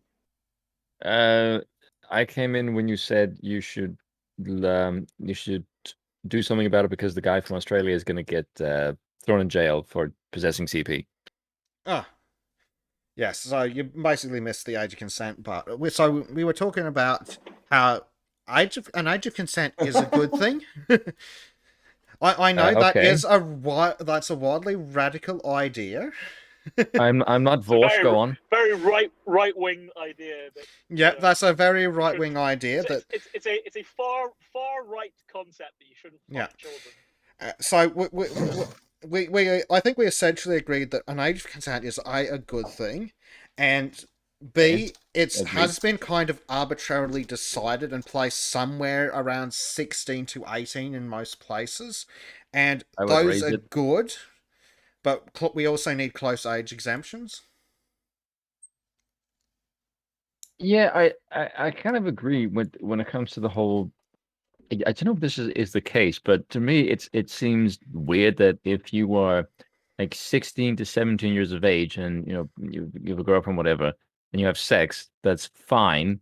But the second you turn 18 and she is still 17, you could go to jail. I think Texas is actually based on that. Yeah, that to me just sounds weird. So, like, I can have sex with this person all the time, but the second I reach an arbitrary number, suddenly I can go to jail for doing something I did just yesterday. Yeah, like my best friend has a younger girlfriend than himself, so he looked into Texas law, and it's actually fine because they're close enough in age. What if you're just like how ridiculously arbitrary that is you could actually be mid-stroke, the clock hit 12, and it become illegal. Could have been legal. I mean, you could be, mid-coitus, and it become a crime. Yeah, it's just such a weird rule. Texas's rules actually sound really good. Yeah, I mean, like that's obviously like an 18-year-old fucking a 17-year-old is obviously much less weird than fucking Big Ed from 90 Day Fiance going for girls who are a few years younger than his daughter. Yeah. So I just randomly Googled something. So Texas Penal Code establishes the Romeo and Juliet law. Law states that anyone between the ages of 14 and 17 can legally give consent with someone within 3 years of their age, so long as the other party is at least 14 and gives his or her consent. So basically 18-year-old and 15-year-old, good. 14-year-old to 17, good. Anyone under 14, bad. Seems reasonable. Yeah, so my best friend just met the cutoff for that because he was 18 and his girlfriend was 15. Started. I don't know why, but that still seems to me just when someone says I'm 18 and I'm dating a 15-year-old, it's just something about that to me just sounds weird. Yeah, I mean it does, but for context, she's gone through like a lot of. That's my right-wing bias. Yeah, that's actually the rule of creepy that calls in. So it's half your age plus 7. So if you're 18, half your age is 9 plus 7 is 18. Yeah. Well, no, sorry, 16. So that 16, so you instinctively go, oh, that feels wrong. Because but like you think 18 and 16 and the brain's like, seems okay. But you go 18 and 15 and all of a sudden it changes things somehow for some reason. Yeah, it came across kind of odd to me, but she's like pretty mature for her age because she had like a lot of shit in her like home life that she had to deal with and essentially be the responsible person in her household or something. I mean, at this point, I wouldn't even want to be in a room with an 18-year-old girl. Yeah. Oh god, they're so stupid. Wait. Okay, so I'm 23. Do you know what I mean? So like, I'm not sure I could be bothered with a 25-year-old, let alone a fucking anything else. 11 and a half plus 7, so 18 and a half. That's my cutoff point, apparently. I've met some I just- 21-year-old, 22-year-old girls who are oddly based. Don't ask how. Yeah, but for how long? For how long? Long enough for me to still maintain an erection. That answer your question? But you know, it's the sort of the more. Make of that joke what you will. Oh, fuck it, well, you know. Oh yeah, Spoon. I Judge get me how. I'm too old for all this shit now. I'm just gonna be bullied. Judge me how you Go on. will, Spoon. I'm like gonna take a shot of some like 151 proof rum. Why would I judge you for that? That's Well, Exactly. I've judged him. I'm judging him a lot because it's obviously just shit, isn't it? So, Yeah, he's 151 judging me proof? for like That's the some low strong shit. quality of it. Yeah, he's judging me it's for the strong- low it's- quality and not it's for like strong, the but it's strength. very low quality, right? That's so So you don't have to that's drink a lot of it, my friend, because it'll get you hammered really fast. Yeah, Spoon respects it. I'm gonna toss Yeah, that back. like if you want to down like a 70% alcohol and still live to tell the tale, Just a hobo drink. why do you discriminate against the less fortunate, sir? That is Ooh. offensive. Because I'm an elitist. I thought we'd been through this. Okay, I have Spoon no was comeback gone to for that. that Well part done. of last call. But... yeah, I only buy stuff that strong like twice a year to flex. Me on it. Fucking, Oh. I mean, if you saw my whiskey collection, you'd be like, fucking yeah, proletariat. it's got good. How dare you? Not you. You filthy member of the bourgeoisie. Obviously. I would still share some of my whiskey with you, sir. I would like to point out that I'm a literal aristocrat. So. Are you actually? Yeah. You have the uniform to go with it? Oh, you got the beard. Ooh. By the way, I have a theory. There's a random theory. The reason why Hitler doesn't have a mustache is because he didn't want to copy Stalin. Well, he does have a mustache. He just has a different style. Yeah. Yeah, but he doesn't have like a Just full gone stash. weirdly out of fashion. He doesn't have a good mustache. Well, it's kind of funny because he well- ruined that for everyone, but it's like no loss to the. It's fucking stupid, anyways. Or You know why he had that mustache? I have a Like, theory. Legit. Well, no, I mean it's a fact. There's a very well documented reason why he had that exact mustache. Kid like Charlie Chaplin. He was a great admirer of Charlie Chaplin. Yeah. Is that actually the reason? Yeah.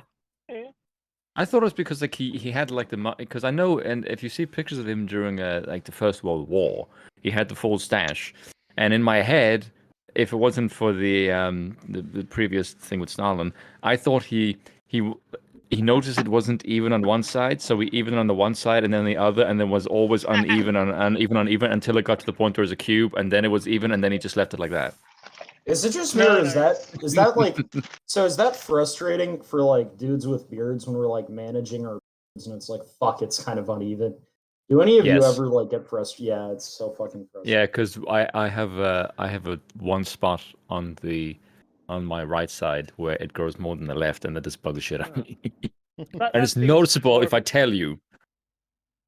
Seems like more of an issue for my barber than for me. Snobby git. Yes, Mr. Fancy Pants that can He's doing afford to that. pay someone to fucking take care of his facial hair. Well, it's funny because it's like it's kind of funny. I'm only 5'7", but I got like the other. So like, as when I was like 14, like I had like a full chest of hair. Yeah. You have man bear genes.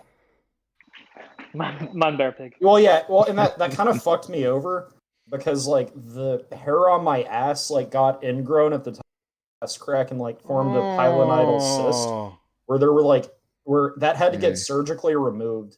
And according to like the doctor, the surgeon or whatever, there were like hundreds of hairs in there. So I had to get my ass lasered after that because I was like, yeah, I don't want that to happen again. Ooh. Oh, I this think is gonna be that's- funny.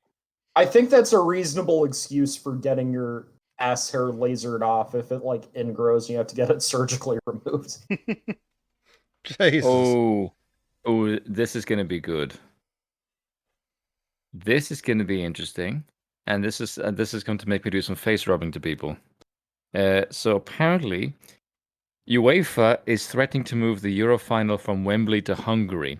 I imagine it's because Hungary don't have your stupid draconian feckin' laws and will allow more people in the stadium, which would allow UEFA to get more money. Possibly. Told you, 'cause- capitalism always wins. It's not about your health. It is about the money. They will go to where there is more money. If there is more money in Hungary, they will go to Hungary. They do not give a crap about your stupid vaccine passports or COVID shite. All they care about is getting ass and seats and the moolah. That is all these people give a crap about. You stupid bastard bars who boast, we have the best vaccine program in all of Europe. Yes, you've also got the most closed freaking stores in Europe, you shit-headed weasel. Yeah. Well, it's also Sorry. kind of funny Are to you me. fuckers over there in the UK even allowed to leave yet? I'm not in the UK, thankfully. Oh, I thought. Oh, I thought. Ireland can. Oh, You you're have to in get a the. COVID test. Yeah, you're in the other part of Yeah. Ireland. I see. Well, something Yes, that kind of they're makes public. me sad is that a lot of the the moderately pro lockdown Democrats or Democrat voters in the US like assume that they're on the side of the pro lockdown people in Europe, but what they don't realize is the extent of the differences in the lockdowns. So if you like talk to like a pro COVID policy Democrat in the US, just like a normie, not like a deranged lefty, and you actually explain the lockdowns in like Europe or Australia, they'll actually go, okay, yeah, that's like fucking ridiculous. But because they don't know about the situation outside of America, they just assume that the political situation in Europe is like the same as far as lockdowns and shit go. Oh, I love this so much. This is just so great. But that does make me happy though that even the normie Democrat in the U.S. like if you actually present the European lockdown policies to them, they'll be like, okay, that's too far. Yeah, they have been a bit crazy. Mm. Just out of interest, is anybody actually listening to this stream? Sorry. Any of us? No, others. Because I'm just on my phone, so I don't see the chat or anything like that. Oh yeah, we have like 8 people watching. Yeah, we've got 8 fellas. Well, it's like, and that's the annoying thing too that people are like, money rules the world. Oh, that, and the left is like, oh, that screws the poor people. But then, like Jordan Peterson points out, no, that's wrong because of capitalism and free markets and trade. Within the past few decades, like half of the world has been pulled out of abject poverty. Like that is a bloody miracle, man, and we're not grateful enough for it. You know, you talk to all these like college lefties, and they're so ungrateful. Well, yeah, I mean, Scientists you admit they take lied the- about COVID theories because they hated Trump and didn't want to help him. New story Yeah. comes Yeah, out. of course. Yeah, of Oh, course, Yep. yeah. no shit. But from the point of capitalism and taxes and stuff like that, if you take just the UK for instance, you basically have to have made somewhere between sort of 36 and 42,000 pounds a year every year of your adult life to be a net tax contributor. Yeah, minimum wage in Right. this country is like 12,000 pounds a year. Who's paying all the tax? The rich. It's not well. The Some companies. of it, but also people like me, people like me paying, sort of, that earn sort of, 10 times minimum wage or whatever. They're the guy, offices full of engineers and stuff. They're paying for everybody else. They're the ones contributing everything.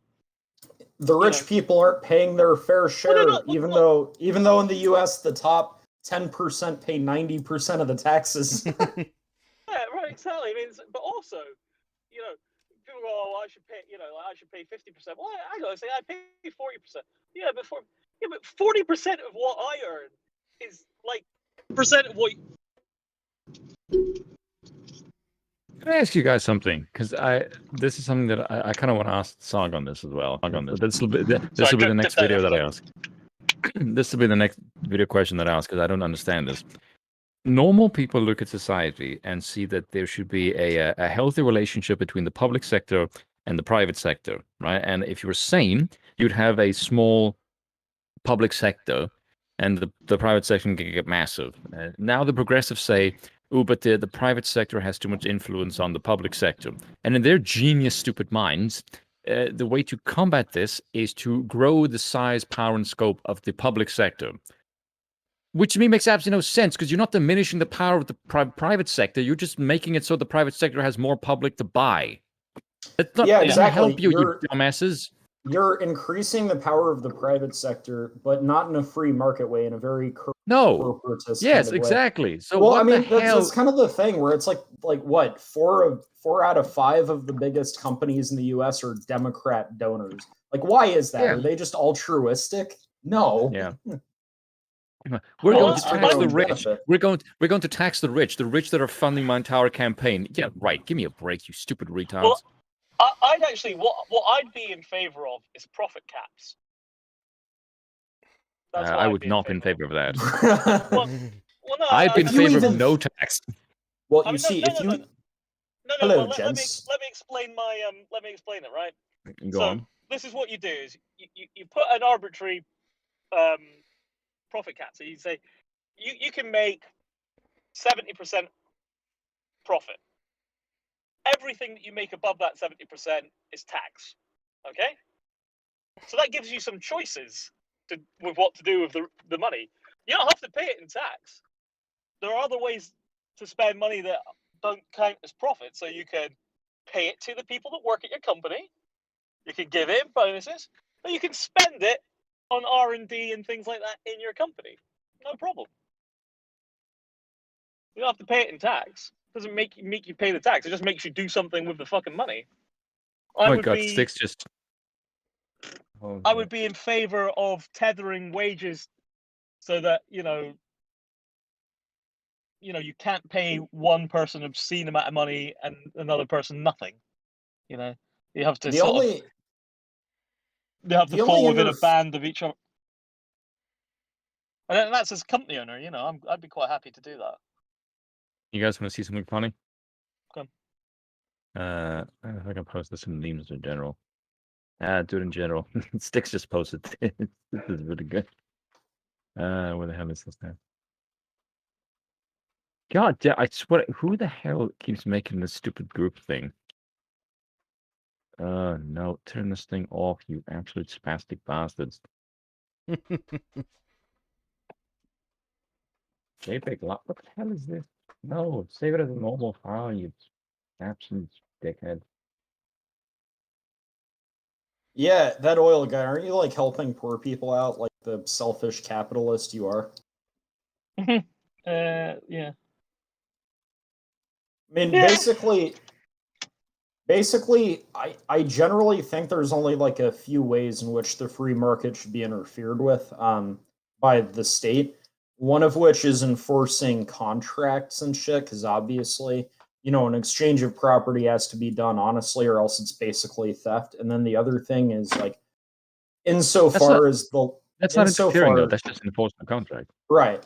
And then the second is insofar as like preserving the Lockean proviso, let's say, which is why I think classical liberalism is like better than like just pure libertarianism, because like Lockean thought has like the Lockean proviso where it's like, yeah, you can acquire land so much to the extent that you're not like obviously removing something from the rest of the world that would be available to it to a certain extent. So I think you can apply that to these like big tech monopolies where it's like a smaller like forum or something can like censor whoever they want. They can be a niche thing.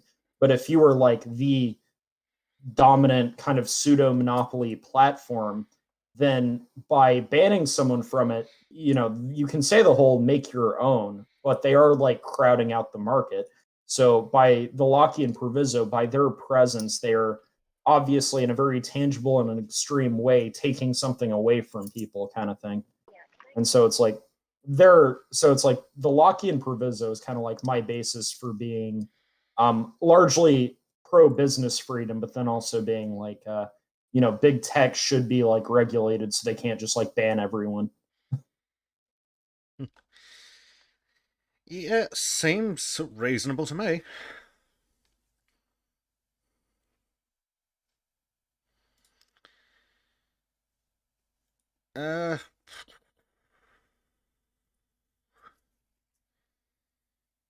Yeah, I find that I often have like instincts that are ahead of my ability to actually rationally understand them. So I'll get like an intuitive sense of something, and I'm like, no, this doesn't seem quite right, and then I'll figure out, um, which I think helped me a lot.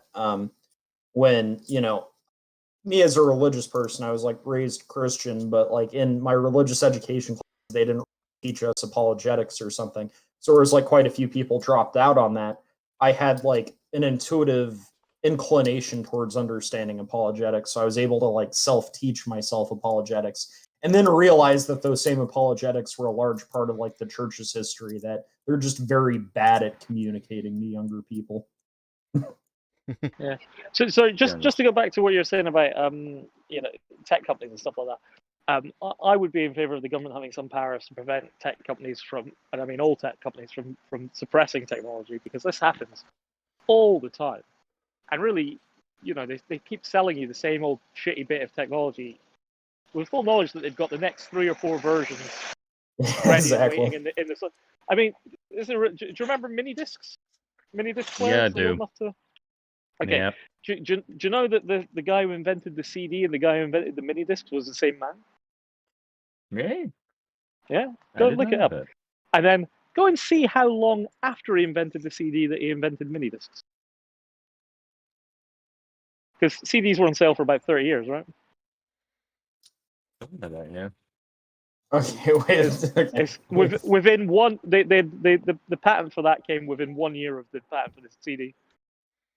They sat on it and sat on it and sat on it, and then Apple released its first hard drive, music player, and they released the mini disc and timed it badly, and it fucked. That's why they were only on sale for like 2 years. Bro, the hippie in this meme seems kind of chill, actually. But Yeah, so we've got Spoon's memes. So if you let's have a look. So at the top Yeah, we've that's all got Cringe Fringe Feminist. with Big Red, Yeah. the stupid feminist. Sorry, I My next repeated video- myself there. You My never next see video will anything be out of on her them. anymore, do you? That's because she's probably ate herself into a coma. She probably hasn't been able to get through the door to the computer for years. That's because she's deceased now, like Yep. her meme. So let's see, we've got mentally deficient, not academically, only in a pragmatic sense. Constantly seeking attention, yes, and will attack you if you ignore them. Physically God. hideous, usually. Argue in bad faith. No, they avoid arguing by shutting people down. Wealthy hypocrites. Sometimes they have daddy's credit card, at other times they live 10 in one San Francisco apartment. NIMBY morons. Oh hell yes. Oh hell yes, yeah. Then we've dude, got the Vosh, Then we've got Brad Liners, our favourite pedophile. that's so fucking accurate. Mentally deficient, yes, and compensate with empty verbosity. Constantly seeking attention, yes, to the point where their own fans balk. Physically hideous, always. Yeah, true. Argue in bad faith, yes, and attempt to profit doing so. Wealthy hypocrites, sometimes, but never impoverished like the proletariat they pretend to adore. NIMBY morons, presumably. Tankies, mentally deficient, yes, often due to head injuries, LARPing. Constantly seeking attention, no, too busy drinking imported vodka and listening to Soviet music on YouTube. Physically hideous, sometimes due to drug use and alcoholism. Argue in bad faith, they don't argue, they're too busy being drunk. Wealthy hypocrites, not usually, but sometimes mummy buys them LARPing gear on eBay.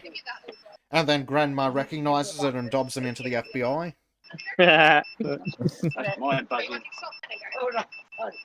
I've just had to mute Oil on my end, so I'll let him back in a second. NIMBY morons, they want their backyard to be a debris field of rusted crap from the 1970s, so no. Standard lol brawls. Basically. Mentally deficient, no. Constantly seeking attention, yes, because those podcasts ain't gonna fund themselves. Physically hideous, occasionally. Argue in bad faith, no. They at least attempt to engage in meaningful discussion. In wealthy hypocrites, invariably. NIMBY morons, ever see a rich liberal with a mill nearby? Actual hippies now.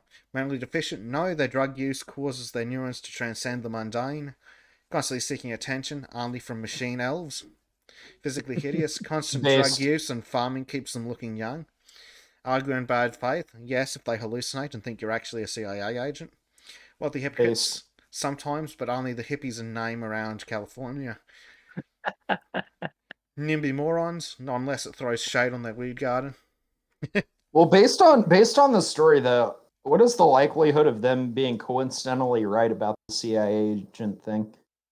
Probably quite high, actually, I think. I mean, based on the recent one where all the terrorists are FBI agents, yeah. That's not a surprise, though. Let's be honest. It really isn't necessarily a surprise. The hippie one, they don't sound so bad. No, they don't. Then, of course, Yeah, that's basically Austin. Narcissists. So, mentally deficient, yes, in the most obvious manner. Constantly seeking attention, yes, and Yeah, they're some people Marxists. as well. Physically hideous, always. Arguing in bad faith, nah, too busy screeching about the patriarchy or organic donuts. Wealthy hypocrites, no, but their parents are wealthy and disappointed. NIMBY morons, these inner city goons don't even know what a backyard is. I was going to say too busy raiding somebody else's. Nah. NIMBY. Yes, I'll be Prime honest, Knight, the left does not consider Trump human. I didn't consider them people either, so... I love what Sauron said, where he was like, at one point he was like, well, the left has already called Trump Hitler. What's next? Calling him Satan? Well, actually, I don't know how the progressives feel about Satan at the moment. Well, if I'm anything to go by, they're not fans, considering I'm the voice of Satan. By the way, that is probably the most boss title anyone has ever given me, by the way. The voice of Satan, like, wow, I'm the voice of Satan? Thanks for that, Sargon.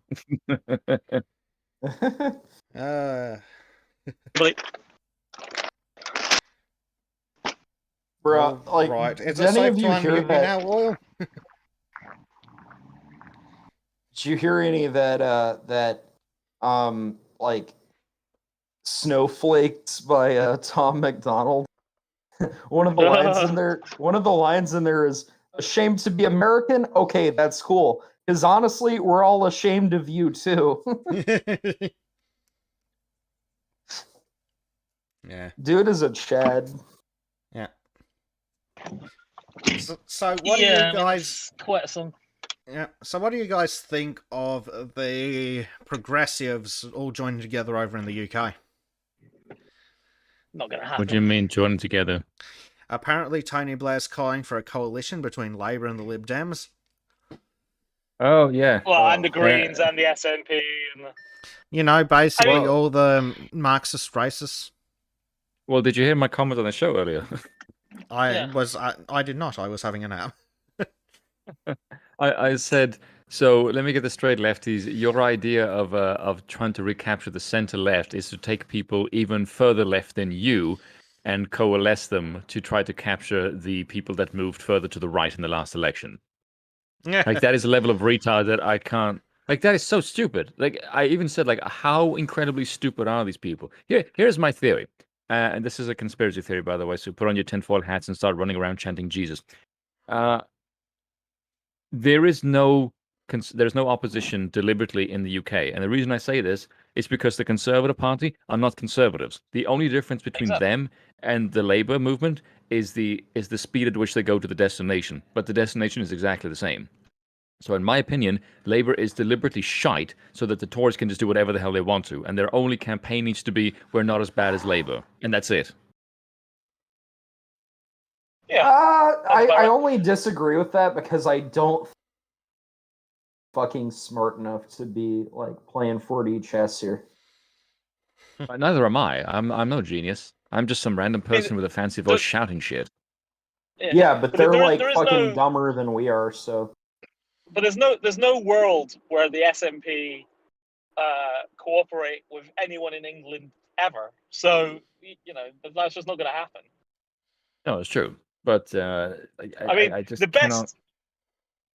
I've said it a whole bunch of times. If you want the SNP, if you want Scotland to stay in the UK, what you have to do is get the Conservative government have to vote to have Scotland thrown out of the UK, in which case the SNP will demand that they stay.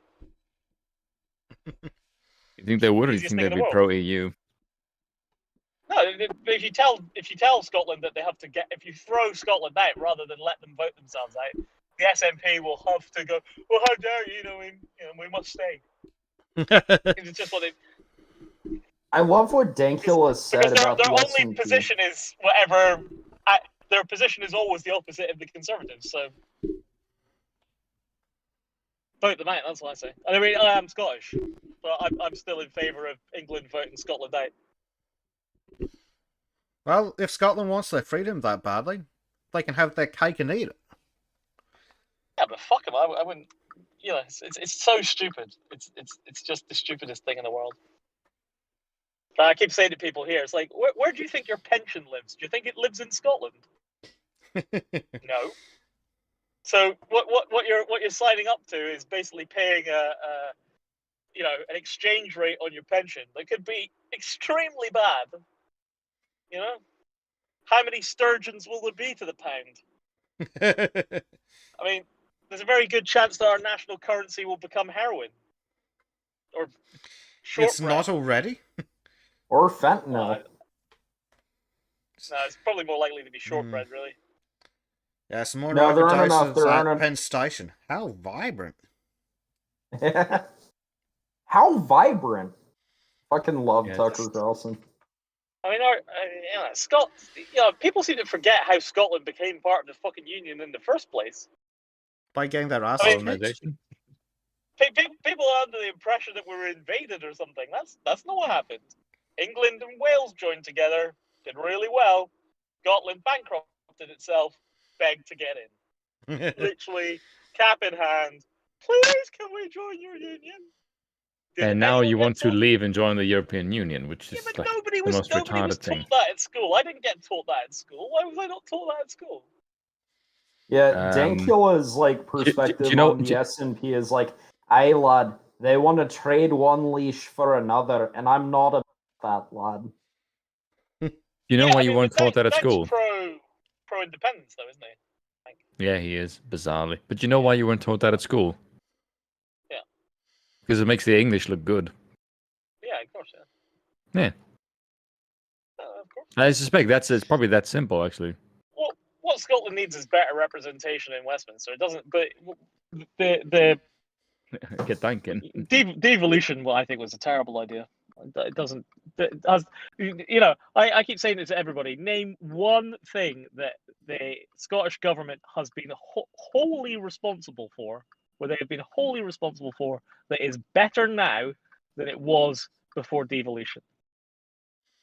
And just watch, as the crickets, chime in, because Scotland has complete and total autonomy over healthcare and education, and they're both completely fucked. Bro, it's unironically... Education is the worst it's ever been in my lifetime right now. It's unironically that scene from Life of Brian where they're together, fuck the Romans. What have they ever done for us? And then they just start listing off examples. Everything. Yeah. No, but it's like who do you think's paying for all the? Like, there's tons of infrastructure in Scotland that was being paid for by the EU. Who's paying for it now? Scotland isn't paying for it. Westminster's paying for it, but none of it's been cancelled. All of it's continuing. But if you left, if we left Westminster, it would all just be, there's no money for it. Yeah. It's just absolute insanity. People go to me, we've got all our oil. Scotland doesn't own any oil. All those oil fields have been sold. Long, long fucking time ago. That belonged to Scotland. In a galaxy far, far away. They belong to Shell and BP. That's some shit, man. You can't ask for them more money now. It's just it's like everything else. Everyone just gets fed bullshit all the time. But it's like, in the event of another Leave campaign, who's going to pay for that? Because what people don't understand is the first Leave campaign was largely funded by a single man. who had Really? just very recently won the Euro Millions. I think he something like 80 or 85% of the total leave campaign budget was paid for by him. And he was like, I can't remember, he was like a fucking painter decorator or something before he. Because I was like, I've just won, 170 million quid. What will I do? Oh, I know, I'll just mess about in global politics. That's unbelievably based. Yeah. Well, he won't be funding it this time because he's fucking dead already. Wow. So And his wife divorced him and took most of the money anyway. Oof. But he's Yeah. already dead, so. See, this is why you don't get married, people. Your wife's a stingy bitch. Damn. No, you that win is the lo- you win- anti-dadist propaganda. You are the voice of Satan. Thank you. I'm not saying you shouldn't have a child. I'm just saying don't win the lottery. No, in all seriousness, just winning the lottery and then say like, you know what I'm going to do? I'm going to piss off the whole EU. That's Chad. That is the most Chad thing I can think of. Well, no, it was the UK he was after, not the. It was England he was after, not the EU. Brexit leave campaign, the Scotland fucking off on their own leave campaign, right? Scottish independence. Oh no, hell, that's not as Chad. Then make it with the EU. That's far more baller. No, he's pro EU No, because he's. Yeah, twat. Oh, that's just sad, man. You should have done it with like the whole EU thing. Funny. Well, I mean, Okay, isn't you know that when mad that the whole thing was paid for by one guy? Yeah. He's one of those people that, by the sounds of it, he's not too good with money. Like, oh my god, I just have so much money. What am I gonna do with it? That probably. Yeah. Well, I think if you win 170 million quid and then your first move is to put yourself on the front of a newspaper going, I've just won 170 million quid, things are probably going to go bad for you. Dumbest thing you can do if you've won money. Like, go to collect the check in a fucking disguise with platform shoes and... No, well, in the UK, you have to agree to the publicity. Oh. You don't, it's not a. The lottery system has no right to say that you won. You have. Yeah, You know what I mean? I'm not arguing on that, but like, even disregarding the media coverage, which of course you've got to be stupid to agree to, but like, even after that, I'd still be going in disguise and hiding shit. Well, I mean, it's quite interesting. So in the UK, the actual lottery itself has a legal obligation to offer you all kinds of like support and financial planning and all sorts of stuff, and virtually everybody just turns it down. How stupid. There's some really great stats on it. I think it's like something like, I can't remember. I remember reading an article about it a couple of years ago, and it's like 70% of all sort of £1 million and above lottery winners end up broke, with less money than they started with, and quite a high incident of suicide and quite a high incident of being scammed, and it doesn't tend to work. Doesn't generally seem to work out very well for people generally, unless they were the only people that seem to do all right were the ones who had money to begin with. Mm-hmm. It blows my mind though how people can waste the money like that. Like I've thought about it a lot. What I do if I won the lottery, like the first thing I do is buy the house I'm living in. Then I'd put a shitload of money away somewhere safe. And then I'd put aside an amount to blow on absolute trash. And that, while ensuring that there's enough money kept away where I've at least got 100,000 a year. Even if everything goes to shit. And like government bonds and all sorts of super secure shit. Yeah, government bonds aren't actually that secure. But, yeah, why would you bother buying the house you're in? Because I like it. No, if you've got huge capital, you never buy anything ever again. What? Rich people That's terrible advice. Rich people don't buy stuff. You sound like a progressive right now.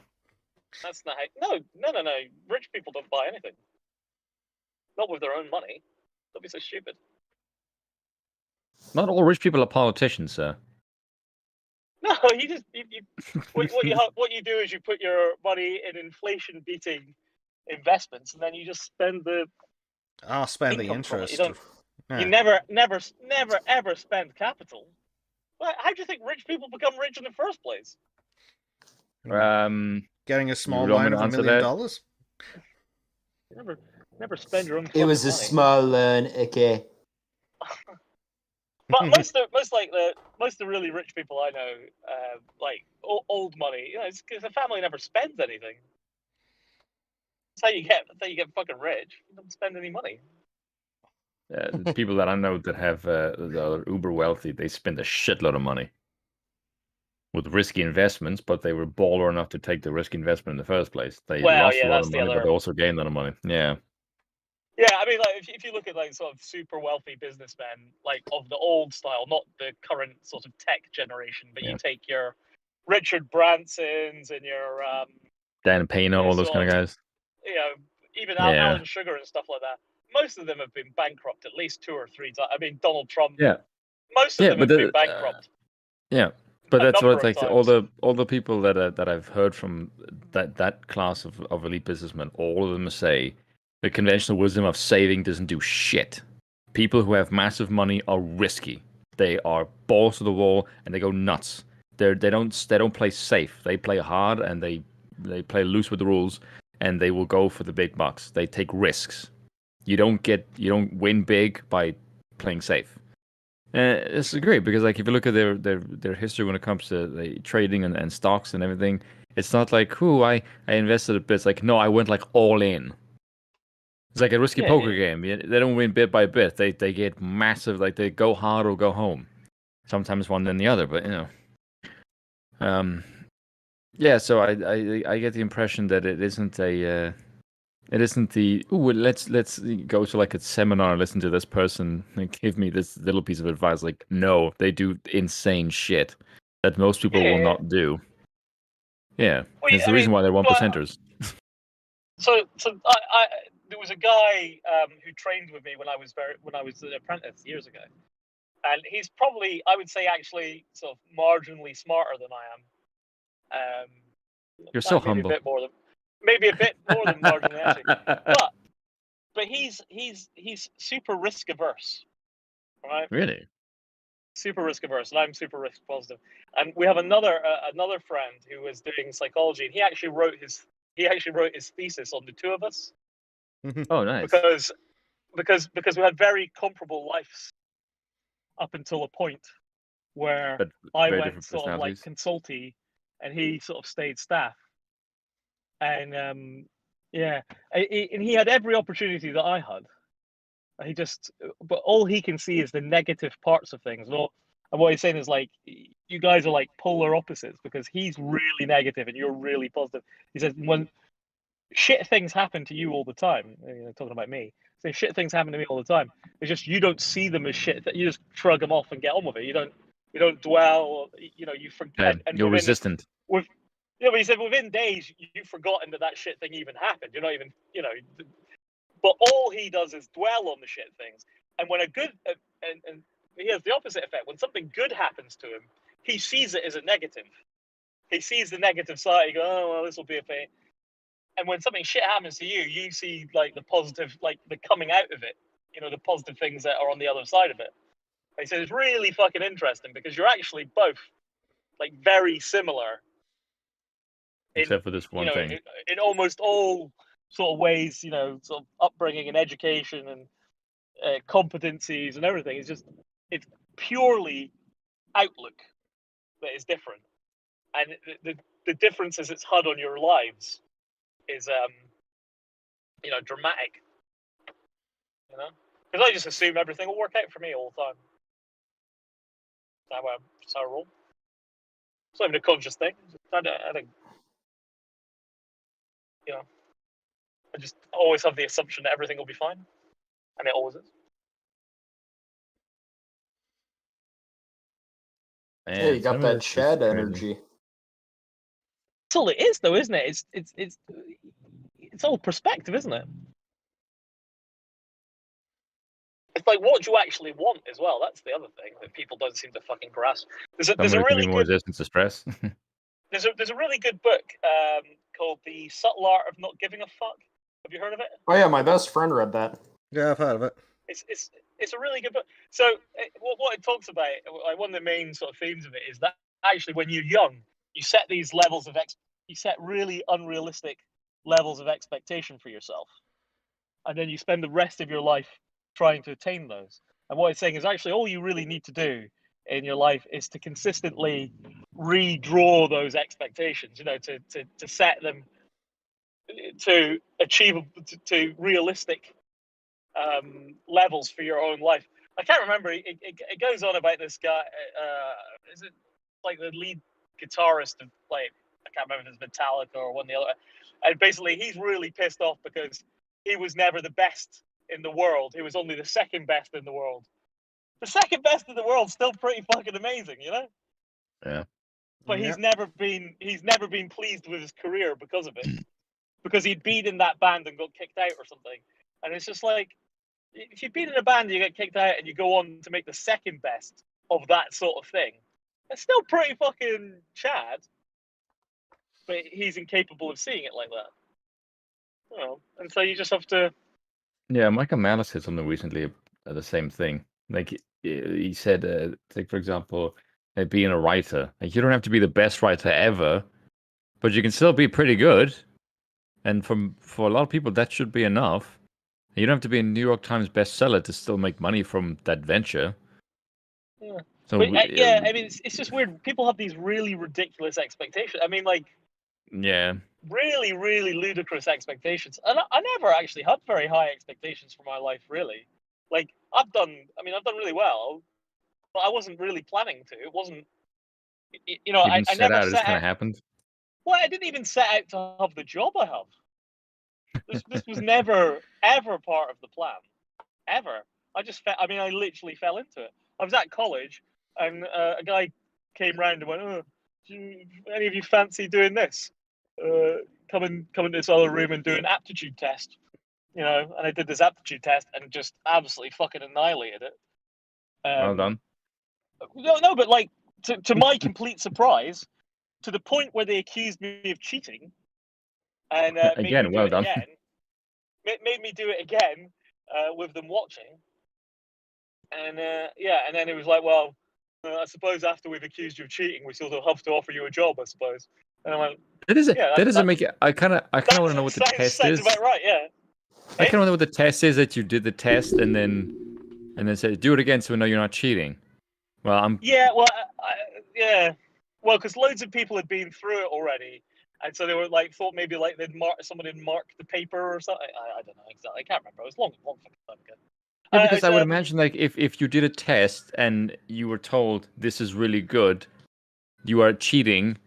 You can answer most of the things you just did again and still get the same score, right? Does that make sense? It's a different. No, different. They did a different one. Okay. They did multiple versions of the same thing. Okay. Because that's the bit that I didn't get. Is like, how the hell do you do the same test again, and you just answer the same shit as before? No, it wasn't. So it's a spatial analysis. It's like a spatial analysis test. So, like, if you think of like a spot the difference competition, you know, those sort of things. Where, you have like two pictures and they change something on one of them, and so it's basically imagine that. And so what you've got is you've got a picture, and the first picture there's a grid, and on the second picture they change something, and you give the grid address of the change is the answer. There were 36 questions. The first one was just a small change. The second question, they turned the second image through 90 degrees, then made a change. The third one was rotated through 90 degrees and then mirror imaged, and then it just got weird after that. It started doing all sorts of bizarre things with it and changing scales and all sorts of shit. But you always have to give the grid reference from the original one.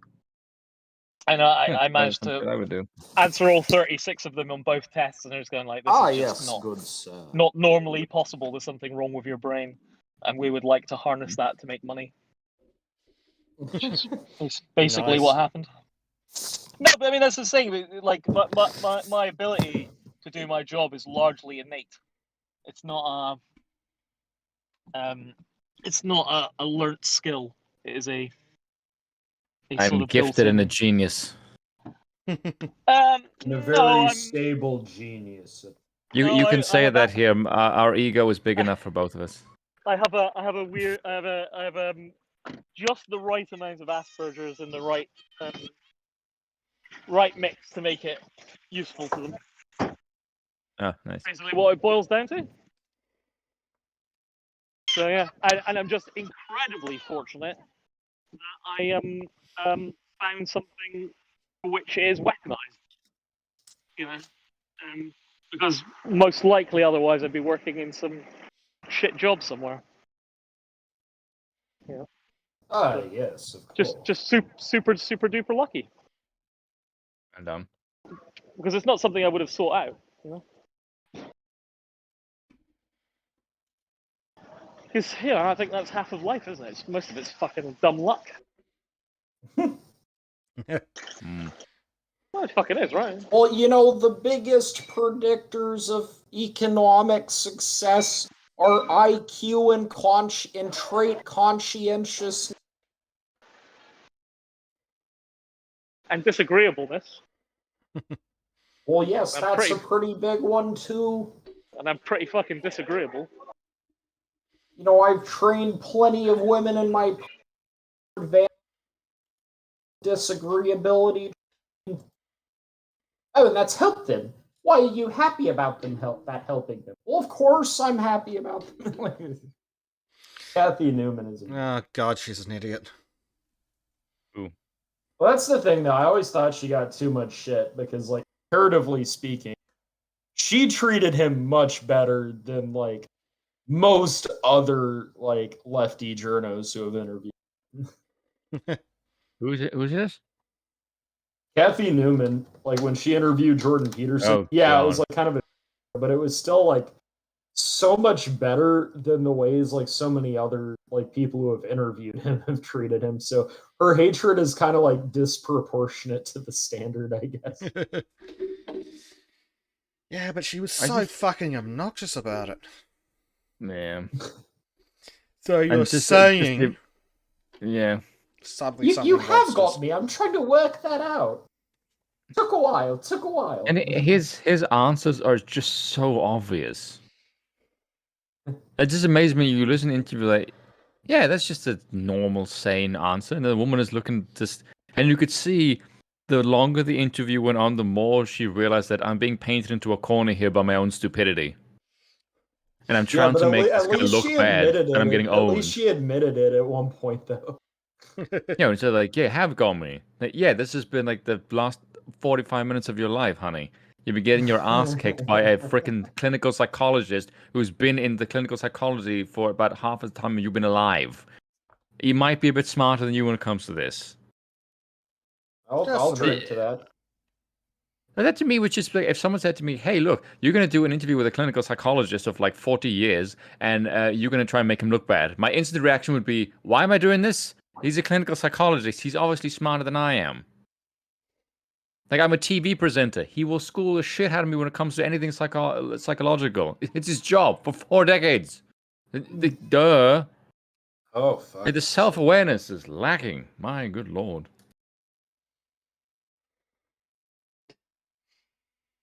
Dear Progressive, if you wish to speak to a clinical psychologist, you have to have your... My spoon is not as good as some of my other ones. What, your spoon impression? Yeah, it's not nearly as good as my ones. If I'm ever going to do that on the podcast, I need to, like, train hard. I think it might be a while before someone realizes you're doing me. I will need 2 reliable men such as yourselves. Ah, yes. Who's that? Oh, that's Spoon. If he just starts everything, if he just starts with yes. Ah, yes. Ah, yes. That is how I start a lot of my sentences, actually. I've noticed when every time I do a video recording, like for something that I want to do for the YouTube channel, That is a lot how I start most of my sentences because it's usually Oh, God. it's usually a clip of someone walking. Like for example, there's two ones I wanted to do. As I wanted to do a clip show where I'll do my usual jokes about Joe Biden, and I'll pepper in some actual politics because it's I kind of like to sprinkle in some facts in between the jokes. That or the feminist one, and both of them is starting with For some reason, it's either bit like feminists. The I think Kamala Yeah, one was like pure You definitely do a abuse. lot of that. Yes, and Was it like the swamp witch or something? yeah, I called it the Wicked Witch, The wicked, Wicked wench Wench, of the swamp. the Wicked Wench of the White House, Uh, the Machiavellian Mistress, which is a really good title for her, by the way, because that is what she is. yeah. Absolutely. Whenever I do a video, I've whenever I never do, been like, to Europe. Yeah. That was like Yeah, the like, most that's a retarded plus. comeback. It's like, oh right, Yeah. so you've got no culture at all. Excellent. Yeah, I just sort of think like every time I do a video comment on Lotus Eaters and I watch it, I feel like I have a different accent every time I see it. Like that seems weird. Like it My doesn't voice never sound like seems you. to be the same. Well, no, it never sounds like you, does it? But what I'm saying is, it doesn't even sound it doesn't sound consistent to me. Inconsistent. It's Yeah. It seems like every time I do it, I'm like, one time I'm really high pitched, and another time I'm not. I'm like, Yeah. is my voice just like up and down all the time? I don't know. Yeah, I will say one thing that does bug me about the comments is that a lot of people don't seem to actually listen to their comments back. Like they just record No. and send it. And I want to go, like, do you guys realize how you sound? Like, I always listen to my recording when I'm done, so I don't sound like a spastic. Well, I'm generally drunk when I do mine, so that's There we go. problem. Yeah. That may Honestly, be why you when sound I- different every Like, time. when It's I like a level listen- of drunk every time you record. when I was sending my comments in, Yeah, but every I've got to be time I consistently drunk. constantly fuck shit up, and I'm like, oh, cut there, cut there, cut there. It's like, oh god, it's just an embarrassment. I can never get it right. Just cut it together until it vaguely makes sense. Well, Uh, I'm just doing because I'm a complete boomer for this sort of stuff. I just have to shoot it with my phone and just you get what you get.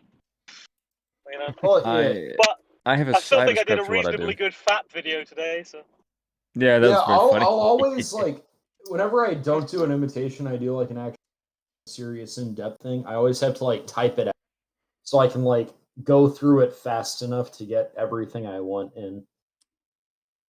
I was just like, do you think it's clear that the puppet was having a wank? I Yeah, think it of was, course. You know, I thought I'll tastefully shoot it over the shoulder, so it's not too. It made me laugh. Yeah. It's Nigella Lawson, and I knew this Frankie Ball reference, so I knew where you're going with Yeah. this. I like what Just I got like our when you said it to me, and I actually would like, just got our kneading bread, yeah. yeah. I'd say for the videos that I do, I don't think I did it with the what was it that I did with the diet video? Because the diet video I didn't do that. The diet video I went right into something that a script that bugged me. Because it is the one thing that I do hate about dieting is that people try and make it so fucking complex, and I hate that. For me, the hallmark trying of to monetize it generally. Yes, whereas I'm not. Like I sent to a friend of mine, and she said, "There's actually good information in this." And I went, "Yeah, that's kind of the point." Like in the video, I rant and say that I hate the fact that the oversaturatedness in the marketplace make people try and act wanky with their language, and it goes over most people's heads. So stop trying to sound pretentious. I know that's rich coming from me, but just say the point in a way that people can understand that easily. Like, yeah, my accent is pretentious, but the language I use I don't think is particularly pretentious. No. Well, and No. to be fair, I'm largely doing your diet at the minute. Thank you. Well, yeah, or at least I'm taking key points. Taking of it. keyframes, yes. Oh, Yeah, the Well, base so- basic diet. third shot is hitting me. So what I'm doing at the minute is I'm not eating any carbs. Bad man. No, just Evil. midweek. just midweek. Not eating any carbs midweek. I'm not taking any sugar at all. What's powering you, sir? My blubber Okay, chunkiness. Currently. Okay. for just now. Okay. I'm eating carbs on the weekend. not eating Yeah, any okay, fair carbs enough. in the week. And yeah, it seems to be working. And I'm doing intermittent fasting at the same time, which is all real fun. So it's pretty fucking horrible, but it is working quite well. Yeah. Often Okay. things that But are horrible are at some point effective. I'll have to start eating clean carbs or something, because obviously I will run out of. Yes, At some follow the point. base bishop's dietary advice. At some point I will run out of blubber to And then fuel you must myself. sustain yourselves with a copious diet of pasta and porridge. That's what I Okay, use to so sustain myself. Prime Knight asks an interesting question. He asks, Okay. if you guys had 3 executive change your country, what would you do? I So didn't get my that. 3, if you had 3 executive powers to change your country, what would you do? And so, and this can go as far as like amending the Constitution, right? So here's what I would do. For one of them, I would like beef up the Bill of Rights. The Bill of Rights was good, but it needs to be more beefed up, more protections for property, more clearly enumerated. No, there's none of this like fancy like judicial speak you can go around this shit with and like pretend that it doesn't say that. Right. So and add some shit. So I would like beef up the Bill of Rights for one. 2, I would remove the direct election of senators and put them back to being state appointed. Because the point of the House of Representatives is that it represents the population of the country. The point of the Senate is that it's supposed to represent the state governments to maintain state power. So, like if the senators are representing the state government, they have an interest in preserving state power. If they're also just representing the people of that state, then it's going to get into pushing every policy issue to being a federal issue, which I don't like. I want federalism. And then I guess not sure what I would do for the third thing. I think maybe maybe for the third thing, I would like reset kind of the balance of powers between the 3 branches and like the checks and balances and like fortify those a lot more. So Congress can't just continually cede powers to the executive branch to the point where we're being governed by a bunch of like unelected bureaucrats. So that's what I would do. I mean, those seem like some terrible choices. I mean, where's the fun in that at all? You know. So the fun in that is my country not falling apart. Yeah, but I mean, you can still have fun with it. Fuck's sake. So first choice, make myself dictator for life, obviously. So that gives me all the chance to fix all the problems. No problem. Yeah, but I think that has to be within like a certain limit. Kind of doing the I'd wish for more wishes from the genie type answer. Yeah. No, and that leaves me 2 more wishes. So I make leggings illegal because. And That include for females? Does that Especially include for females? Yeah, leggings. I mean, so chatty. And then I do not approve of this list. Hey, It offends you me. like leggings? Leggings. I'm a girl. Is there a problem with that? I'm straight, so yeah. No class at all.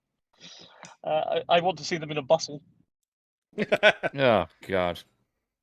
You're the kind of person who put a chastity belt on his daughter. No. Are you sure? No, I wouldn't do that. I'd just shoot any sort of potential suitors, or perhaps challenge them to a duel or something. Actually, I want to change my third executive power to that one to making the education system based. Yeah, I think my my third one would be making all sorts of like faggotry drinks illegal.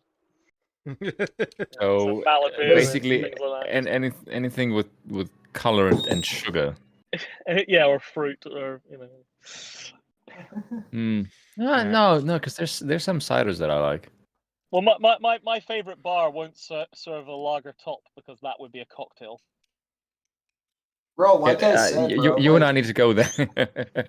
that oil guy like doesn't respect, but I have like directions I take with alcohol. Either I go for like the high quality shit, or I go for cheap high alcohol content, or I go for like the mixed drinks. So it's either 10 or 0 with me. I'm gender fluid when it comes to my drink selection. As I explained before, the only acceptable cocktail is one with no mixer.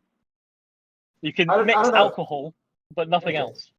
Well, I don't know about that, dude. Like, I mean, like, if you can't leave it in a cask where it will not further ferment, it's not acceptable. No, I'm just gonna push back on that because get into like tropical.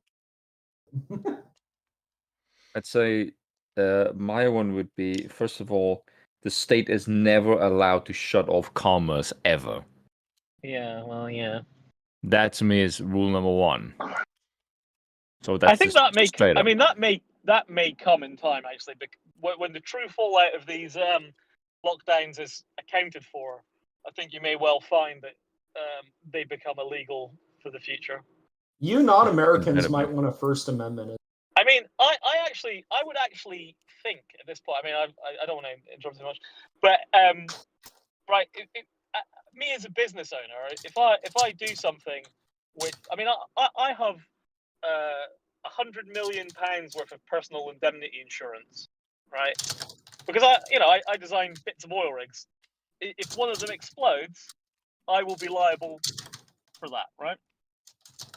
So if I knowingly or by incompetence do something that causes somebody's death now, with the UK's corporate killing laws, I can be, held liable for that.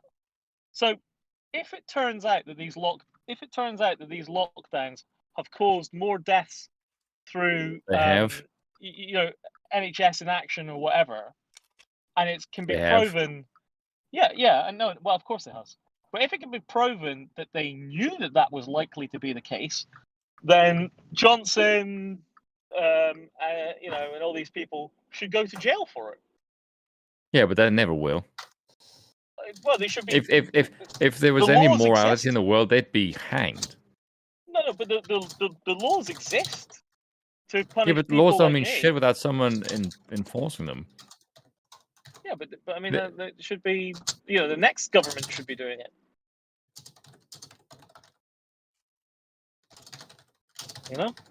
Because we have those rules for a reason.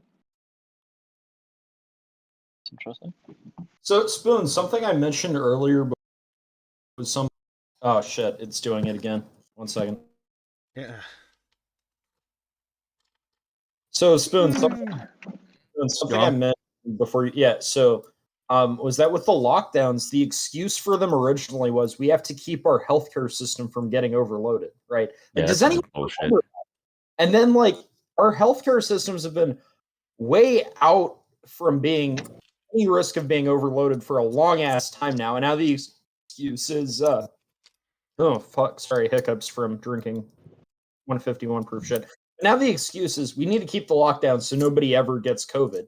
Well, that wasn't originally how you sold it to the public. So it's like the left not having like any limiting principles on what to do. They'll give one excuse for doing something. Well, yeah, it's about destroying the economy. It's not about shift the goalposts. Yeah, but everybody knows that. I mean, if you had an ounce of common sense and you looked at this was to flatten the curve. That was like what 400 and something days ago. Yeah. Yep. Yeah, you've given them power and they don't want to give it back. That's it. Yeah, that's kind of my point. Is I look at this and think like, if you jackasses are stupid, 70 something of 2 weeks to flatten the curve. Especially when you've got a group of scientists going, yeah, you're doing the right thing. You're doing the right thing. You're doing the right thing. You're doing the right thing. These idiots can't make a decision these idiots can't be trusted to make a decision for themselves. No, I will live free and die free. Yeah, and I don't believe scientists at this point in time. Maybe because the incentive for them to actually do anything useful is not there. The incentive for them is to keep everything locked down because they get to control government. So that's what I love about engineering is that engineering is the field that ironically enough like tilts the least into social engineering. The engineer is just like, yeah, I just got to make sure the shit works. There's none of this like, oh, well, because of my models, we have to change this policy and this policy and this policy. No, with the engineers, they're just like, yeah, no, I'm gonna make this shit, and I'm gonna make it so that it works. I'm gonna make it work better. Like, and that's very admirable. There's none of that sneaky duplicitous shit in there. Well, yeah, you make the machine to fit the human. You don't make the human to fit the machine.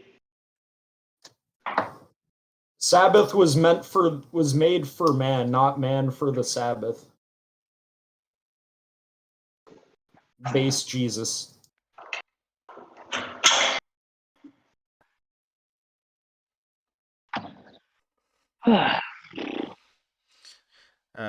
Did you get finished with your 3 things, Spoon? Spoon? You still there, man? Okay, I think we've lost Spoon. Still showing us. Yeah. Ah, yes. The next thing I would do is prevent a certain population from voting in South Africa. What about South Africa? Sorry, I was waiting for a second.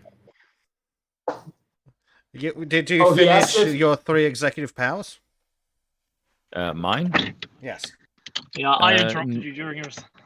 No, I said I want to make all like the state shall never interfere with commerce.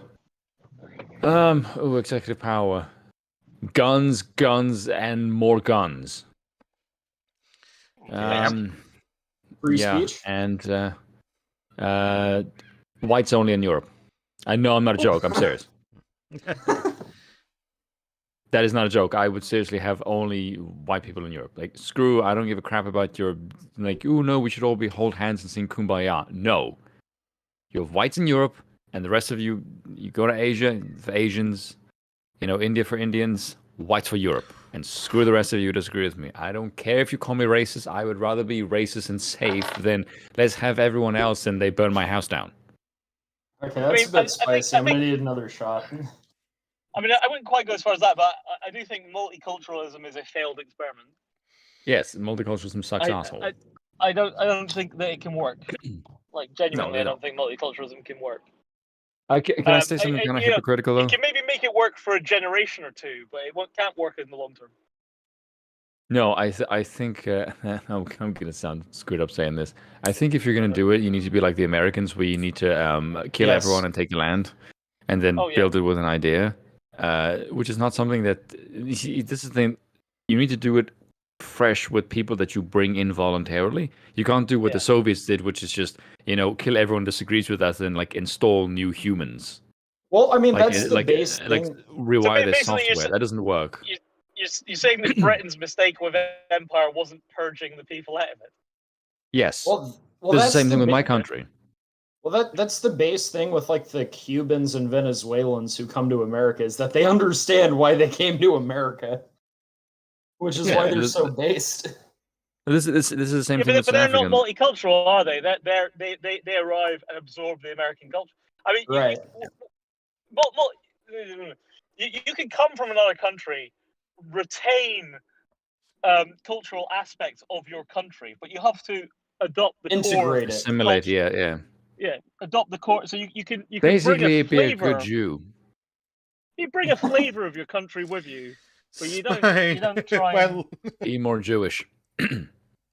That's the thing about America. Like we have like fucking any type of like fucking sport or any type of fucking restaurant within like a few mile radius, but it's not like, oh, look at those like bombings, that's terrible, but we have more food. How vibrant. It's a worthy trade-off. Like I actually remember there being a similar thing in I think one of Voltaire's writings or something, where it was like it was like this, like it was like Candide. It was like a satire where it's like most of the fucking people like fucking die of syphilis, but then they're like, oh, but we found chocolate, best of all worlds. Yeah. What I trade. Voltaire's pretty based though. Yeah, we actually read that in one of my English classes. Voltaire's pretty based. Yeah, he's got a great Spoon. quote. Spoon, you got to answer to Robert Longshaw. He's got some great stuff as well. God is not. Where does my half Filipino daughter go then, Spoon? The basement. Jesus Christ. Reasonable. Oh man. This is Yeah. coming from a person who said that in my country I would not have any blacks in your government power. Why are you surprised? I've said this before. I'll say it again. I would have only whites run government. And this is the thing. It's nothing to do with race, right? No. Here's the thing. I've said this before, right? It's not. No, I'm not because reacting of, to you. I'm reacting to the shot I just took. That shit, Oh. it hits you. Well, yeah, it's freaking heavy as shit. No mass immigration, seek asylum in the country you're in, no economic migrants, get the fuck out, normal immigration is good. Yeah, pretty much. Yeah, that's a sane response. I don't have a problem. But you have to be white. Because screw your screw the rest of the crap. I don't give a No, crap I mean, if someone calls me don't racist. necessarily. No, I don't necessarily. I mean, Let's at just least use within the an American Smithsonian context, I de- certainly. Your hot Well, I Asians, certainly maybe. don't agree with that in an American context. I would much rather have people coming in from Cuba and Venezuela than fucking France. No, I think in America I would be a bit different because America is more of the melting pot. But Europe, I would say no, whites only.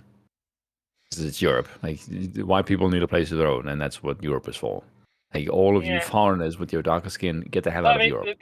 the real question is how do you massive, immigration's a thing, but how do you unpick it now?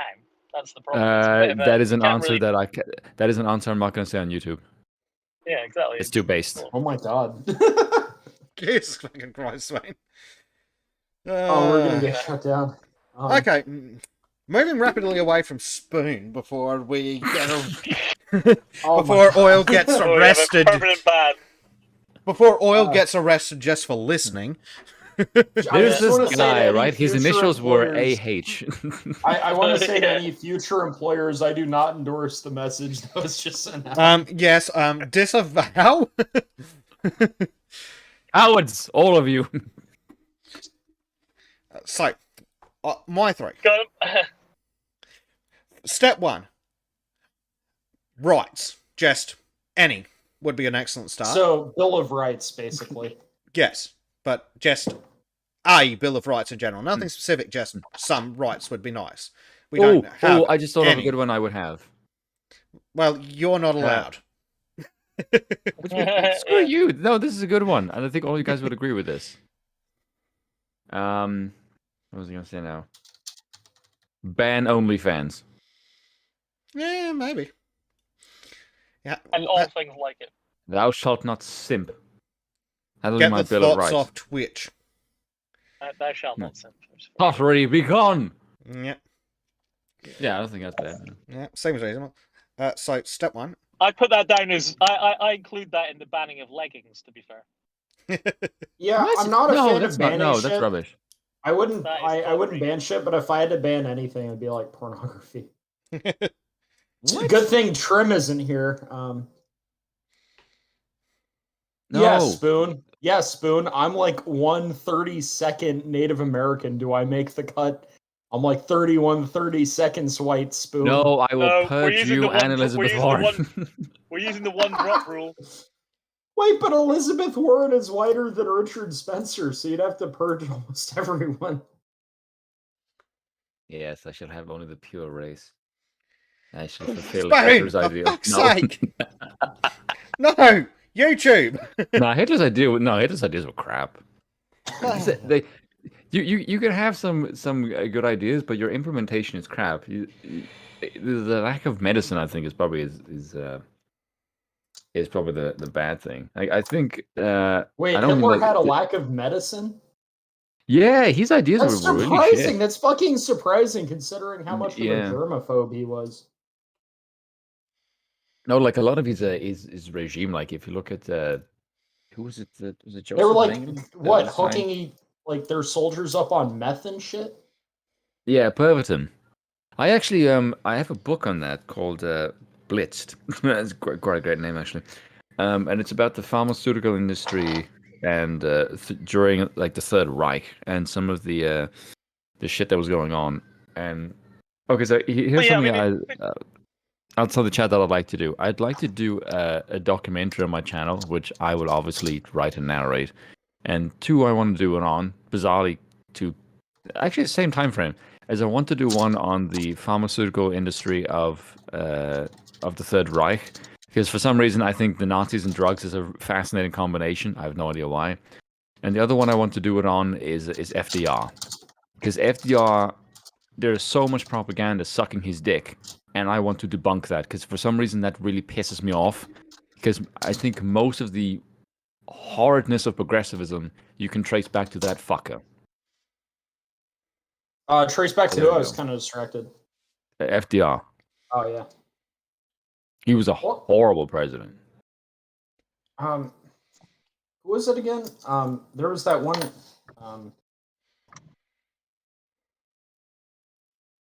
It was like one of the Kennedys. I don't think it was like it was Robert F. Kennedy who gave that quote where he was like, "Some men see things as they are and ask why. I dream things that never were and ask why not." He's like, "Oh yeah, like fucking brilliant quote from George Bernard Shaw."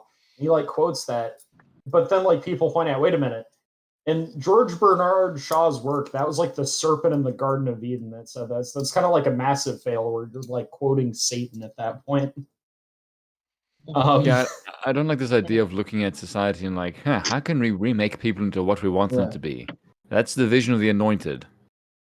Well, it's kind of amazing how much like people like tap into biblical That's vision. allusions and then just like miss the point. Like I guess he didn't know he was quoting Satan. Then you have the European Union where they build their parliament building after an artist rendition of the Tower of Babel. Tower of And the whole Babel. point Yeah. is that was an exercise in hubris and that was bad and that God shut it down because it was like, no, none of this utopianist shit here. You people are too fucking stupid to build a utopia. So I'm going to scatter you so you don't do that shit. I think I need to do a video called "The Voice of Satan: Quotes of Satan." That'll be interesting. Yeah, that'd probably be quite fun, actually. Yeah, I it's a should video I idea I should could do. really post my essay about how postmodernism is satanic to the website. Yes, I I'm need to do, looking I forward need to to do more seeing that. writing actually. I think I'll also I haven't post written my anything for a few family days, actually. values rant when I'm finished with that. Oh, cool. By the way, if there's anything you guys want to see me do a video on, or I have my take on, or just say like, here's something stupid, Spoon, do a video on this, I will. So if there's That's if probably a anyone bad wants thing to say to me. why? You got some ideas? Always. Or if any one of you wants to send me news clips or say like, hey Spoon, this is really dumb, do a video on this, where I rant and just do some shit that I normally do, by all means, because I'm currently studying how to video edit with Adobe Premiere, and I'd like to do After Effects as well. Because what I'd like to do is that picture that I have in the background, I'd like to have the Spoon character hold a smoking pipe, so I'd like to have like embers in it, and Ooh, yeah, instead of a that'd be still pretty picture, cool. I'd like to have, yeah, I'd like to have an animation of the picture. If I could have Should a I take fireplace it- in the background. I Yeah. hit my bong. Well, the good news, Spoon, is that stuff's not actually the most difficult stuff in the world. So you're going to find that once you get into it, you're going to be able to do that relatively easily. There's Yeah, 1.5 million and tutorials. yeah, and I think yeah, I've downloaded a few of them. One thing I would also I would say I'd like to do shit about Biden and the border and all that kind of crap, which means I'm gonna have content for fucking ages now because every time that it's like he's got the exact opposite thing of Trump. With Trump, it's oh my goodness, what crazy shit did Trump say today? And to everyone else, it's just wow, he's just the same guy who wants the best for his country. And now it's oh my god, what did Biden say now that makes him look even more of a retard than he already is? Yeah, Well, it's that's like- the thing. Well, it's like this like whole thing where it's like, oh, it's so embarrassing. Trump, like, oh my god, he's like saying this wild shit and being all bullish and stuff. But it's like, okay, yeah, there are some flaws with that, but it's like, in terms of what you get embarrassed by, it's like Trump being a bull and being like, no, suck it. America is the best. You have to play by our rules. Okay. Frankly, you've never seen anything like my administration. We're doing shit that people said was never possible before. Like that, like that's kind of funny. And it's like much more aspirational than like laughing at Joe Biden being like, oh, well, 120 days. I need more time. Like, But again, I can't believe that no one else noticed what he said in that clip earlier. That I got you to put on earlier about yielding your rights to the government. I mean, like, why is that not on the news that he said that? I mean, Fucking unreal. I should do a I- video. I mean, the on thing that. is, it's like that's still a more based take, ironically, than a lot of the leftist takes, where it's like at least he acknowledges that they don't come from government. Yeah, but I that you seriously, as much as I want to shit on Biden, I seriously don't think that was like some like calculated, like 4D chess hyper subtlety thing. I just think he's fucking dumb. I just think he tried to tap into the American ethos and kind of like derped on that. I don't think there's any like mask slippage thing. I think he's just dumb. I will I'll say give him I the will benefit make of the doubt there. I will make a lot of fun of Joe Biden because I'm not one of these Puritans who go like, "Oh, I feel bad about making fun of a like near 80-year-old man." Yeah, I don't have that. I have no filter. I don't give a crap, especially when you're old son of a bitch who's near nuclear codes. I'm not gonna go easy on you. Like no one put Yeah, a I gun mean, to your head and well, said, well, "Run that's for president, exactly you the shithead." point. It's Are like you sure about that? that Yes, because even if they did, there's no way in hell he'd be remembering it. Well, here's the thing. Well, I agree with you because the thing is that kind of reasoning only works for people who did not choose to be public figures, which is why the left is hypocritical on this. With fucking Greta Thunberg and that kid from the Parkland shooting who make themselves David political Hogg? activists. Yeah, David Hogg. The left is like, don't attack them, they're kids. And it's like, no, they're making themselves public figures. They're open to public criticism because they are responsible for choosing to be public figures. But then they shit all over, who's the smirk kid with the MAGA hat? I forget his name. But like the Covington High kid. And they just rip into him, and they're like, he's a teenager too, and they're ripping into him, and it's like the difference is he did not choose to be a public figure; he was turned into a public hate figure by the media. So it's like you can actually make that argument that you shouldn't go after him. But with Greta Thunberg and David Hogg, they made themselves public figures. Biden made himself a public figure. He chose to run for president. They've opened themselves up to criticism. I have a thing. I think David Hogg, and I 100% believe this, and I'm not joking. I think he's an alien. I don't mean that as a joke, right? Look at his facial structure and tell me he doesn't look like an alien. Like imagine shaving his head and just look at the outline of his jaw and his chin and tell me he doesn't look like an alien. Look at his face right now. Go on Google Images and punch in his face and tell me he doesn't look like an alien. I clearly need a hit of a totally not illegal substance in this conversation. Drinking based moonshine or something? That's not a giveaway. No, it's tobacco. It's tobacco, It could only. It could be crack, to be fair. No, it's a tobacco only bong. That's what they sold it as, tobacco only, right? Well, I can tell you one thing. That's not a human man. Yeah. You see what I mean?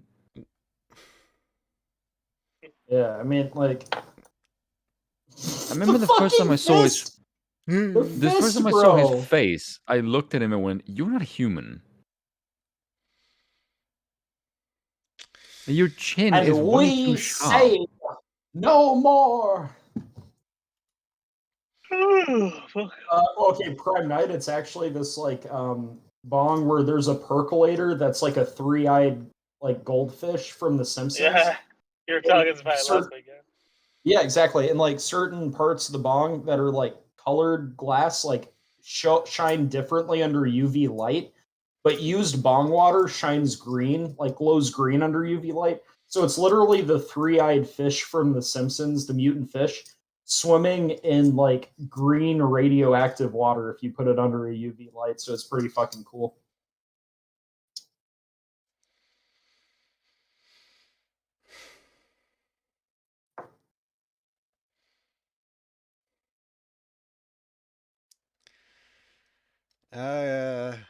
Right.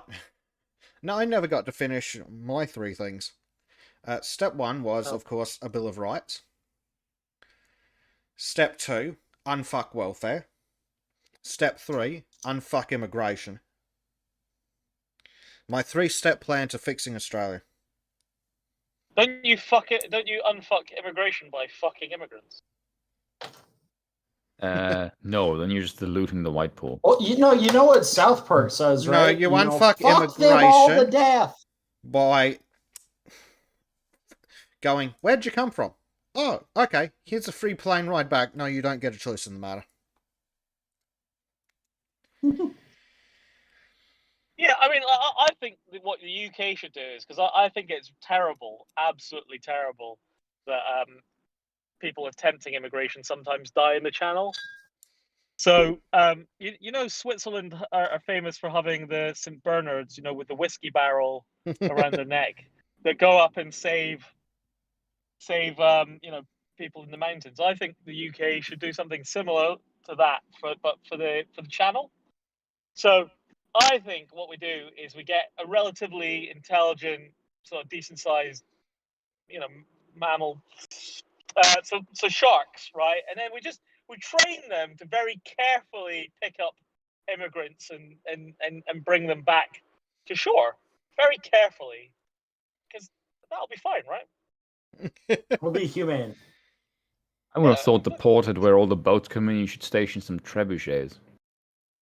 Well, actually, I said it right at the beginning: long ships and longbows. There you go. Yep. I don't know why, but I Have a can't think welcoming of. party with crossbows. I don't know why, but I can't think of Britain's more of a trebuchets. longbow sort of placement. You don't know what trebuchet is? No. I know what a trebuchet is. What kind of you know, fucking obviously. awful, useless mechanical engineer wouldn't know what a trebuchet is? No, of course I know what a trebuchet is. I was just about to get the fuck in there. That's why I was like, No, what? but Wait, like, no, but one of the first things that comes to mind when I think of trebuchets is like Chronicles of Prince Caspian, where the Empires. Telmarines are using like trebuchets, which is like C.S. Lewis, so that's like based as shit because C.S. Lewis is based. He and Jordan Peterson are my boys, and Locke. trebuchets are a bit shit though. You want ballista really?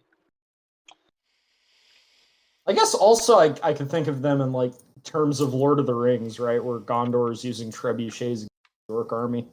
Yeah. And then that one like deformed Down syndrome where it steps out of the way at the last second. Yeah. So many jokes I want to make. Apologies Sort for of, the hiccups, by the way, but I've taken like a few shots of like really strong shit. So the Yeah, hiccups no are one's getting seen me. it. I personally think he's still smashing back Malibu like a fanny. No, No bro.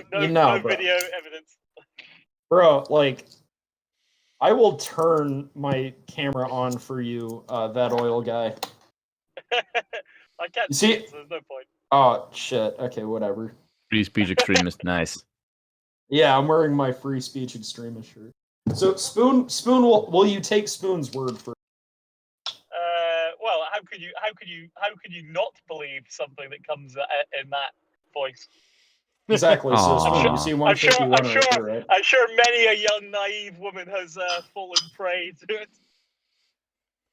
How dare Okay. you? So got the shot Accurately here. I'll be honest, the most offensive thing about that is you're saying that women who go near me are naive. As if I would go near naive women. Yeah. Well, no, we're not women saying who are you naive. talk to No, them. no. I don't mean now. But, like, He means the naive women would approach you, not that you'd necessarily accept their advances. But okay, so here's, Spoon. here's the thing. Yes, I see a shot, Okay. a black one.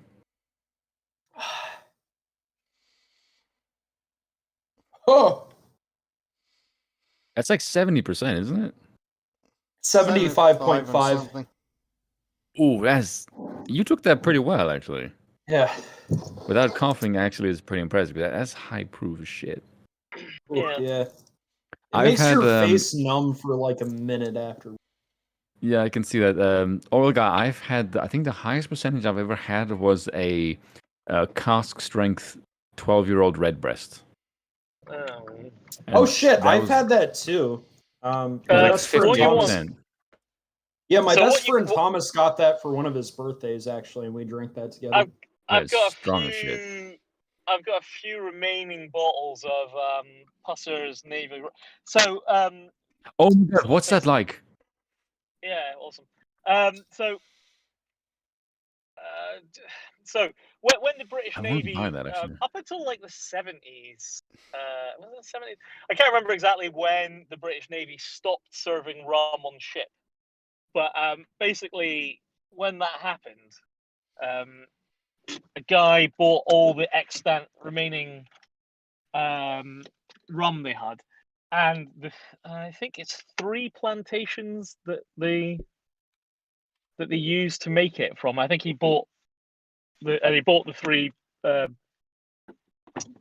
plantations that they used to produce it, and started selling Pusser's Navy rum. But the original stuff, It's really high proof. well, no, only the original stuff. So what it is that to store it on ship, they watered it down to give it to the guys, but they stored it at high concentration so that it took up less weight. So yeah, so I've got a couple of bottles of the original gear in it. It's just fucking blows your fucking head off, you know. But quite nice though. But just their normal production's very good as well.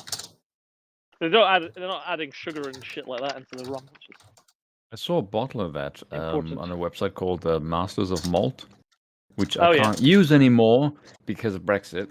They don't deliver to Ireland anymore. You might get with the Whiskey Exchange. Whiskey Exchange is bloody expensive. Like, Jesus Christ. Yeah. The Whiskey Exchange will charge me like £50 more for the same order. Like, bollocks to that. You'd be taking a mickey if you think I'm going to order that. Yeah, it's always a problem, but Yeah. what you should do is get yourself into a fucking decent country, shouldn't you? Probably the most expensive shit I've You live in drank, which, Scotland. like- Who the hell are you to take shots at me, son?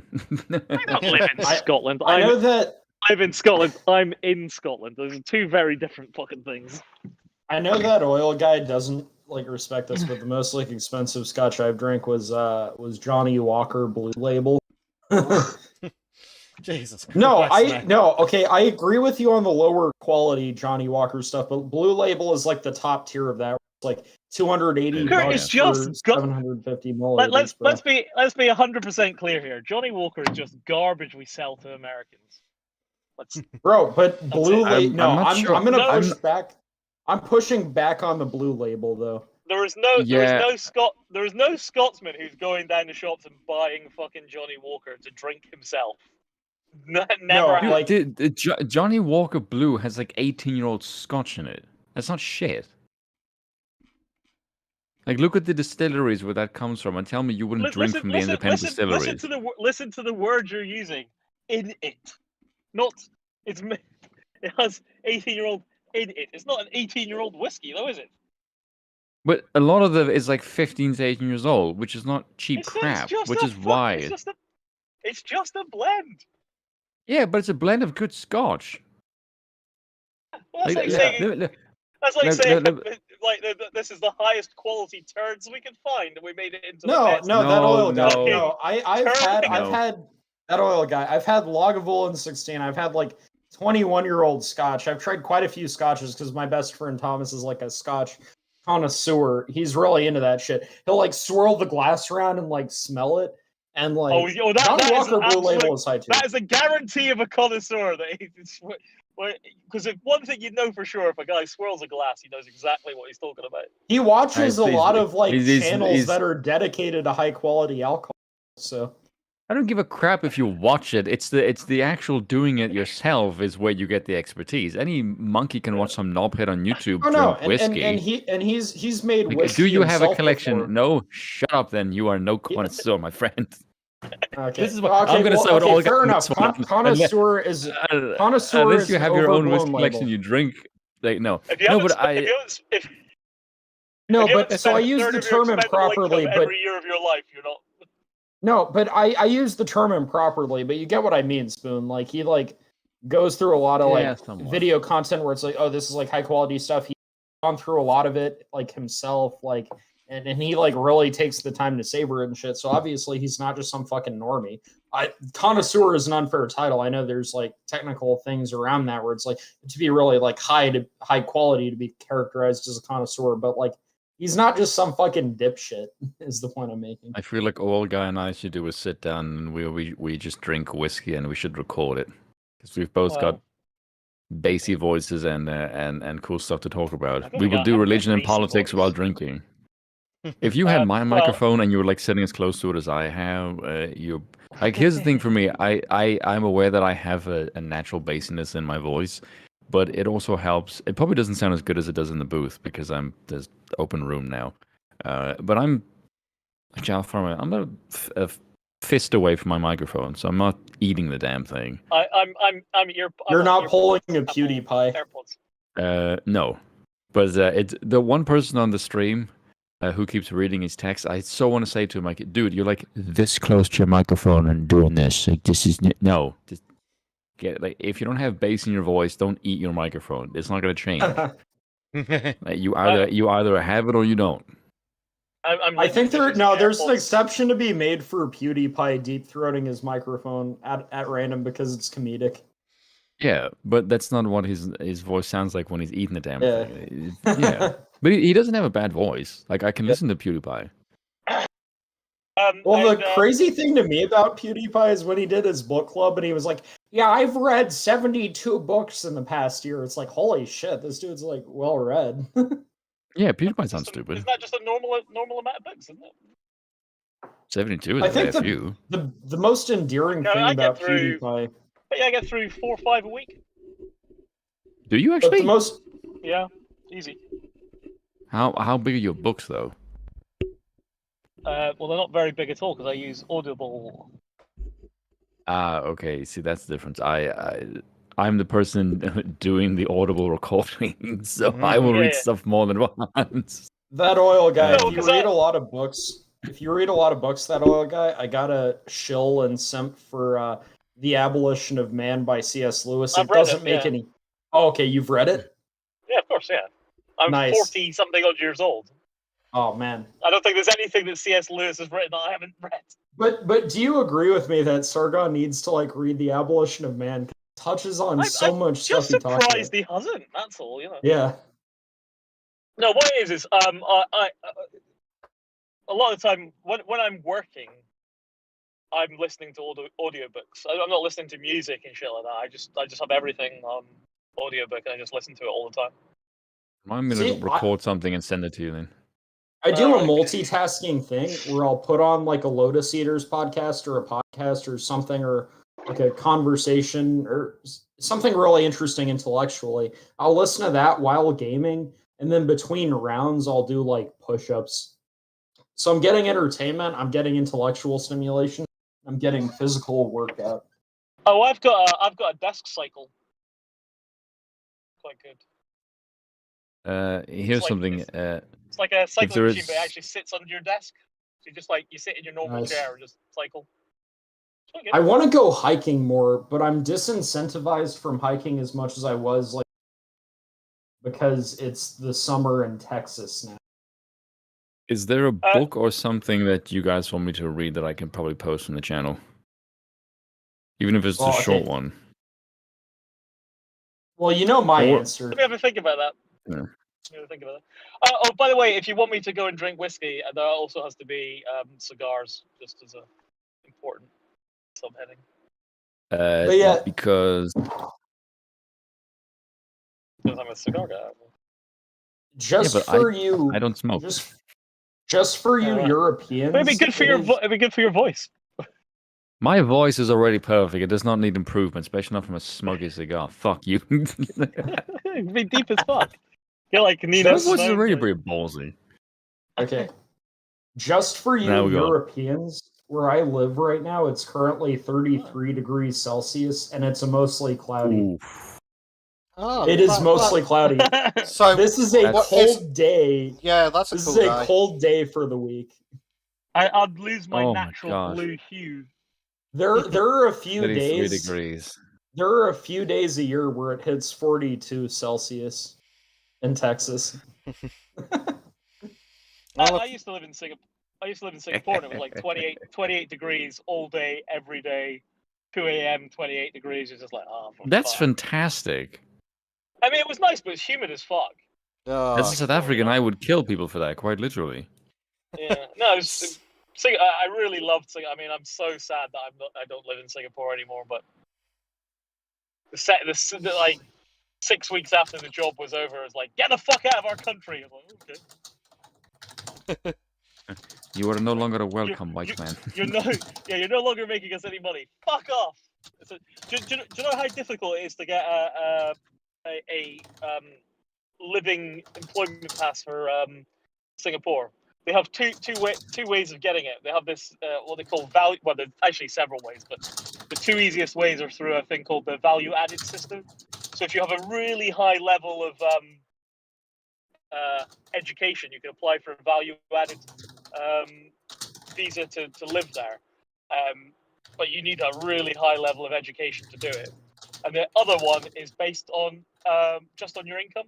So there's an income threshold, and if you surpass that income threshold, the amount of tax you will pay allows you just to get one instantly. So you can go through months and months and months of trying to get an employment pass, or you can just get a company that will say, we'll pay him this much, and they'll give it to you the same day.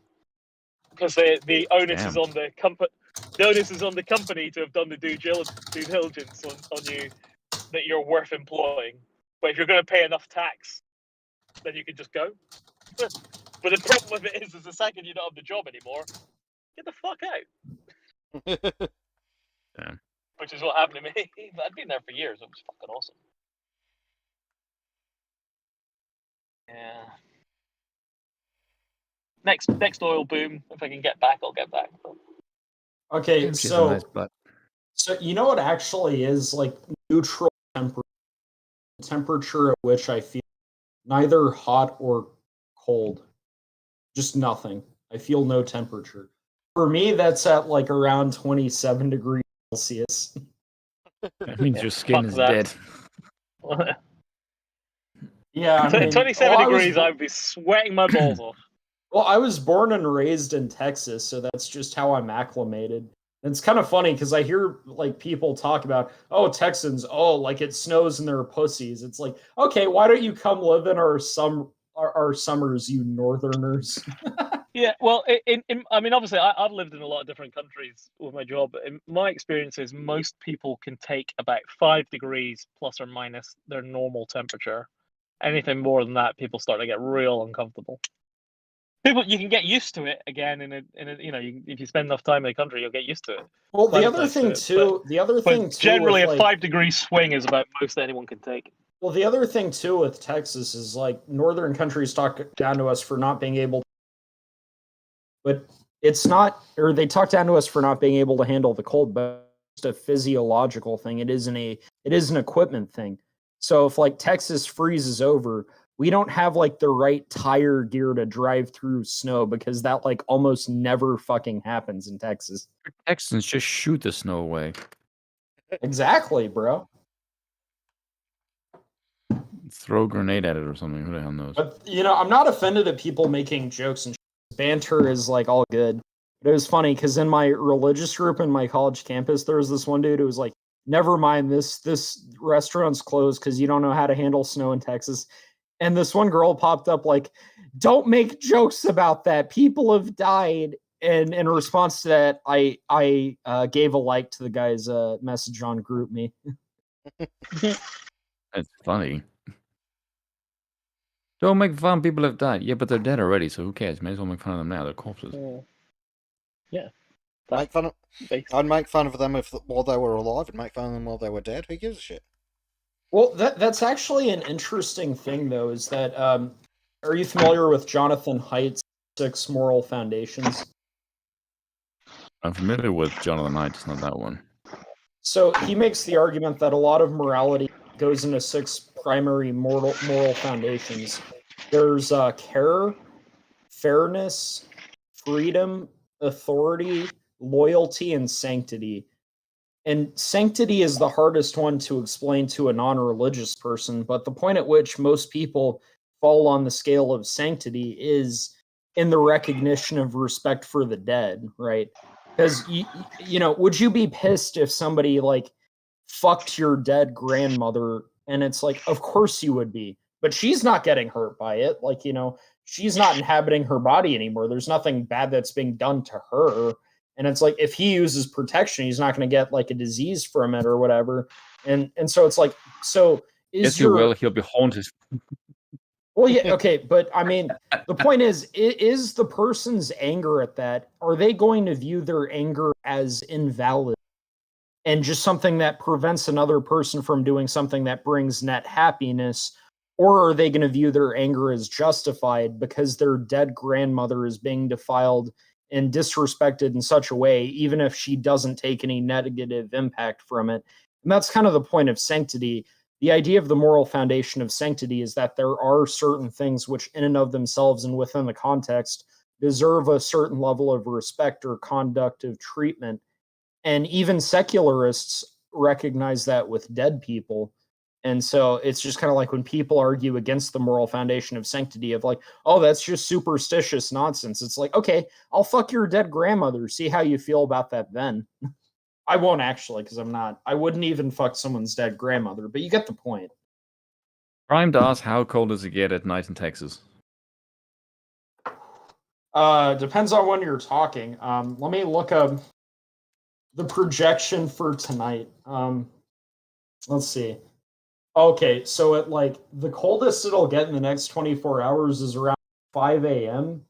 Or no, is it around 2 a.m. And it'll be. Wait, hang on. Let's see. 8 so.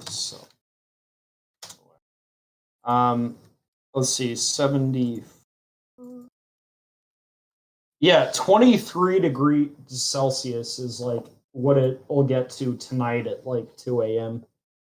And that's like the coldest possible projection for the time.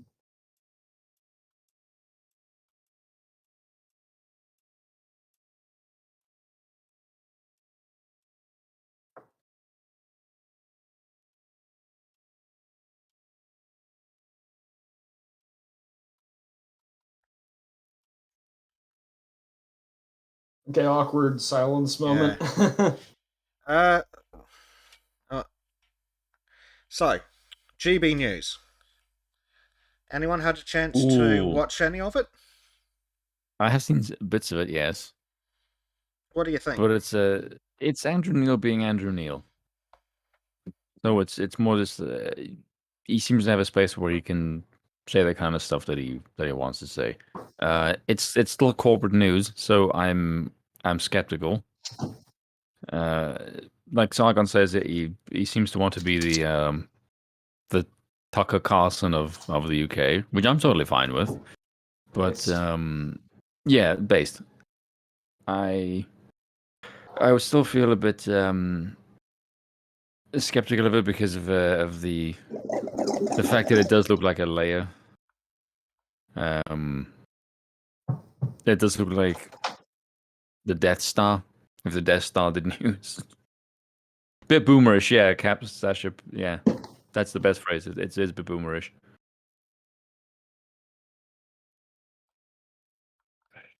But it's better than the BBC and Sky News, but again, it's not saying much. So, I suppose we can probably see where that goes. I imagine it'll probably be, considering the launch it's had and the massive amount of autistic screeching they've gotten before they even made their own first fucking news segment, says a lot about it. The fact that it just has people that they know is considered a threat to mainstream media, while still being part of mainstream media, is rather funny. So I'd imagine we see where that goes. And I do find it funny that a lot of people that were screeching autistically about the adverts have now suddenly gone, ooh, they haven't done anything yet. Maybe we should pull back the adverts. Yes, because you still want to buy those products, you bunch of wankers. I'll be right back. Well, Let me use yeah. the bathroom. I mean, like some of them as well. You've got to think, like, you know, what they pointed out is that the main view so far, the main viewers of GB News are sort of, you know, middle-aged white guys. It's like, who has all the money? You know, might not be the best idea to, you know. Cap, who's the gay guy? Say what now? You mean do you mean Dan? And this is a different gay guy that I don't know about. I don't think Dan's gay. What? Yeah, one of the guys apparently is gay. The only one I could think of being gay is Dan something who used to be at Talk Radio. I don't know if it's him though. It could be somebody else, and I could look like a royal twat right now. No idea. Yeah, I is don't is see it is such it well. yeah, is it Dan Wooten you're talking about? I don't know if he's done segments.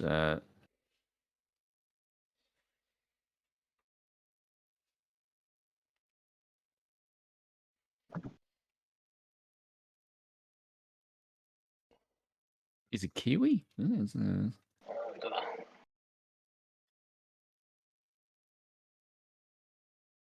Right, banning Robert Longshore.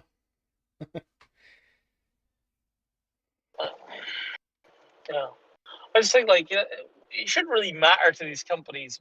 They're not they're sort of going on with people start saying you're supporting. You're not really supporting the channel. What you're doing is exchanging money for advertising space. It doesn't really matter to you what. It shouldn't really matter what's around it. Yeah, I've never thought I saw an advert on any kind of channel and thought it has anything to do with the programming on it. That's never occurred to me. Like, even with things that I like, if I saw something that I thought like, oh, that's kind of gay, I don't give a shit. I don't understand why you would support something associated with unless it's something really really horrible. Yeah, I just don't think that the average person thinks like that. Well, Yeah, exactly. what the average person thinks of is, oh god, not another fucking ad, and then just tunes off. The average person doesn't give a shit, they just want the ad to fuck off. Yeah. Which is one of the reasons I don't want to get into advertising, even though I have the voice for it. It's because I feel like, I'm doing the thing that I pisses me off all the time. It's this illusion that the screeching vast minority creates that people actually give a shit kind of thing. No, you just do the YouTube ad partners thing, and it's like, oh, the company is just like, okay, I don't know, whatever video it happens to be on, people see that, and most people will be fine by that. It's only the vocal minority that causes shit like the adpocalypse. Yeah, Twitter has a lot to answer for, really. If my channel grows to the point where I can get ads on it, my rule of thumb will be: do you sell bread? Yes. Okay, then you can be on that. But everywhere else, like anything else with simple sugars, you can piss off. I'll only have based carbs on my channel. No Pepsi, no Coke. If you're some sort of woke Hovis. company, you can eat a dick. Just Hovis and Warburtons. Wait, has Pepsi done some woke shit that I'm not familiar with? I think it means they can fuck off with the sugar, but no. I think that too. In all fairness, Warburtons have done the best bread adverts of all time. This is gonna sound so degenerate. Those Battle of the Britain ones are just fucking unreal. This is gonna sound so degenerate, but when I was like young, the soda. You cut during most of that. Is that how degenerate? I didn't get a word of it. No, when I was like younger, I used to drink like a soda a day. Oh god. Well, to be fair, when you're younger and you're running around like a mad idiot, that's kind of alright. You're at least working off all the sugar. About 10 liters a day or something. Wow. No, it was just one a day. Up until about 35, I was basically powered entirely by tea, Coca-Cola, and cocaine. So, well, that's the thing about caffeinated sodas is that I do not at all have a taste for coffee or tea. So it's like my caffeine options are significantly less healthy, but I also don't rely on caffeine to function. So that's probably a good thing. I am powered mostly by caffeine. Yes. On the topic of I'm a double espresso, 2 seconds out of bed, double espresso. That's pretty much mine. Of course, I am drinking like at like 2 p.m, and I started drinking at like 11:30 in the morning. So, who am I to talk about other people's health choices?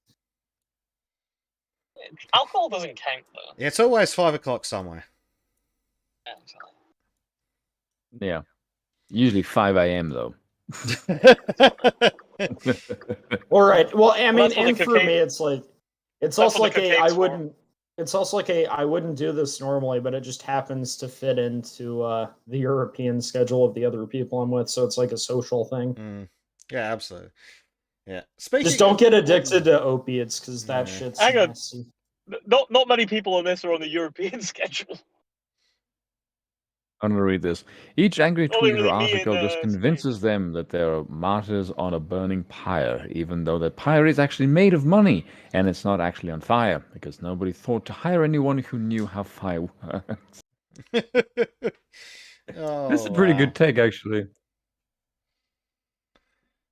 I feel like a good segment for this show would just be like, Spoon, read out funny headlines. Yeah. Funny, I say funny headlines. What the fuck am I saying? I mean, if we can get you to read out funny headlines, we can do that too. So, I mean, Yeah, I don't think YouTube would like that though. So yeah, Well, probably not. Speaking of ads, though, just fair so, warning. actually, I was just going to say, fanny, head, and lines are three of my favorite things. Nice. in that order, No, cocaine. or the reverse order? Yeah, pretty much the first one. Well, don't forget, you can combine these things by snorting cocaine off their tits. That's always an I've actually option. never. I've That never just done seems like a coke. waste of cocaine, really. I've never actually done that because just every person that I've seen on coke acts like such a spastic. Yep. Like there seems to be just a personality. This is the thing for me. This is something that I knew when I grew up in Ireland and I spent on my teenage years in Ireland. When it comes to either a hobby or a substance, there seems to be a certain personality associated with it.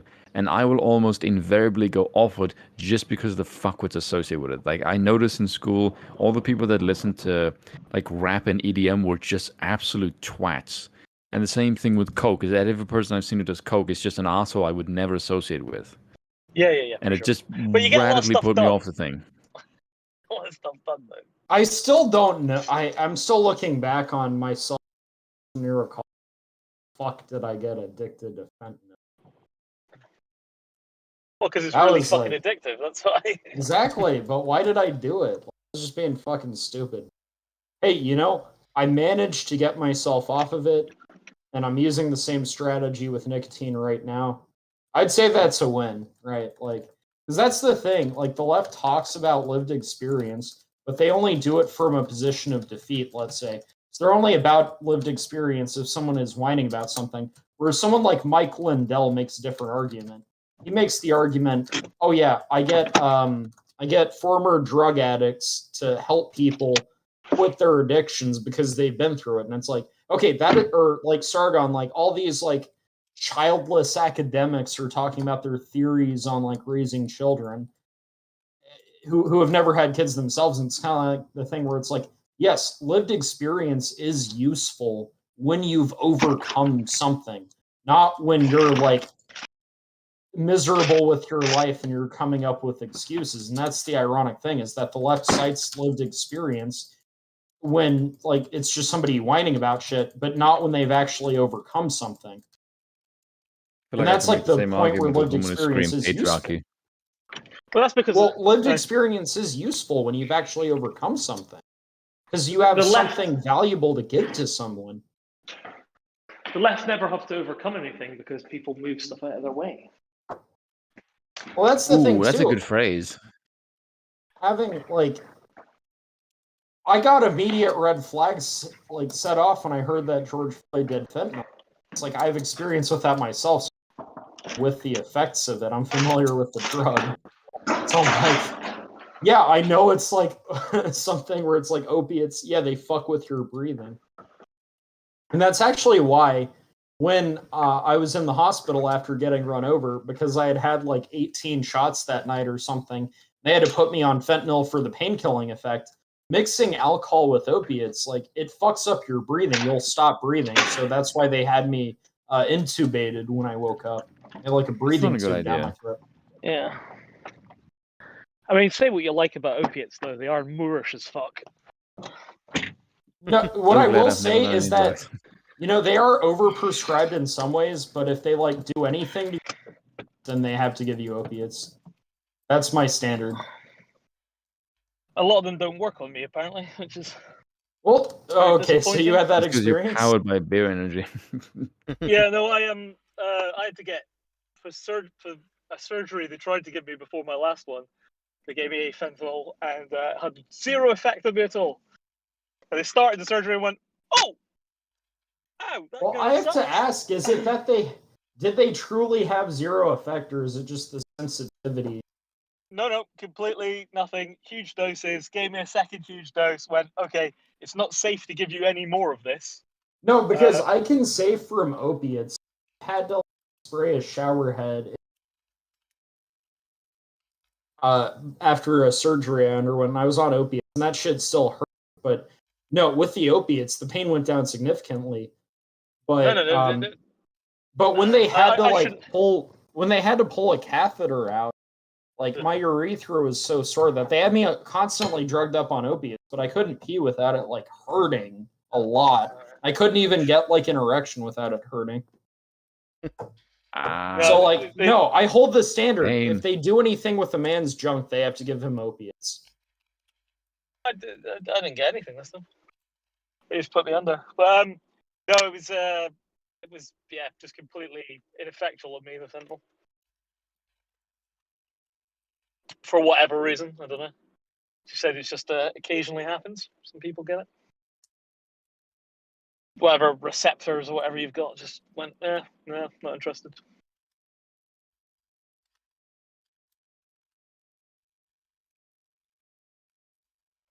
Which kind of sucked. It was during a lithotripsy thing where I'm basically trying to smash up these kidney stones with ultrasound. Which is absolutely excruciating, by the way. I wouldn't recommend it.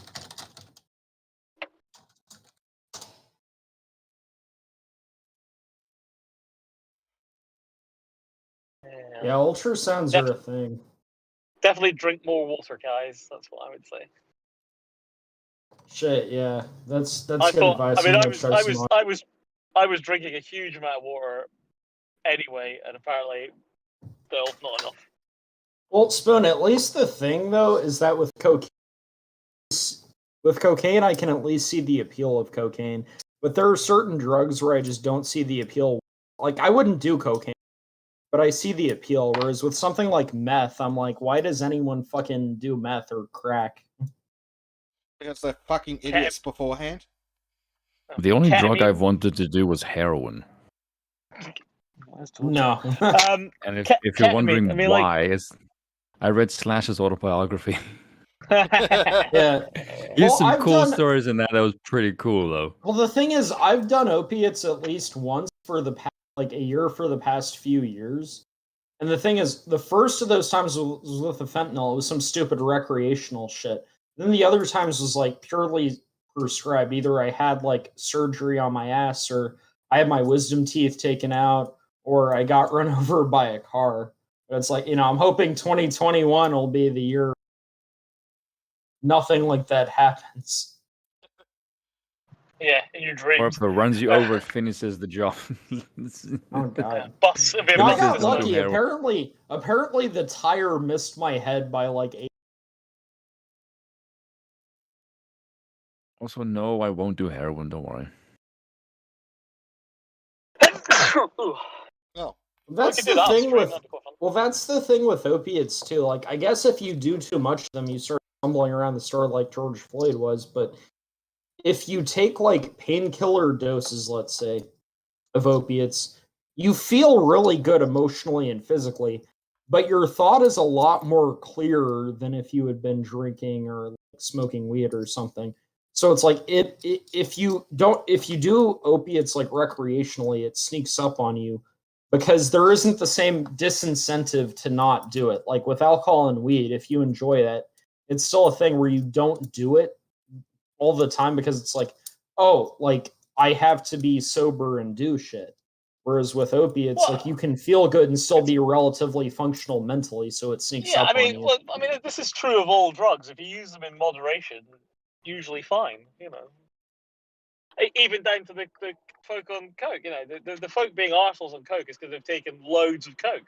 Well, I mean, that's the point You don't though. need to you don't need to take loads. You can just take a little bit, and you'll have a But really the good point time, with- and you won't yeah, be such an arsehole.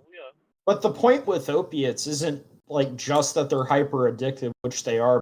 that they also don't disincentivize they don't incentivize moderation in the same way other drugs do, because there's no unless you do it at like insane levels, there's no like cognitive effect that's going to make you think I need to be sober for this, so I'm not going to do it. So it's like it's easy. Like with nicotine's the same way. You can just do it like all the time with like a vape or something and still be able to function mentally with the other tasks in your life. So it sneaks up to you to the point where you're doing it all the time. Whereas with like alcohol, you wouldn't do that because you need to. So you only keep alcohol slotted out to a certain part of the day where you've decided, okay, I'm not going to do anything after this. Well, anything productive. What I will say about that Robert Longshot is that, I've done 100 micrograms of LSD 4 times, and with the effect 100 micrograms of LSD had, like, I got a lot out of it, right? Like, I was like, oh, my religion makes sense to me now. I understand all this shit. But, like, the fucking... I don't know how I would react to doing DMT and being blasted out of my body and seeing, like, 4-dimensional aliens and shit. Like, no, that's just not something I'm gonna try. So I'm like, I don't think I'd process it. So Spoons had The to machine go. knows. It was good having him. Yeah. Got to get something to eat, I think. Yeah, I understand that feeling, actually. It has been some time since I last had food. I pretty much only eat dinner. But that's I don't know. Well, that's something I've been doing before, but it's also like with eating nicotine's an antidepressant. You get a lot more hungry. And so if I can keep that just confined to dinner, then I can stay on a relatively like decent carb amount for the day. Or calorie amount, I should say.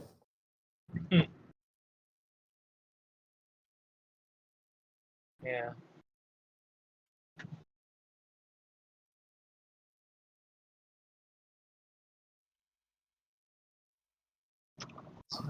Do we have anything else you boys want to talk about? Or are we done? There was like this thing in the US where, let me see if I can find an article. Oh, there is one thing I did have queued up. The McCloskeys. They've pled guilty to the 2 charges that were left, the 1 charge each. Wow.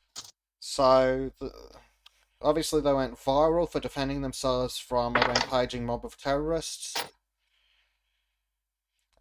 A St. Louis and grand jury, yeah, there's your fucking problem, indicted the couple on felony unlawful use of a weapon and tampering charges in October.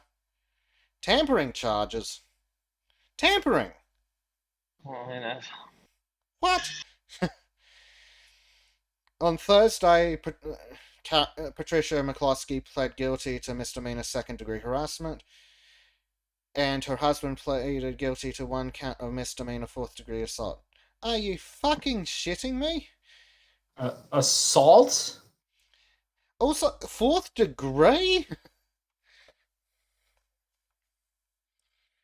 What? Actually, I think 4th degree is actually the like lowest. Yeah, I know.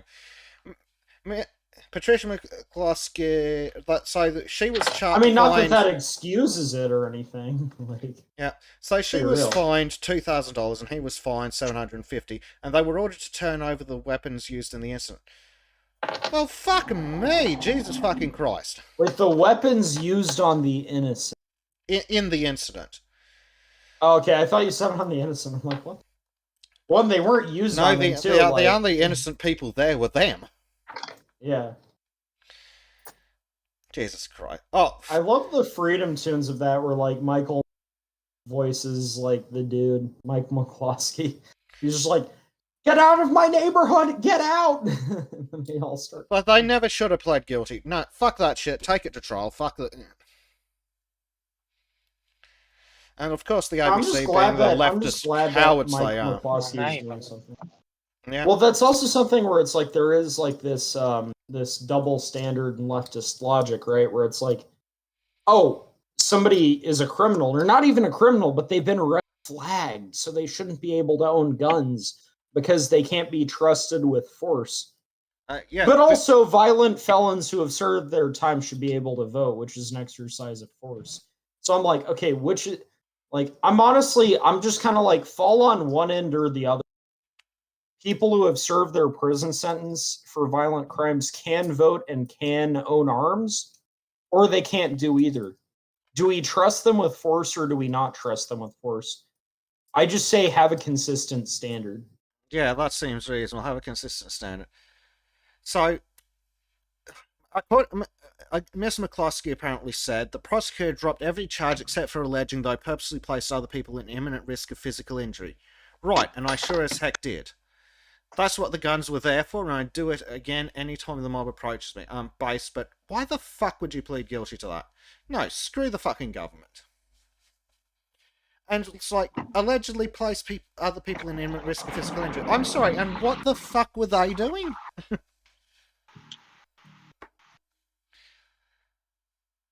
I'm just saying if Kyle Rittenhouse pleads guilty, we're all fucked at that point.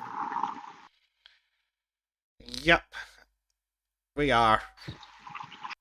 But then again, we know that he's going to get a show trial as well. There's no... I mean, after Chauvin was convicted of George Floyd's suicide, we knew that we knew that he wouldn't get anything resembling a fair trial. Well, that's the thing. Like, even the people who think he's actually guilty have to recognize that he didn't get a fair trial. Like, when you have one juror mouthing off about, like, BLM and shit beforehand, that's just perfectly obvious. Yeah, absolutely. Like, it's clearly at the point where nowhere in the country can that man get a fair trial. Like, even if he did intentionally cause that George Floyd's death, he cannot get a fair trial. There is no choice but to let him go completely and utterly free.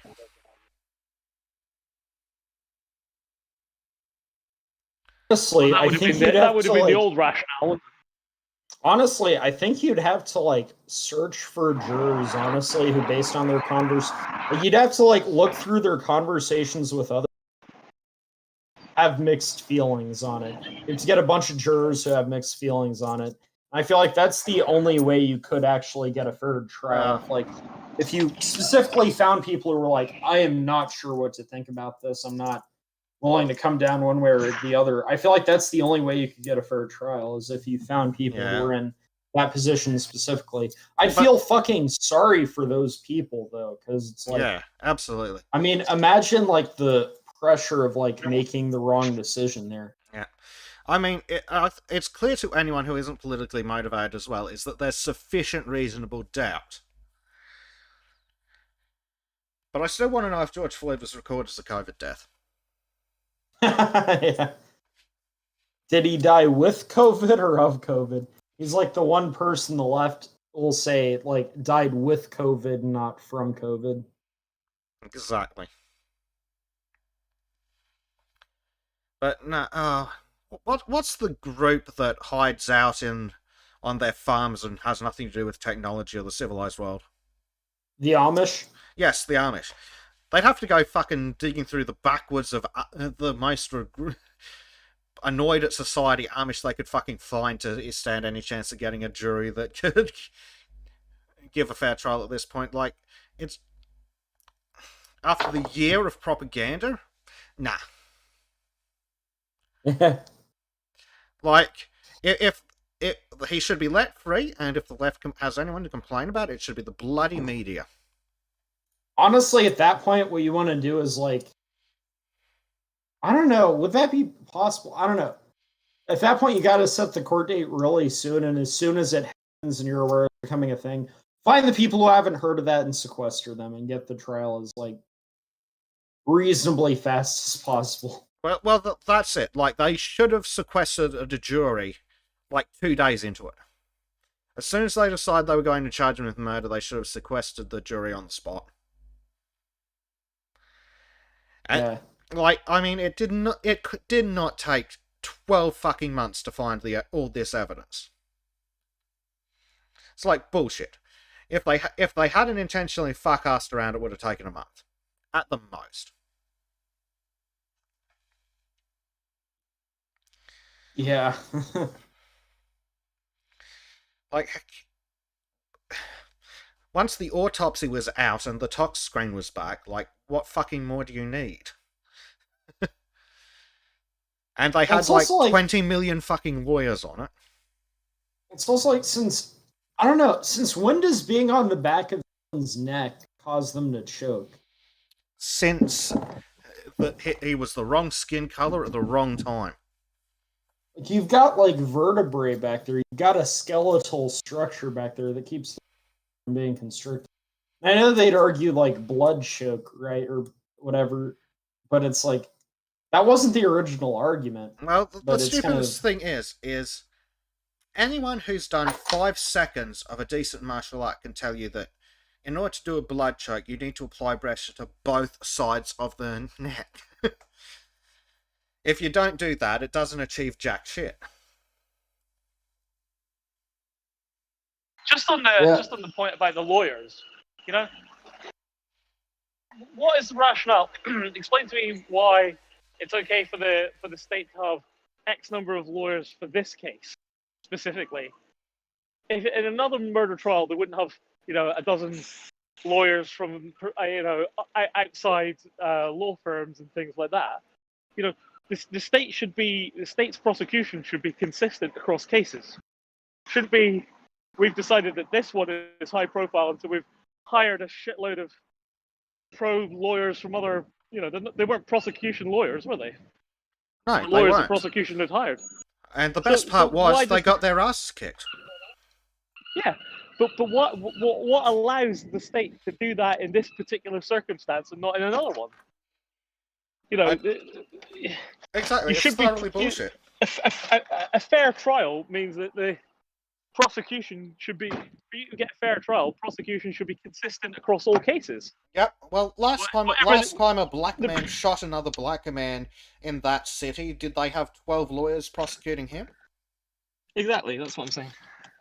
It's also like, there was this point where, like, the SWAT team, like, there was a SWAT team that killed this white guy who, like, a neighbor had seen him with, like a I don't know, water pistol or, like, Nerf gun that they thought was, like, real or something. So the SWAT team shows up at this guy's place, gives him a bunch of contradictory instructions. There's, like, a 20-minute video of, like, the dude is, like, drunk off his ass, and they're like, okay, put your hands on your head. Now crawl towards us. Like, obviously, like, they're very confusing instructions. Yeah, exactly. They end up shooting the guy when he, like, fucks up on some of their, like, weird contradictory instructions, and it's like, that's fucked up. There's no, like, media riots. It's like a niche thing within the media too. Like, you can find it, but it's not like a national news story. Yeah, it's that should have been. That was legitimately a bad shoot. Like, whether you call it murder or manslaughter, it was a bad shoot. They should have been prison time for something for the officer that shot him. Like, was not good policing. The thing is, as well, right? The department that investigates those things shouldn't be part of the police. It should be completely, you know, the police. The same in this country. The people who investigate the police are the police. I mean, it's fucking insane. Should be a completely separate industry. They shouldn't have an office in the, you know, like the police complaints people will have offices inside the fucking police station. Absolute insanity. Shouldn't be anywhere fucking near it. They should never. You know, the only time one of the people who investigates a policeman should meet a policeman is when he's investigating a policeman. Do you know what I mean? They should never mix. Yeah, absolutely. They shouldn't be having coffee with each other in a fucking break room on days that they're not prosecuting policemen. Well, it's also like, you should never see a policeman unless they're prosecuting one. Well, it's also like, even if the left's logic holds, it's like, oh, all of these shootings of killings. Fuck. Where all of these killings of unarmed black men, like the most egregious shit ever that should have never happened, and this is evidence of fuck shit. They extrapolate that to all fucking police, and it's like the police are managed at a local level. Like, and if there's only 8 of these shootings that happen a year, like, how can you apply that to all, like, the thousands of police departments around the country, even if your logic holds to some degree? Yeah, there are probably regional police departments that haven't had a shoot in a decade. Yeah. Yeah, like, and what there are is- police rural- departments that have justified shoots every week. Like, Las Vegas just Okay. kills people every fucking weekend. Yeah. Granted, the fuckwits deserve it, but... So Billy Blogs asks, would we describe what's happening to the USA's justice system, military, and government? Is it a Marxist takeover? It's like, well, that ties in perfectly to this Daily Wire article. Biden domestic terror plan to focus on militia extremists. White supremacy will include anti-radicalization, like training for retiring military. And it's like, yeah, that's just going to be a bunch of leftist propaganda for the people leaving the military. Like, we all know that they don't have, like, the intellectual honesty or the understanding to describe extremism, to delineate white supremacy, like, and it's just kind of ridiculous. We all know that's going to be an ideology. You've lost your second. But it's pretty Okay, obvious what's happened. Yeah, Pretty obvious exactly. what's happened there, which is that Biden's just about got caught. The Democrats just about got caught with what they did, and they're really worried that if they had got caught for what they've obviously fortified, was that the militias might rise up and remove them if they were caught for what it seems very likely that they probably did. Yeah, I would then perhaps try to outlaw those militias too, if I was, possibly planning on fortifying a future election as well. They're trying to prevent the Heinlein time. Well, one thing that is very interesting that's come out of this that does relate to all this Black Lives Matter retardation. The National Strategy for Countering the NSC has now defined domestic terrorism as activities that involve acts dangerous to human life that are a violation of the criminal laws of the United States or of any state, appear to be intended to intimidate or coerce the civilian population, to influence the policy of a government by intimidation or coercion, or to affect the government, or to affect the conduct of a government by mass destruction, assassination, or kidnapping, and occur primarily within the jurisdiction of the United States. Black Lives Matter is a terrorist organization. Suck a dick. I agree with. By that definition, Black Lives Matter and Antifa are terrorist organizations. Let's fucking go. Let's round them all up. Yeah, don't even gotta think about it, dude. Yeah, acts dangerous to human life, intended to influence the policy of a government by intimidation or coercion. Yep, boom, done. Terrorism. Let's fucking go. Yeah, you've missed the sub appendix that says this only applies to white people though. Oh shit, that's alright. Could have seen that. Yeah, it's in the very very fine print, but it is there. Yeah, I'll be right back in like a minute.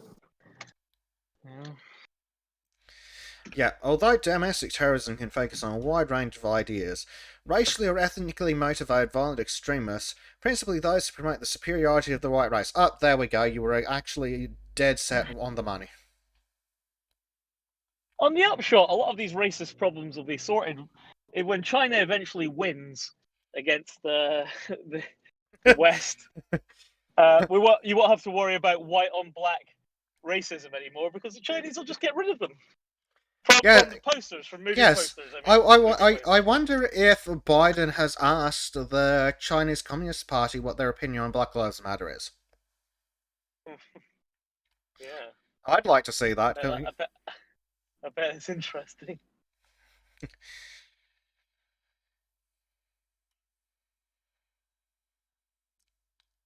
That's such fucking bullshit, isn't it? That's fucking... It's just ridiculous. I have to say, I was very disappointed that with Biden having been at the G7 and the Queen being there, that nobody did any memes of him sniffing Princess Charlotte. Yes. Oh, here we go. The NSC does, it appears, include anarchist, violent extremists who violently oppose all forms of capitalism, corporate globalization, and governing institutions which they perceive as harmful to society. So, communists. That is, so that's BLM.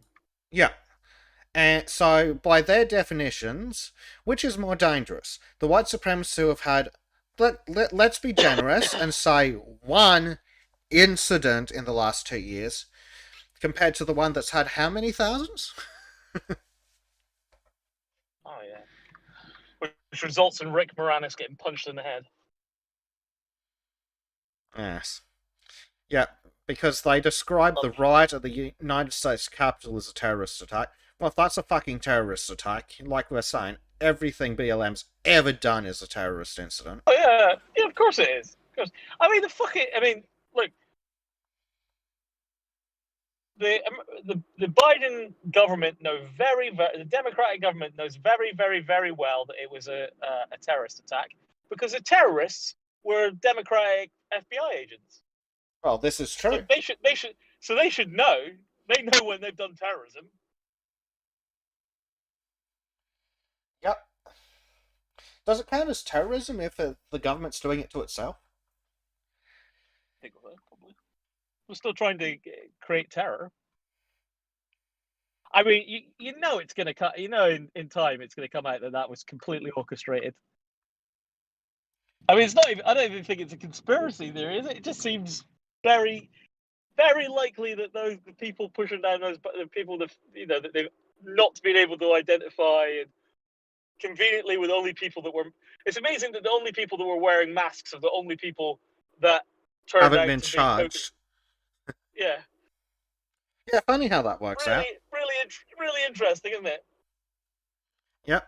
What's interesting... And the videos appear to show that the people with the masks are the people breaking down the barriers. It could possibly be that they... Yes, they couldn't possibly be glow-in-the-darks, could they? No. So the administration has apparently already ramped up investigations into domestic terror groups.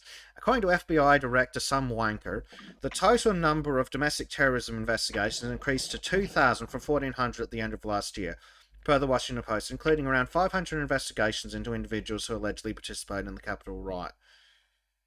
Right, so since the end of last year, 100 extra investigations that weren't related to the Capitol. That's odd. Yeah. I'm pretty sure Black Lives Matter has committed more than 100 terrorist incidents. And that's not even counting the individuals. Yeah. Oh, yeah. It's obviously, you know. Yeah. Oh, let's go. There's some comments on the site. This is going to be fun. Oh. Okay. Well, on the website? On the Daily Wire. If they were on our website, that'd be even cooler. That's what I was just going to say. Really? What kind of fucking losers put stuff on that? the best kind. The base kind. Just so all our listeners know, I have no respect. You've got no respect for anyone except yourself. We know this. We've been over it before. I'm not even that keen on myself. No. Natural self-loathing is required as well. Yeah. Keeps you based. Yeah. So let's see some of these comments. So basically, they're afraid that ex-military personnel may remain loyal to their oath to the Constitution of the United States and actively resist government tyranny. As such, they seek to brainwash or turn them into submission. Yep, sounds about right. Yeah, that's exactly what I just said, wasn't it? Really, you know. Yep. Yeah, definitely people you might be a bit concerned about. Yeah. Yeah. All the people you train to kill brown people abroad might stand up for the Constitution. Holy shit, that's a fucking, imagine not being a traitorous... I imagine it must be quite difficult for the Democrats to consider somebody not being a traitorous cunt. But, yeah. Yes, I imagine it must be hard for them. Turns out some people actually have some, dignity and respect for their country and their constitution. It's quite an alien concept for the leftists, I suppose. But anyone who is prepared to shop their granny for their thought crimes, Yeah. probably would find that sort of thing quite difficult to understand. A sense of duty and morality. Duty, morality, yeah, leftists aren't familiar with either of those. No. It's good to see that there's several comments that are basically saying what we've said already. Sounds a lot like BLM and Antifa. Yeah.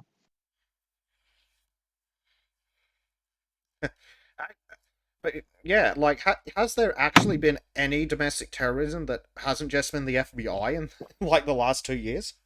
Other than, of course, Antifa? And 9/11. Oh no, that was the government as well. Not supposed to say that on YouTube, was it? Probably not. But fuck it at this point. The government, though. After Spoon, what chance do we have now? Oh yeah, well. I like people to have conviction, at least. Oh, that's and when true. I say conviction, I mean, yeah. Unfortunately, the conviction in his case will probably be a custodial one. So. Well, just make sure he never actually goes into the UK, or he's banned. Well, I'm not sure you can say that in Ireland either, to be fair. But... Well, it depends on which part of Ireland. Well, he's in the south, so he's in the EU part. Yeah. So I'd say no. Yeah, probably. The EU are desperately trying to do it. Well, he definitely can't deny the Holocaust, for instance. Yep. God forbid you have freedom of speech. Which is one of the few things Britain you still can do in Britain. Are you sure about that? Just don't film it and put it on YouTube. No. You can still deny it here. Yeah, just don't film it and put it on the internet. Because I'm sure they'd do you for their gross offence bullshit. Well, you can't. It's not criminal to deny it in this country. It's Yeah. criminal in the EU, but it's not criminal here. I'm sure they'd get it under that section, whatever it is, bullshit. No, they put it down as a non-crime hate incident or something. I'm sure if you put it on the internet, they'd try and prosecute it. Don't know whether or not they'd be successful is another thing, but I'm damn sure they'd try and prosecute it. Yeah, probably. Especially as I'm in Scotland.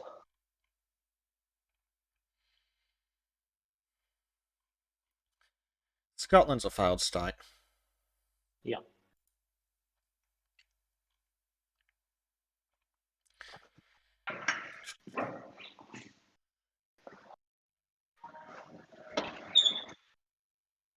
Yeah, I'd be for a rolling back devolution. Yeah, absolutely. Yeah. The other thing, of course, is to simply give Scotland independence when it wants it. Take back the navy. Take back the navy and all the military equipment, and then just invade. Yeah, that sounds good. That's what I would do, and I am Scottish, so I'd be okay with it. Of course, the other thing you do is just wait a couple of months until it goes fucking bust and buy it back. Yep. I am looking to see if I can find a article, because we've recently had a judge in Australia confirm that our constitution does not guarantee free speech. Nice. I mean, like, the idea that the fucking EU is just going to let Scotland stroll into it is just absolute nonsense. Especially as I don't actually think there'll be much of an EU left by the time Scotland's in a position to go in. I think we'll see the fall of the EU. I think we'll see the fall of the EU within the next 5 years. Oh, I'm so looking forward to it. I said it years ago. And I reckon it'll still be true. I think Germany might be the next one out. It would be interesting, that's for sure. Well, once Merkel's gone, you know, it's going to be difficult. A lot of people won't want to justify the financial, because Germany's propping the whole thing up financially, and I don't think it's going to be hard to get another person prepared to put Germany into hot constantly to bail it out. Yeah, their economy isn't doing great either. Yeah, well, I mean they've been teetering for ages, but it's one thing for Merkel to have the political will to do it, and people just comfortable with her being there. But for a new person to come in and just go, oh yeah, we'll just don't worry about our economy. We'll Yes. very different proposition. Yeah, absolutely. Hopefully, someone finally gets around to asking the question of why exactly are we paying to pop up Greece? Yeah. Yeah, these arseholes do hate us. Yep, not to mention the lockdown. I'm pretty sure all the lockdowns in the EU would piss off if the EU stopped providing money to the places that only exist on tourism. Yeah. That's tricky. But I can't see it. I just can't see it lasting. Italians will go, or the Germans will go, or the French will, French might fucking. Yeah. Well, all of these places are if the French go, it's definitely done. But even if one of the others goes, they're probably done. Eh? Yeah, any of the top 5, I guess. Well, at this point, it's rapidly getting to the point where even if one of the bottom lot guys, they're screwed. Wow. If anything other than Greece leaves, they're in pretty deep water. Yeah, maybe. I mean, you see constantly that just each year goes past, we're just sliding further and further right. The countries like France and Italy, especially. Yeah, well, most of the countries, the losing opposition all have a policy of investigating leaving, don't they? Yeah. So the AFT, they want out. The Italian one, I can't remember what they're called. They want out. The Le Pen says should go out. So you only need one of these countries for them to vote in the opposing party, and it's all done. And because the world's going so insane, the right wing's rapidly gaining popularity without actually doing anything. Well, yeah, well, they weren't even that right wing. They were mostly sort of right of centre. Yeah, just right of centre. They're only right wing now because the left is moving so far left. Yep. It's crazy. The far right is 1 inch right of centre, and the far left is 100 million miles left of centre. Yeah, pretty much. It's not a seesaw you could balance. The far right and the far left.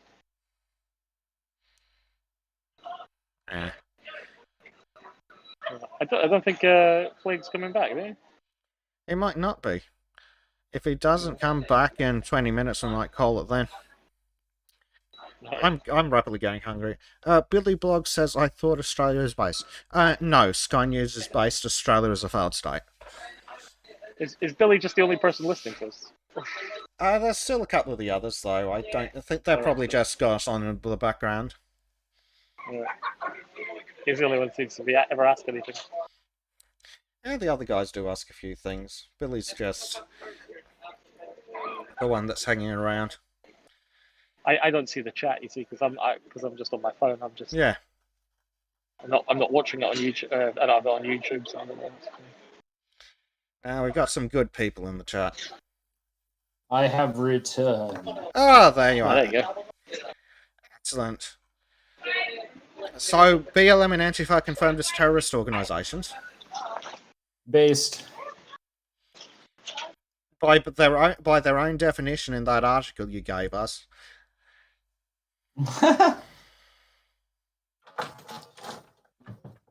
Well, the thing is, the regressive left is regressive. And now to talk to us from a non-regressive member of the non-regressive left is Sam Harris, noted non-regressive.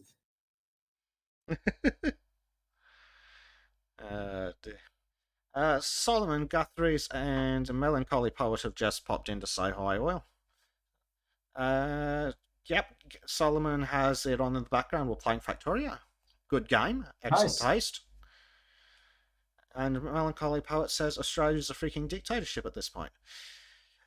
I wouldn't go that far. If it was a dictatorship, we might get the trains to run on time. Not competent enough of a shithole to be a dictatorship.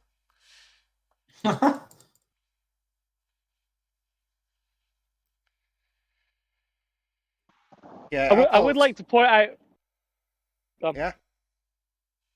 I would like to point out of all the countries I've lived in, my favorite one was a dictatorship. So. Yeah, that seems reasonable these days. Singapore's a dictatorship. It has a government, but it is a dictatorship. Did not know that. Oh yeah. Hereditary dictatorship. I mean, kind of seems like one of the most interesting things to think about in modern society is that oil guy. Have you ever read C.S. Lewis's essay on chivalry? Yeah. Well, he points out Many something years very. ago. Yeah, he points out something very specific, which is that the problem of a classless society is that in a society with like more classes and shit, chivalry was maintained through the social structure. So you have like a specialized class of people who were chivalrous of all classes or the sediment of them.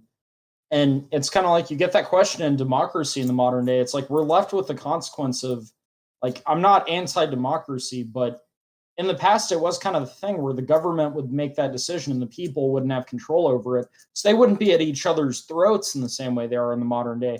So it's like that's an adjustment where we have to realize this is putting us at each other's throats. How do we deal with that? Or with gender, for example, masculine and feminine gender roles both have virtues they put on the specific sexes. So with the loosening of that, do we get the best of both worlds? Do we get guys who, on top of having the manly virtues, are also taught to be comfortable talking about their emotions and being vulnerable where the situation requires it, and like being caring and being restrained in their sexual indulgence? And do we get women who, keeping the feminine virtues, are also like, yeah, adventurous, go hard, go get it kind of thing? Do we have people who in Jungian terms are integrating their anima or animuses?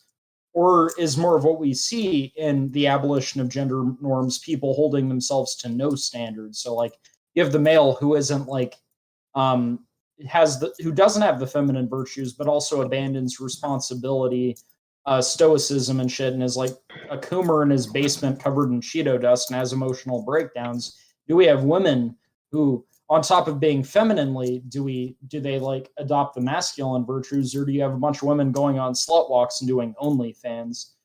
So it's like It's a pretty simple, removal of isn't like, it? I mean, yeah, but it's like as a in your medieval times, your heraldic knights were the celebrities, right? yeah. So, people always idolize for good or bad the celebrities of the day.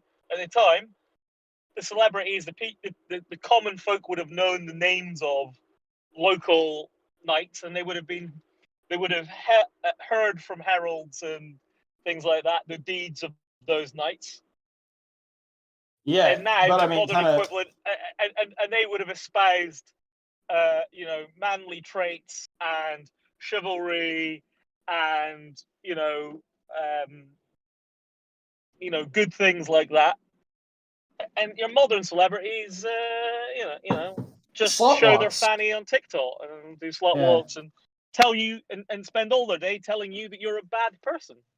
But it's not just the People absorb that celebrities. It's also a question of the people. If we remove specific roles for specific types of people, is it the case that they adopt all of the good expectations that a society can put on the person, or that they're merely escaping the expectations? And so it's kind of like, if we are to liberalize society to give people more individual freedom and not be like, if you're this sex you have to do this, or if you're this class you have to do this, then the individual necessarily needs to take on more responsibility in like integrating the virtues of what was previously divided. guess, is kind of my point. Oh, right, yeah. Like if the gender roles are kind of like loosening somewhat, then it needs to be the case that men take on masculine virtues and then adopt some of the feminine, and that women take on feminine virtues and adopt some of the masculine, as opposed to just this complete abolition of standards. Like But if we're abolishing just- gender roles, then the expectation is that people should be a synthesis of what is the best from both. But the reality is that we're putting no expectations. You know? Yeah. You know what you've got to do is maintain your attractiveness to the other sex. So, depends what you want. True. I won't be adopting any trait. Well, no, I think there are some traits from women that are like useful for guys. Like for example, like the women have traditionally been the people who kept the sexual degeneracy in check by being more guarded about that kind of thing. I think a guy can be more guarded about that kind of thing and have higher standards and be like, I'm not just going to engage in one night stands and still be a man. Or still like a man can be comfortable talking about his emotions and getting into like his problems with other men, but in the appropriate context where when the situation requires it, he's still like completely stoic. Like, because in my own upbringing, I think men always did that. I mean, yeah, you're not telling me historically through life men have never shared their emotions with other men. I know that's kind of a ridiculous caricature because I see a lot of people who are like toxic. Well, toxic masculinity, people will make that claim, but from my own upbringing as a dude, I know that me personally, I stay composed in like public situations, but then with people who are close to me, I'm willing to get into my feelings and shit. So it's like I have the outlet. That's a feminist talking point because men won't share their feelings with women, not because men don't share their feelings with men. You know? That's just them all angry because we won't tell them what we think of our relationship for 8 hours a day. Yeah. But no, I mean like But that is the question. If you remove like specialized moral expectations on people, like if you remove a division of moral expectations between different groups of people, then you have to still have those expectations if you're doing it in the right way. And you remove moral expectations that are divided between certain populations, you put like all of the moral expectations on each individual and expect them to be better, as opposed to getting rid of the categories and getting rid of all of moral expectations on them. Therefore, that's kind of like my thought on this, and this is kind of like in line with the I don't think we founding should be fathers. getting rid of the I don't think we should be getting rid of the moral expectations of people's genders Right. and roles. Look, Exactly, I agree with you there. I'm not a gender abolitionist. The only thing I think men should be taking from the women's movement is to care a bit more about other men. Because the only reason why there isn't a successful men's rights activism in the world is because men generally don't care what happens to other men. Women would never stand by and see the things that happen to women without speaking out about them. But men see it all the time and go, well, that guy's probably just a pussy. Yeah, exactly. I don't agree with getting rid of the distinctions, but the point is, if you are going to get rid of them, then you should aim for the Übermensch and not the Untermensch. Well, obviously. Yeah. But there's an awful lot of soyness.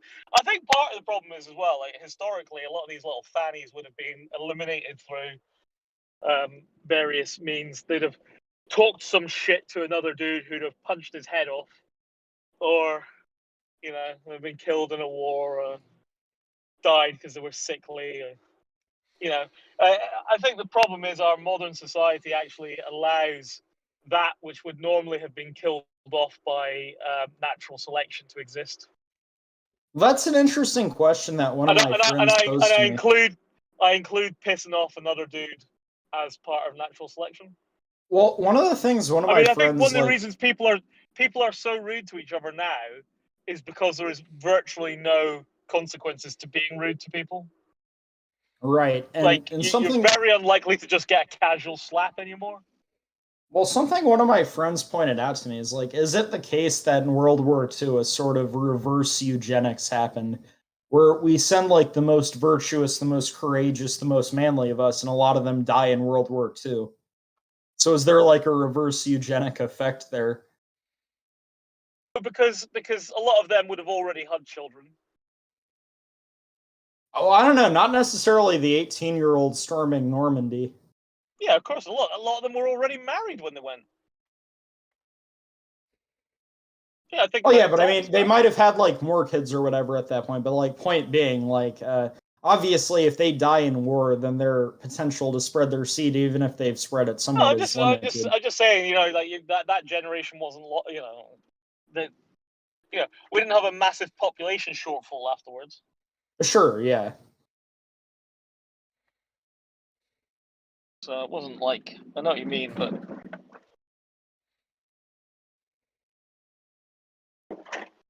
And the women were pretty clear about what they thought about the guys who didn't go, especially in the UK. I don't know if you know, but you know, so they weren't getting. And it's funny. The guys who didn't go weren't getting any puss. Put it that way.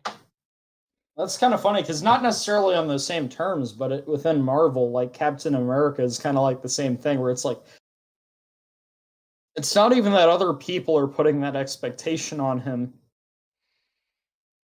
But he's like, no, I need to fight in this war. Like, even though I'm like got asthma and shit, like, you know, there is this expectation on me where it's like I feel like I'm not living up to what I should be doing if I don't like enlist. He knew perfectly well if he didn't go, he'd never get his hole. And then he goes and then gets frozen in ice, and his hole is like an old lady, and he has to like go back in time at the end of his journey to get it. But he got it though, so that's like the inspiring message there. Yeah.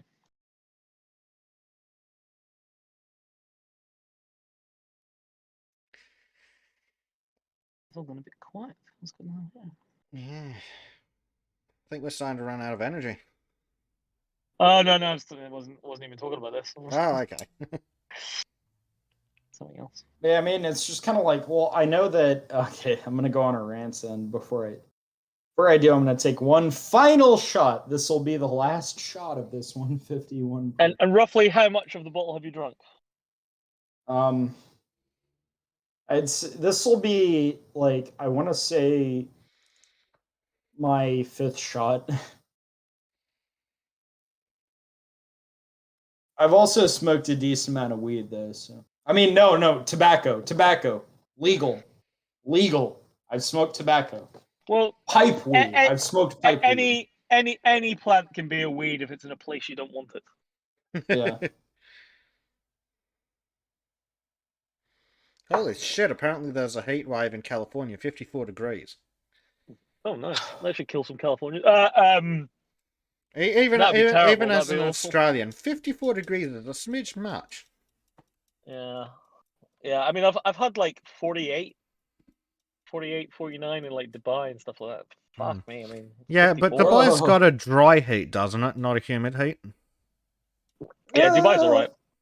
If you literally just step into the shade, it's like you know?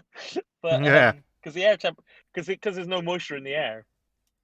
Wait, so when I was lifting, stepping into the shade will make you cool, but when I was listing off temperatures, Bezic, for like Texas, is that normal Aussie shit? From where I am, well, I'm on the coast, so it's about normal for me. It gets hotter more. Everyone in Australia is on the coast. If you live in the middle, right, you get eaten and killed.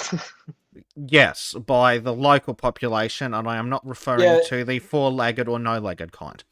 Well, that's kind of the sadness about Australia. Everything is relatively the coast in Australia, isn't it? I mean, well, that's kind of the sadness about Australia's governance, because governance aside, Australia kind of seems like the rest of the world's Texas. It's like if they had like guns and free speech and shit, and like had that kind of culture of freedom, it would be like, oh man, like Aussies and Texans are like brothers in arms. like window seats on flights in Australia are kind of pointless because it's just 6 hours of red. Yeah, literally. I will say this though, one of the things that makes me most happy. Oh, there's red dirt. 6 hours later, red dirt. Oh, city. So my parents and I frequently on vacation, I'll go to like national parks in the U.S., which are really beautiful and shit. But then on the flight back at like night, I'll always ask for like the window seat because like I don't know why, but when I'm flying back to my home city at night and I have a window seat and I'm seeing all the lights of the city from above, that just strikes a certain feeling in me that is difficult to replicate. Homosexuality, presumably. No, like patriotism, love of home, you know. Sounds pretty gay to me. What C.S. Lewis would describe as the ordinate love for the thing which merits it. I'll refer you to my earlier comment.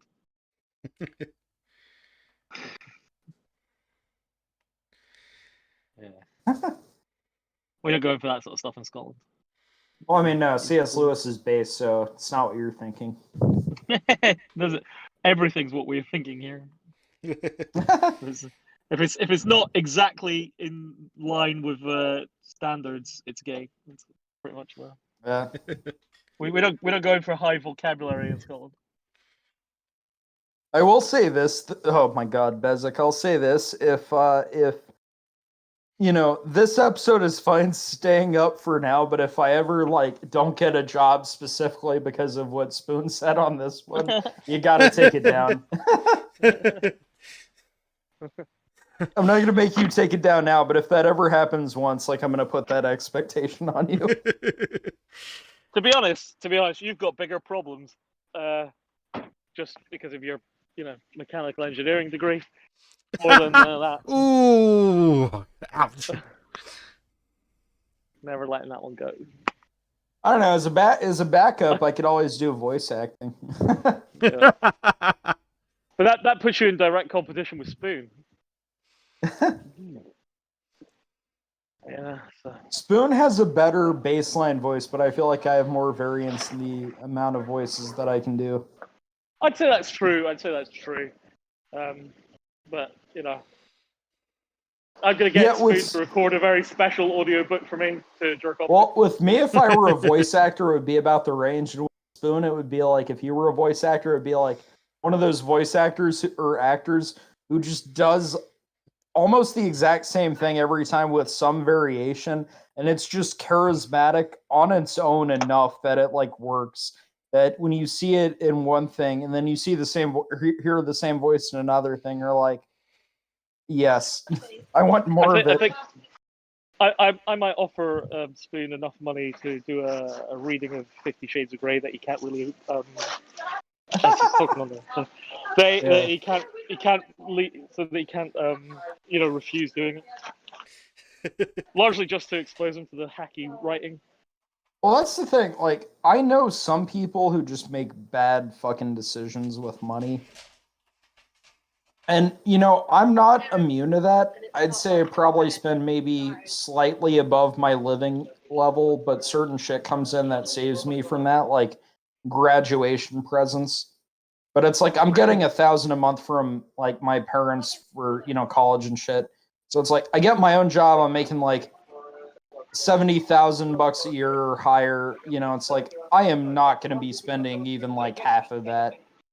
But with some people I know, like I know this one guy who has like a Google job, and he like Ubers or Lyfts everywhere constantly, eats out, and other kind of shit like that, where he'll meet up with somebody he knows on the internet, right, which is fine.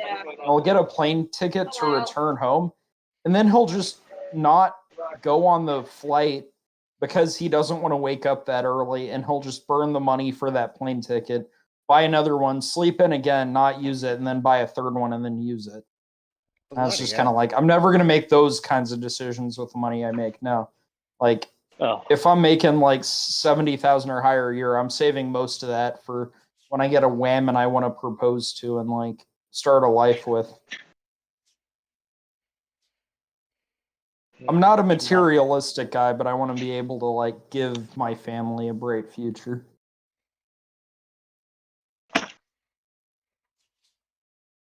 Yeah. Yeah, I went with a very different sort of plan. Well, regardless of if you're high risk or like saving, you don't do what I just described my friend is doing, right? No, I pretty much did. So I when I was like up until I was about 22, 23, 24, something like that, I just burned through money like it was just a joke. I worked on the assumption that I would eventually make so much money that it wouldn't matter how much I'd spent when I was younger. I mean, fair enough, but I feel like if you pay for a plane ticket and then don't use it because you want to sleep in and then do that again 2 more times in a row before actually going on the flight you paid for, I feel like you're doing something very wrong there. Depends on who you're sleeping in with. No, this was like he came to a city with like nobody he knew except 2 of his friends who were chilling there. So he wasn't like fucking some bitch, right? Wow, that's stupid then. Yeah, exactly. Huh, I spend so my money on apparently sports car. China's having a serious issue with the nuclear power plants.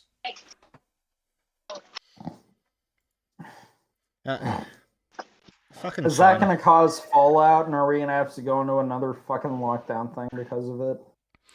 Oh god, don't say that. The government might be listening.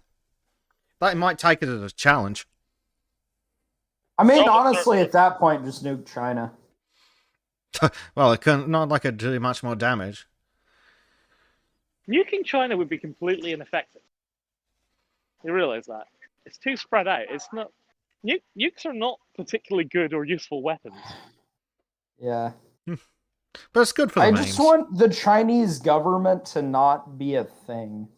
Then just nuke Yeah. the shit out of Pyongyang. Send a message. Yeah, I mean, I mean, that's the that's thing, all it too. is, really. People will rip into Trump for saying the Chinese virus, like, oh, that's racist because he's saying Chinese, and I'm like, okay, when the Democrats say Russian disinformation or Russian this or Russian that, are they instructing people within the U.S. to like beat the shit out of anyone who immigrated from Russia or descended from Russian immigrants? Like, no, obviously not. When the Yes. Democrats say Russia, Russia, Russia, like they're obviously citing a geopolitical enemy, like which is like, I don't agree. The way they're doing that is like this conspiracy theory shit, but it's like I'll give them the pass on this. They're citing a geopolitical enemy. They're not saying beat up everyone of Russian descent in the US. And so Yeah, it's right. like when Trump says China virus, he's obviously citing a geopolitical enemy, Wait, not saying beat up specifically every the CCP, Chinese isn't it? person in the He should have called it the US. CC. He should have called it the CCP virus.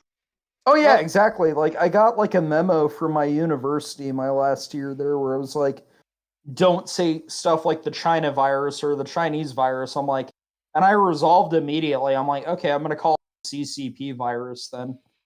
Well, So that I can I be don't very think clear it's. about who I'm attacking. I don't think he's even calling it referring to the geopolitical enemy when he says the China virus. I think he's just referring to it in the same way as people refer to dengue fever or Ross River fever. It came from China. It's a virus.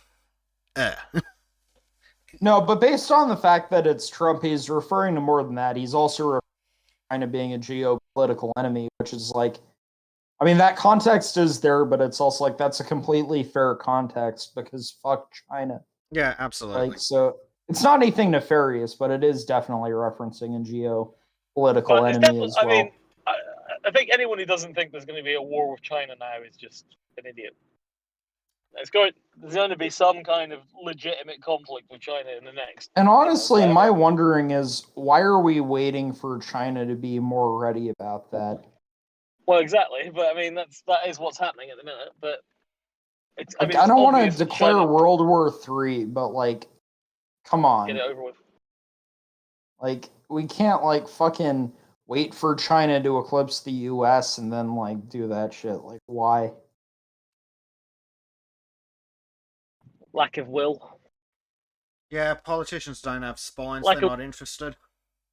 Lack of will to do what they'll continue to try and placate them, but they're not going to get a choice about it.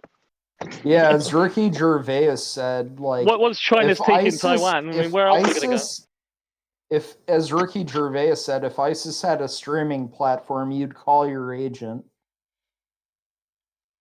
Yeah. That was when he was at the that awards thing, wasn't it?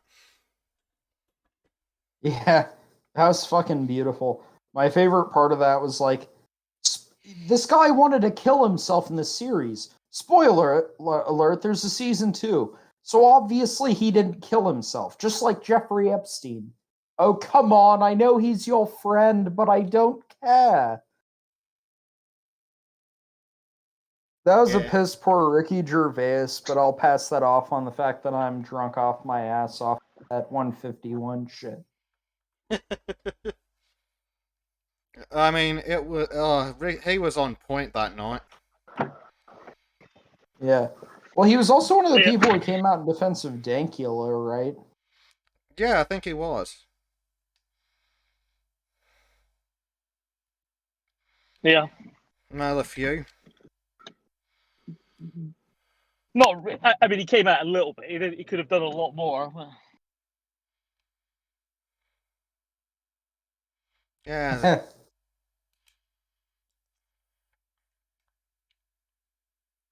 Okay, Billy Blog says, if countries keep building nuclear power stations, it might mean we couldn't attack them without setting off multiple meltdowns. Like, yeah, shit, that's another point, too. No, that's not really how nuclear reactors work. But it is also fail. like, I have all these friends who are like modern like utilitarians, and they're hyper optimistic about AI and shit. Like, oh, super intelligent AI will like create happiness machines and shit. And I'm like, no, this is gonna come down to one group of people completely fucking another, or like the rulers of humanity turning us into a Brave New World type society where we completely lose all human dignity and bonds that give our life any qualitative, serious value. We all just become stimulated genitalia as our role as human beings. Whereas we'd essentially be no different than a penis getting jerked off constantly, like just getting pleasure but creating nothing, adding nothing valuable to society. No, I don't think that'll happen. I don't think it could happen. I don't think it's possible to contain humans in that way.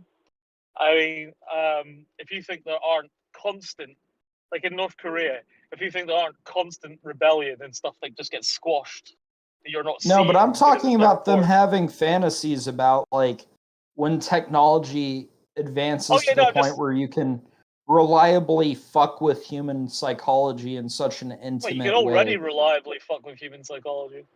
Right, but it's like they jerk off that power and they're like, yeah, we can create a better world, and I'm like, okay, yeah, that's but it just wouldn't work. It's not possible to. Humans will adapt and overcome these things because that's what humans do. But humans will always fight the systems which it's like the whole fucking Matrix. I mean, the Matrix make a but I mean they'll fight the system. But they make a point about it. It's like, we tried to make a perfect world and human brains wouldn't accept it. And that's sure, but I mean, even if the Matrix outcome happens, that's such an awful fucking outcome. Yeah, but then they come out of it again, don't they? I mean, that's the point. You can oppress people for a while. You can't oppress people indefinitely. It doesn't work. Every form of oppression that has ever existed has been overcome. I mean, in time. Sure, but it's kind of like after seeing the 20th century, I don't want to see what human beings can do with power much greater than was held in the 20th century. Like, even if we do come out of that, we came out of the 20th century, but that's still like, the Soviet Union, Maoist China, Nazi Germany. That's still not shit I want to repeat. And if we repeated it in the modern day, even if we overcame it, it would be to a much greater extent of both breadth and intimacy. Of course we're going to repeat it. Don't be so stupid. That's all humans do. We do the same things over and over and over again. Well, exactly, but like how many races have been legitimately, how many like complete genocides have there been? It's not one or two, hundreds, thousands probably in human history. Complete genocides of a culture and a people. Sure, but I think based on the when we're at technology tribal and stages. sure, but I still think the genocides of the 20th century were unique in some way based on both the technology and the Nietzschean God is dead, let's mold everything to our image ideology of the 20th century. Like, we overcame that, but I would still say the 20th century's genocides were like uniquely horrible within the scope of human history, and I don't want to see what No. people do with that with Well, 20th like, century technology. Maybe Mao killed a lot of people, but he's the only one who really did. I mean, like, historically, there've been way bigger genocides than what happened in the 20th century. Yeah, but I mean, the point I'm making is that Hitler and shit, like, fucking gassed people or, like, shit like that. They didn't go into these, like, medical procedures to alter someone's, like, brain chemistry to suit what they want and shit. So the point I'm making is with advanced look at or, the like, number- or super intelligent AI, which are much smarter than humans, hypothetically. Like, if we create that, like, we're just fucked. Like, that's kind of the point I'm making. Well, no, AIs will only do what they're told. They can't. They'll never think for themselves. They'll only do what's within the parameters of the programming. Well, there's a lot of The problems with idea that. that Like, if the idea that they're going to become self-aware and stuff is a complete fantasy. well, That's even never if happened. they don't, you can fuck up in the programming. You can give them a directive that is like so weighted beyond human comprehension, where it's And like, of course, you tell it to make ice nobody would cream and build they it with run an out of- off switch. Yeah, but Sure, it would but I be a- mean, even that point being it's still granted, just a even the machine point, like anything else. even the point being granted that the super intelligent AI, like, you know, not self-aware and are completely in human control. What human would you entrust to be in control of that is the point I'm making. Well, you wouldn't put a human in charge of it, would you? Even a council or collective of humans like the United Nations or any national government, with that kind of power, no individual or collective of humans could be trusted with it. No, but you can't trust a human with anything. That's why Yeah, we but make the mistakes. point- That's why things happen in the first place, isn't it? Yeah, It's but still the gonna point I'm get built. making is that Everything getting that can be into built will be built.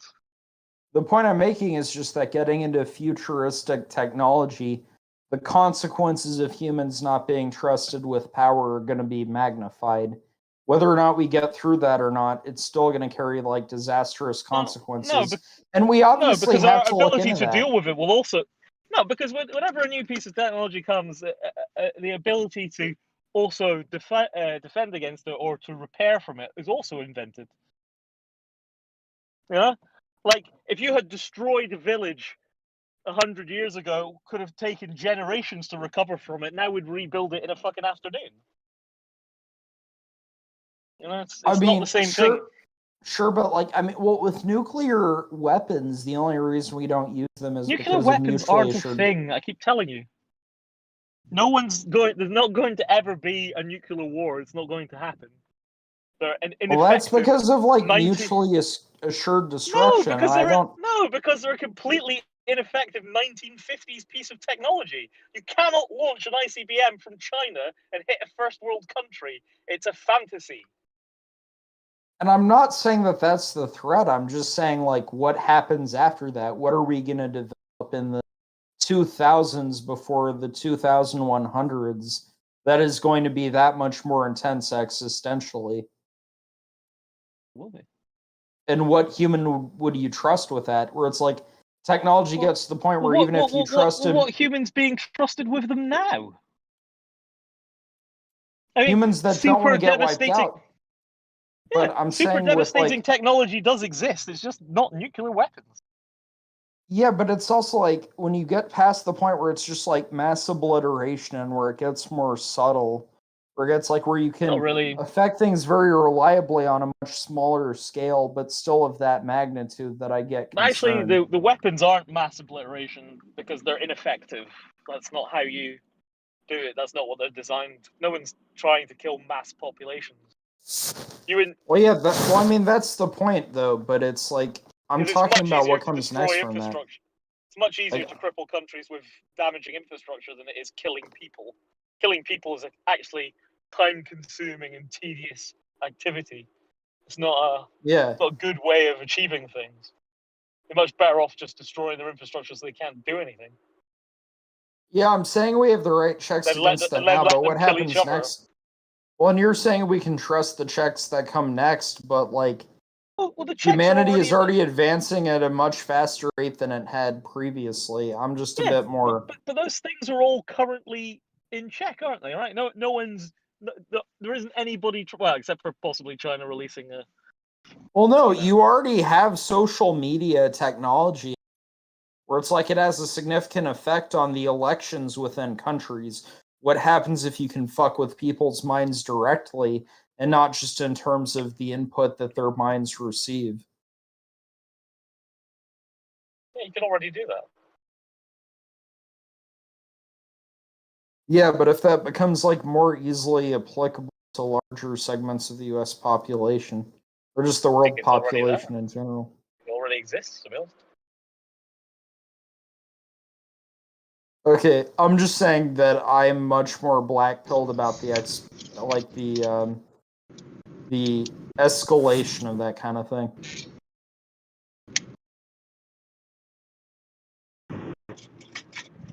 I'll drop out there. Okay, I'm just saying I'm Luke? more Oh. concerned about the escalation of that sort of thing. Well, it just doesn't matter.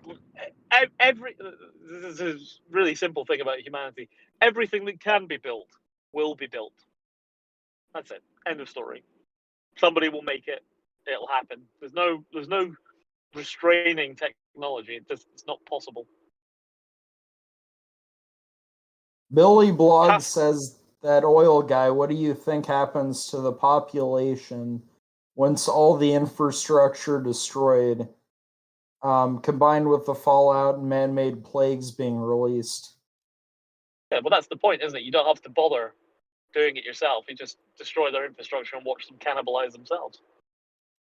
Yeah, but I mean, if everyone does that to each other, I guess is kind of the point.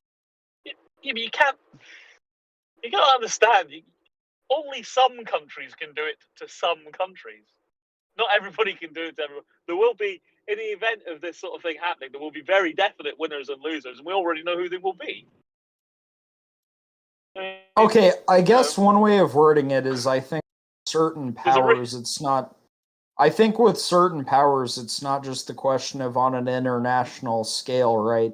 Like maybe the US can beat out China on shit, but it's like, No, it's really what simple. would the US if government China do to thought, its own citizens? if China thought for a second right now that it could win, it would be fighting.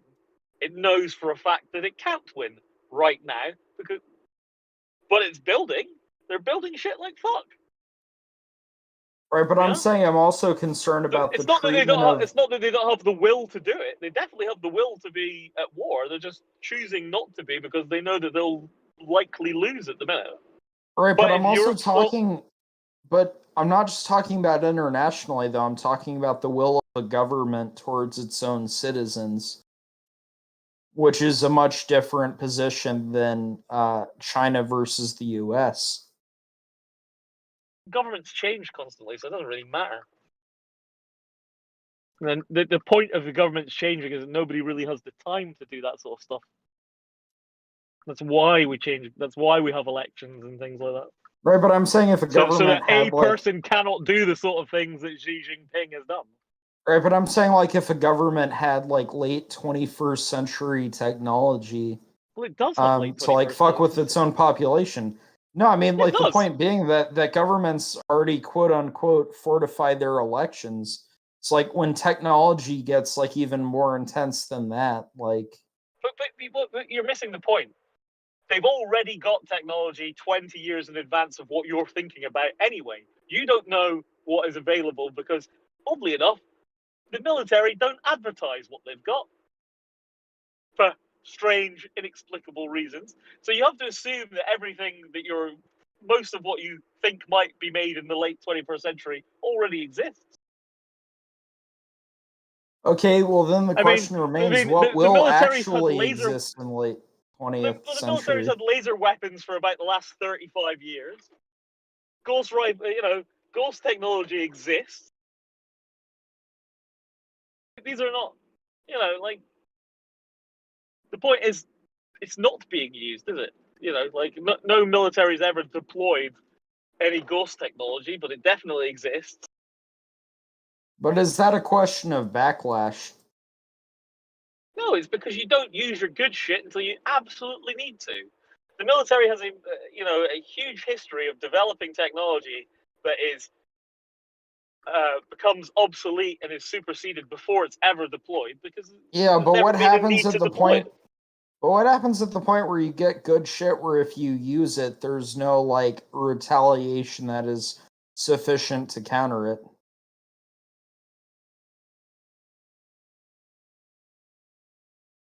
That's what happens, isn't it? That is war. But I mean, if it can't be You want to be countered, on the then you we're want to be all on this fucked. you want to be on this side that has it. That's the Yeah, but I mean, the point I'm making is that if you look at Western countries' treatment towards their own citizens, even the sides that have it are tend going to to screw deploy over their own weapons of mass people with destruction it. against their own populations, do they? I'm not talking about weapons of mass destruction. I'm talking about direct psychological alteration. Yeah, it's called school. No, I'm talking about stuff that's more dystopian, like 1984 or Brave New World. What, What, drugs? a massive drug problem. Yeah. Because the Well, US that doesn't or have a massive direct, drug like, problem surgery largely on a funded by the person's brain. CIA. Well, that's a bit fucking, low resolution, isn't it? You've got to do that to every fucking person in your country. That's a bit fucking time consuming. Well, it is right now, but I'm saying, what about 100 years from now? 100 years from now, you probably won't be any humans anyway. Yeah, I mean, that's kind of disturbing to me. Well, it'd just be a simulation. It'll be fine. I mean, how do you know you're not a simulation now? That is a Let's fair really question. Let's really get into it. You have to assume at some point that computer games will become, indistinguishable from real life. How do you know you're not just like an NPC in my game? I mean, obviously, I must be the main character because I'm the best one. I guess my main like point onto my perspective about that thing is like teleological and combined with the philosophical zombie argument to get to a point of Christianity being true. Okay, Guys, I'm gonna have to dip off for a second. Oi, Bezic, yeah. what were you saying, mate? So even if we do have this mind control things, like it doesn't really make a difference. What can we do about it if it does come out? Are the governments going to give us a choice in the matter? Is it even worth considering? Well, yeah, I mean, that's exactly the point I'm making. I'm black-pilled when that point comes. If humanity makes it through that, I think it'll be a miracle. And I'll be happy for the miracle if that happens. I'm just not as optimistic about it. Thank you.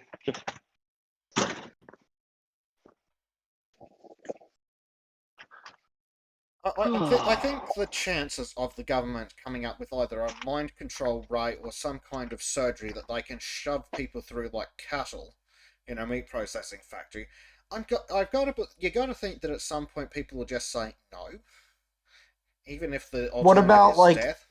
Well, I mean, what about like nanobots though? Oh, well, if we've got nanobots, we're just fucked anyway, and it's not even worth considering. Well, yeah, I mean, that's the point I'm making, though. Like, what can humanity do in 100 years? I'm saying, like, there's a decent amount of shit there. when the sun explodes? Well, yeah, sure. I'm just making the point that I think that, technology within 100 years, there's numerous points of, like, governments developing technology where fucked is the point I'm making. I'm not saying we'll be able to do anything about it. I'm just saying there's a point where I worry that humanity just gets fucked by having power beyond its ability to use wisely. Yeah, I'm pretty sure people have had that concern for like the last 400 years. Oh, absolutely. But I think when you get to the point of editing human nature with science, you get to a specific threshold that isn't quite matched by like mass weaponry or like nukes, no matter how effective they are or whatever else. Say that, but you have to do it to every human. I mean, that's quite a fucking challenge. It's not like you can just point a it's going to require, sort of, memory editing and things like that. It's not going to be just like giving somebody a pill, right? You're going to have to do, writing people's memory. I mean, I'm pretty certain they're already. But I mean, like, there if it's just about. done with nanobots, would people have to consent It's not about going to that? be Would done. that It's e- not going to be done with would they even have nanobots. to know about Nanobots that? aren't a thing. Well, the thing is, I'm not convinced that they won't be a thing within the next 100 years. No, it seems very unlikely that they'll ever be very useful to do anything because it's just the power constraints. It's a sizing issue. There's only so much power something that size can generate. It gives you, you might be able to build them to do very specific tasks. You'd have to create a specific bot to do a specific. This sort of idea that you can have one of these sort of magic spiders that does every single fucking thing, just not realistic. I mean, how realistic would our modern computer technology seem to someone 100 years ago? Well, 100 years ago, they'd already come up with theories to build computers. It was just a matter of working them. Yeah. Oh yeah, I mean the early designs of them are just unbelievable. Yeah. They're actual machines. Yeah. Like, remember, we had functional computers in World War II. Yeah. That's how we worked to break Enigma. Yep. Sure, but it's also the question of we're operating with human intelligence. If we can create some kind of AI of like beyond human intelligence, what barriers get cracked then? But it won't be beyond human intelligence. It'll have a very fast version of human intelligence. You can't make something that's smarter than you. I don't know. My not how parents stuff- did a good enough job of that. Yeah, but you can only a computer has to be designed, and it can only be designed by a human. He can only design it to be as smart as he is.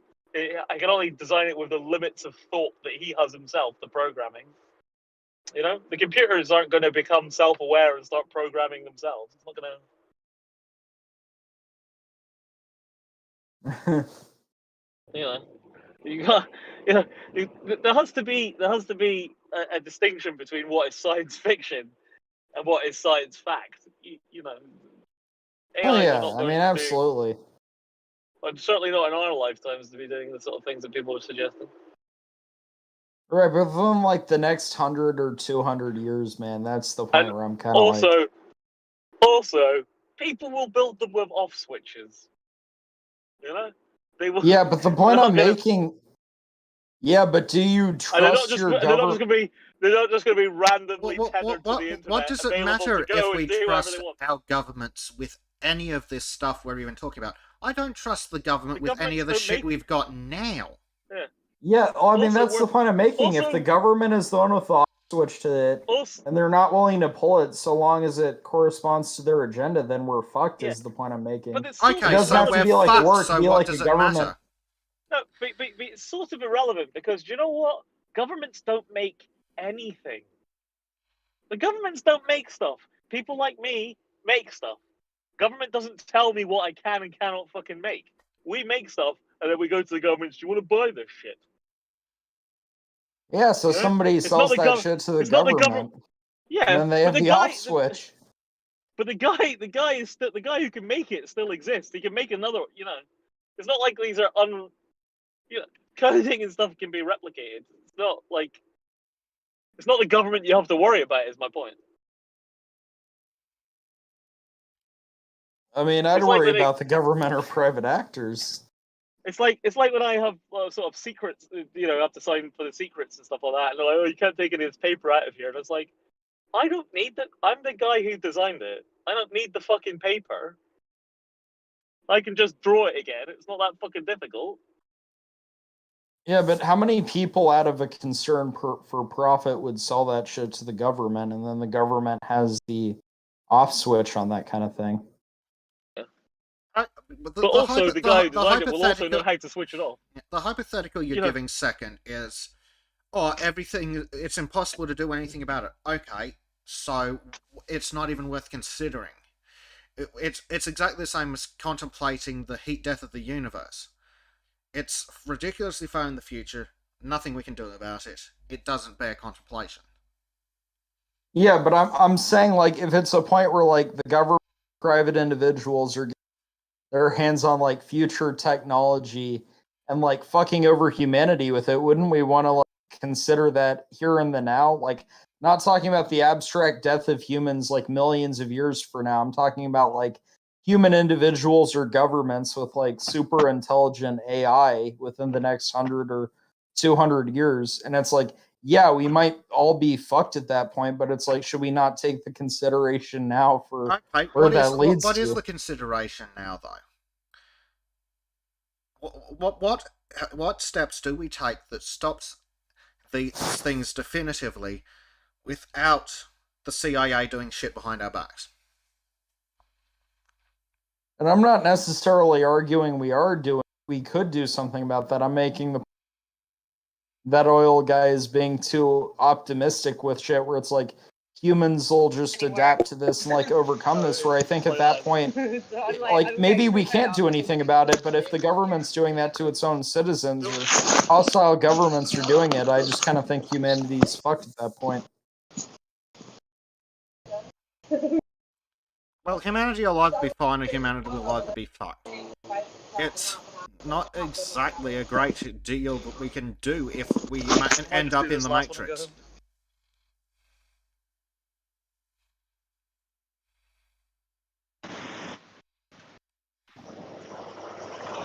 Sure, but I'm just saying I don't see that as an unlikely outcome in the next 200 years. Yeah, but I mean, like, the world teeters on the brink at all times, you know. Yeah, I just don't think that, like, weapons of destruction and war are the same as what futuristic technology could conceivably generate as to its intimacy and scale of fucking with human nature. Like, I think the threshold that is being spoken of by people who talk about the singularity is much different threshold than that of past, like, weapon development or that of past, like, technology development. I think it's a fundamentally different threshold in kind and not just of magnitude. You'd have to do it to all people in all places at all times. It just wouldn't work. There are too many humans. It's not practical. And I just doubt that they wouldn't be able to get most of humanity within the next 200 years is the point I'm making. You don't think people would start to notice as it was done and perhaps rebel against it? Yeah, but, like, I mean, if something greater than human technology gets produced, then what is, like, the human technology or the human intelligence of the person's going to do with that? Blow that shit up. If they can. Pretty much how we've dealt with everything all the way through history. But if this shit gets, like, proliferated by the U.S. government, what is any other government going to do to that? I said that nukes are ineffective from other countries against the U.S. government. So if the U.S. government not gets ineffective from this country. I said China couldn't launch one at the first world country and hit it. I didn't say no first world country could launch one at you and hit you. I mean, sure, yeah. These are small but significant differences. I don't know. I'm just kind of black-pilled on it. The only country America really ever has to worry about is us.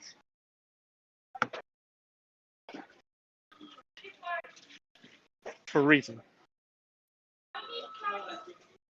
You know, like you look at the stuff the UK builds. Who's it building to fight it? Who's building? We don't build, stealth drones to fight Afghans, do we?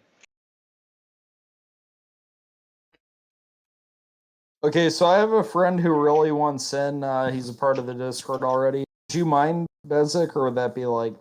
Okay.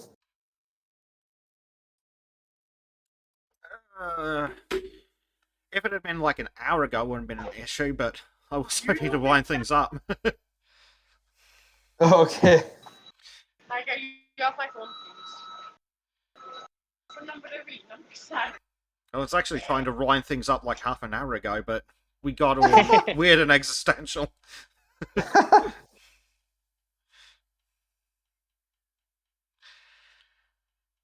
We have been going for 6.5 hours. God knows why. Well, it's because it's fun, dude. Don't This even is gotta true. think about it. So fucking stupid, bro. It's very good value for money. It is.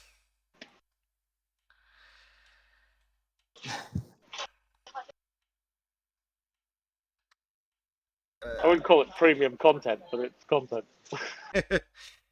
Well, for the price that's being paid for entry.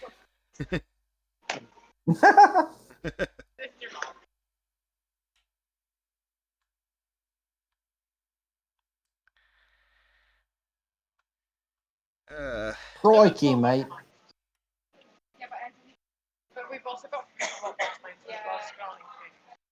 I don't know, but my friend might want in on the next podcast. So that would that be fine, even if like this one's obviously been going on a bit long.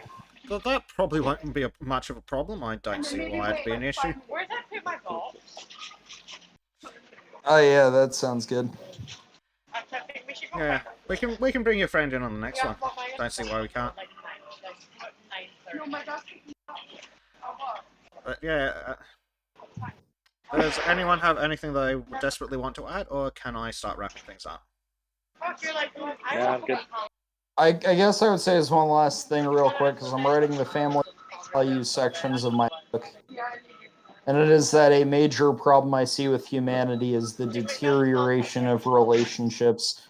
You know, certain familial relationships, such as the parent-child relationship or marriage, are supposed to be largely unconditional. And now it's kind of being pushed to like a matter of convenience. Like if you're in a difficult time with your partner, leave them, or if your relationship with your parents is difficult, cut them out of your life. And there are such situations where that's justifiable, but as a general rule, I think it is the unconditional nature of that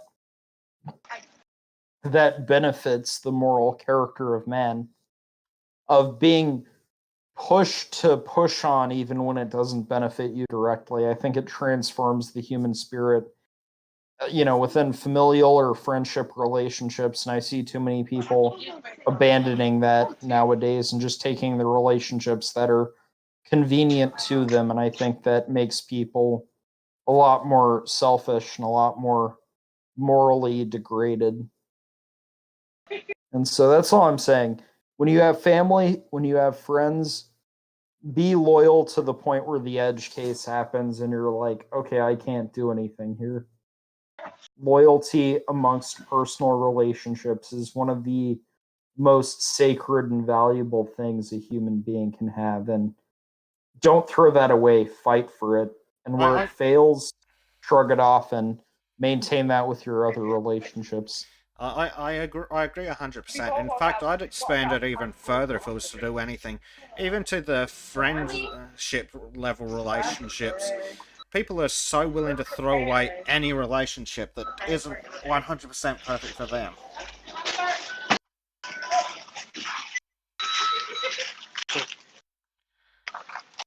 Or not willing to start one to begin with like a marriage or having standard. Well, I think it all a lot of that does come from a general fuck up of society where we've gone, the life's not worth living. Like, thanks the last 100 years of philosophy for that. It's like this misanthropic shit, which I think is a cancer. But yeah, I mean, to close off this podcast, I guess we're promoting a message of dadism. Be dadist, bros. Yeah. Yes, be dadist, eat red meat, don't simp, and don't drink fruity girly drinks. Hey, I'll drink fruity girly drinks, but I'll also throw back several shots of 151 shit, so I feel like I have my manly credentials. Okay. I'll let it go with that, but I can't make any promises about oil. No, I wouldn't expect you to. All right. Yeah. We'll try and get your friend in to join us next week. Other than that, I think we might call it here.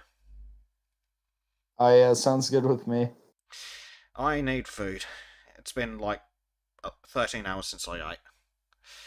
Bro, I'm like drunk and it's like 4 in the afternoon. What have you guys done to me?